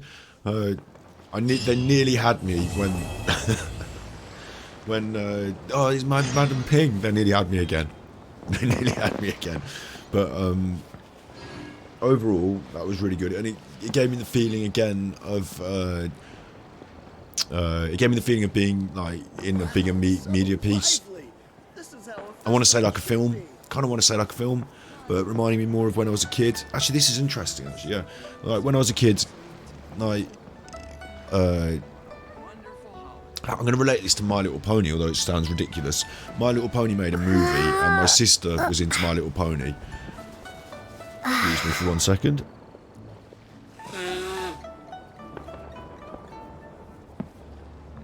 My sister was into My Little Pony, so, like, you know when you're a kid and you're like Bart Simpson used to watch the Crappy Little Elves. You just watch all these different things, and one of them was a My Little Pony film, and so it was like a bigger media piece. But there was also a cartoon, and there was also a this and that, and like you've also got the toys, and so there's this like bigger world that you're creating than just a cartoon, isn't it? Like they use it to sell toys. They use it in this to sell gacha, but I think So lively! This is how a festival should be. Unlike books and films, and like a bit more like Star Wars Extended Universe, I think there's a lot of power in that, and I think it's good that they use it to take on quite meaningful and like when you talk about meaningful content from a Dark Side Phil perspective, like that's quite meaningful content right there. Like, well done. Like, yeah, I'd say 7 or 8 out of 10, and only lost some marks by being a bit verbose and a bit elongated, but and yeah, you got the impression that the musician felt that connection. Yeah.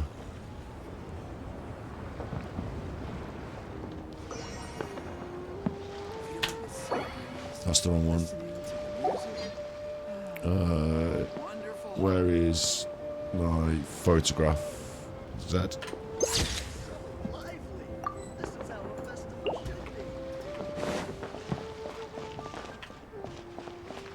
What I want to look at now, I want to look at the rap again. I want to examine the rap a few times. And I want to examine, let's have my Firefox. Where's my Firefox? Is this what we're watching here? No, it's this one, Firefox. Why is it... Like, okay. Move it about a bit. Move it about a bit. Why is it so... Let's cut the top off there. Let's just move it. Anyway, let's get Genshin Rap. See, now the problem is, if I write Genshin Rap, like before, I could have made a video and I would have come up on the video. Now, oh look, someone's already done a Genshin Rap anyway. I'm not the first person to think of it, so it's alright. That's fine. But now when you type it, you're going to get this come up instead, Hu Tao, instead of what you really want, which is, what's this? This is what you really want. This is an advert, so they can fuck off. It's an advert. This is a rap battle. Sponsored by Genshin Impact. What? What the fuck, dude? Ad Astra Abyssosk. Welcome to the Adventurers Guild. Greetings, Catherine. Hast thou a glorious task worthy of our skill? I really appreciate the fact they've actually gone for the full, talking like official. Lyrical Duel is today's daily quest. Best insult to the other wins the contest. Are they actually, Anna Akana and Brianna White and Whitley Avalon, are they her actual voice actors maybe? Or is this just random? I don't know. Let's see what goes on. Astrologist is above such meaningless prattle. For 1 million Mora. Okay, Blondie, let's battle. That's clever. Official versus Mona. Let the rap battle begin. You'd best watch your tongue, pathetic peasant dung. Don't mess with the princess in de Verurtelang. The Emernock-like host came prepared for this roast. My brain power shall devour you like fisherman's toast. Okay, they can actually rap. Slays foes whilst my sick prose flows. Just look at her clothes, my Verurtelang. The Emernock-like host came prepared for this rose. My brain power shall devour you like fisherman's toes. Electro bow slays foes whilst my sick prose flows. Just look at her clothes, Mona's cheap and it shows. My restraint displayed and throwing shade is coming to an end. This retrograde chambermaid has no friends. Open both eyes to see this astrological genius. Allow me to elucidate the difference between us. I gaze upon the heavens and the universe speaks. You read a book, stole a look, and you lied through your teeth. Loquacious little teen, gods, I swear that I'll scream if I end up stuck inside one of your cutscenes. I'm spitting hot fire while you're breaking a sweat. Cause water witch magic gets everyone wet.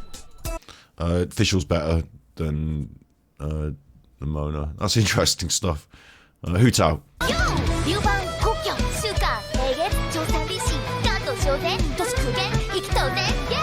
That worked. It worked, yeah. It totally works. That whatever.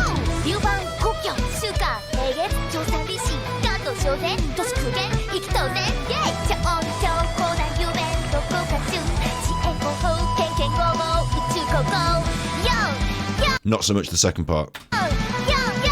That's Japanese.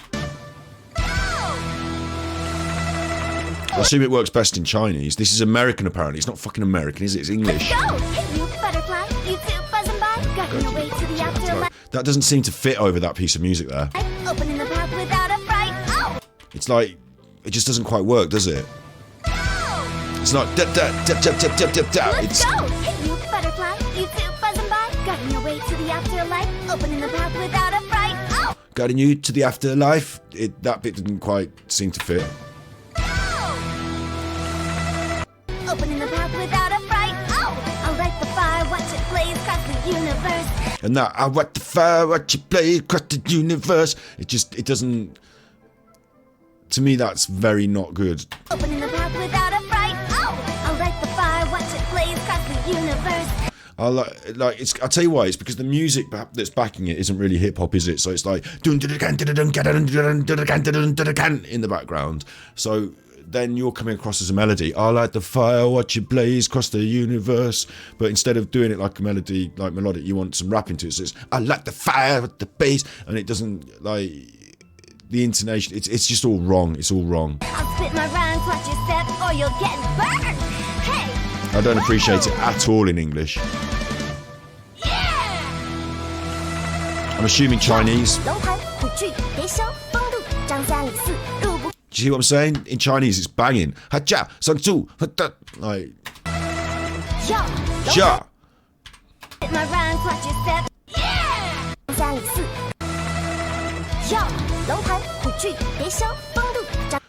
Ja, lokai, hung.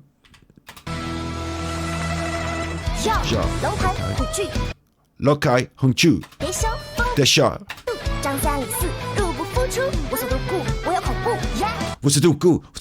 Like that was good. Like whatever they're saying, like it, the intonation. Do you know what I mean? It's like a rap, whereas the English one not.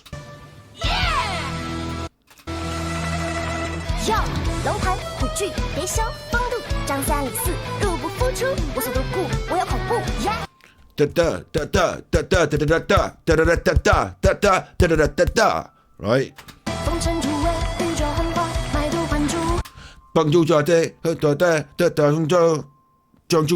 Like, do you hear what I'm saying? Yeah. And now compare that to the English.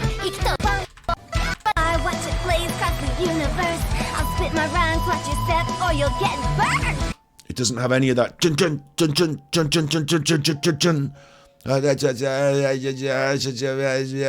No.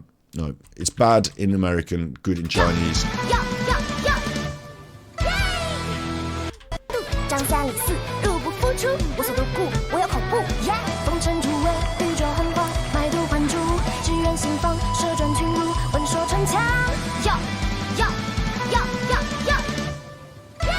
I really like it in Chinese.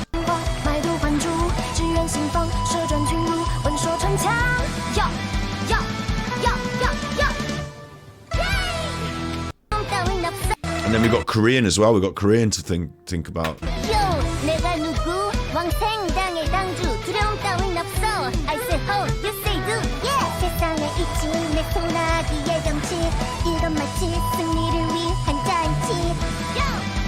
Not quite as good. 왕생당의 당주 두려움 따윈 없어. I say ho, you say do. Yeah. 세상에 있지 내 소나기의 정치. 이건 마치 승리를 위한 잔치. Suffering from the same thing as the English one. They've not understood the brief.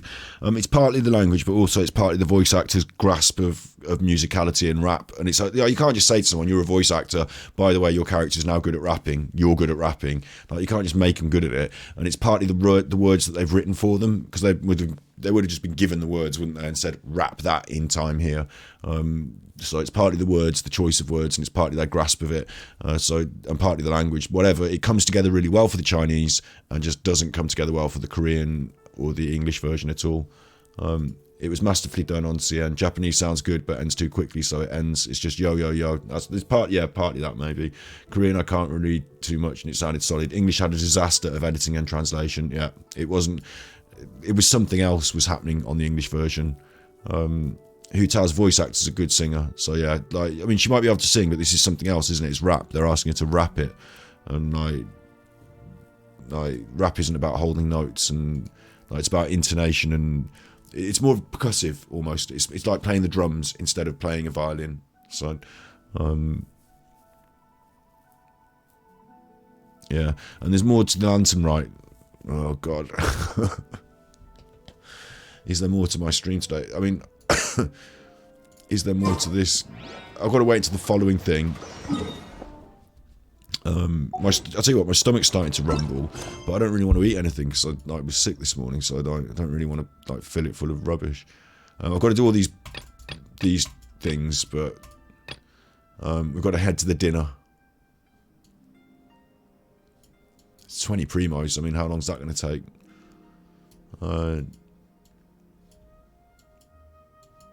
In Korean, they changed the lyrics. They need to be able to, because otherwise you couldn't make it work, could you? But I guess they would have had a Korean writer, they'd have given them the translation, and they'd have said, change them. But like, again, is the Korean writer suddenly a good rap writer? Like, to create a musical piece that you're going to have somebody write the lyrics for, translate them, and then somebody else rewrite them, and then somebody other voice actor, like, it's like a combination. It's like making a new music band every time, and like the one version would be quite good and the others haven't got it. They added some English. They do have a tendency to do that, don't they, in Korean?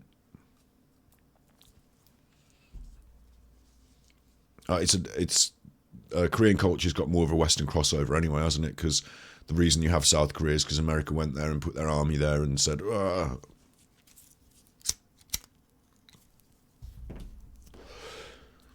So, like, there's that crossover. I don't know what I'm doing now, really. I don't know if I should attend this next bit, or if it's going to be like hours and hours of more chuff. The Lantern Rite itself is cool. I like being here. I suppose this will still be in the game for the next few weeks. Like, for the next week and a half, I could still come here. Oh, it's not going to disappear, is it?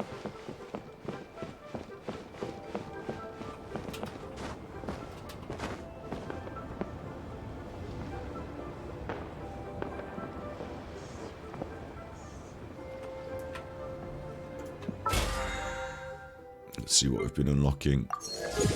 We've got some wishes we can pop. We've got some freebies.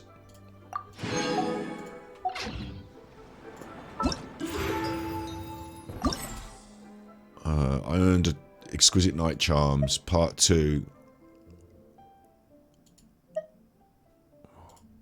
Oh, the epilogue. I haven't completed the epilogue. Head to the dinner. I might give it a push.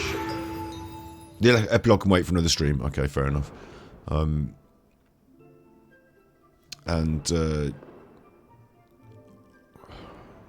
Yeah, wishes, I was saying wishes. Seems like a good wishing spot. We've got 6 of these free wishes, so you don't know, in our history, we did get some good stuff, but we got 2 back to back, so you don't know. This could all be Duff wishes, though. It could be all Duff wishes.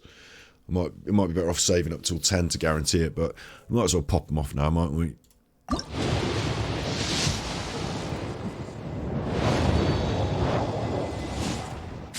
It's a tassel. It's a tassel. Oh no! It's a tassel.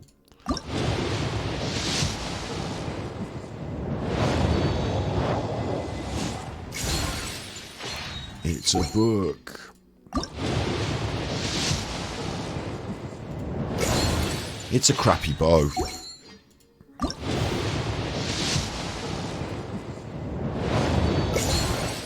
It's a crappy sword. Get it all out of your system now, Genshin.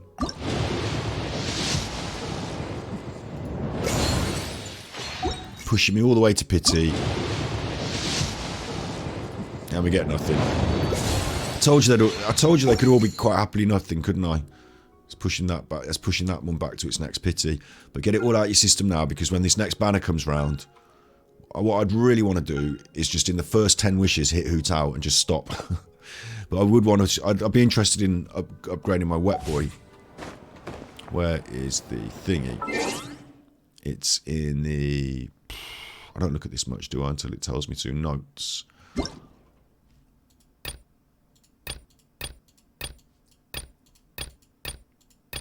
Is it in the events?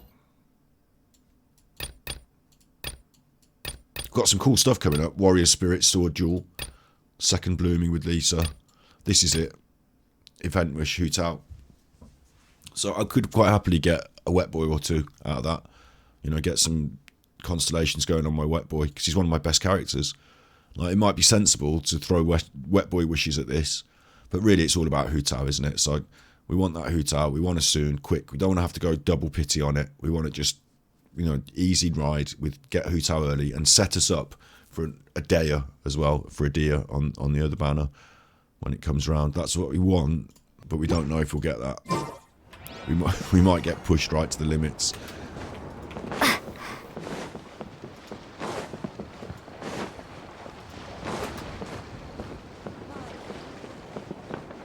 Look, they're here as well, look. Wow, so lively. This is how a festival should be. Oh, so you really like concerts?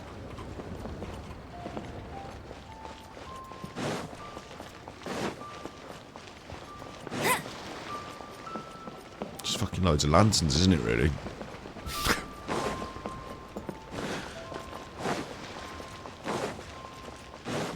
You're right over here, Sissy, in the sort of darker area.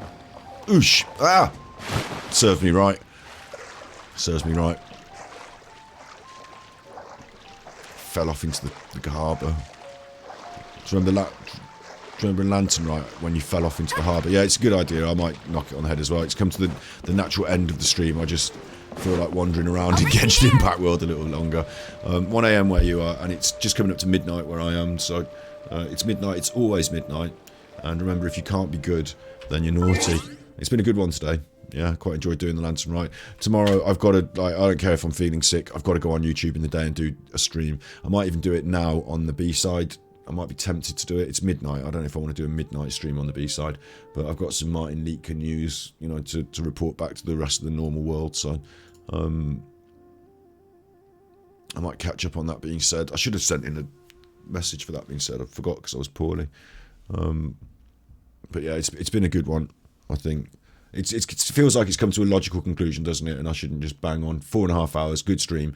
And I will see you anon. Remember, if you can't be good, you're naughty.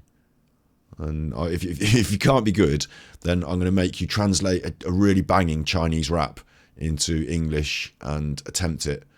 And let yourself write down in the process. 别笑，风度张三李四，入不敷出，我所不顾，我有恐怖呀！风尘突围，宇宙幻化，卖椟还珠，Just what you said or you'll get burned. Hey, woo! Woo!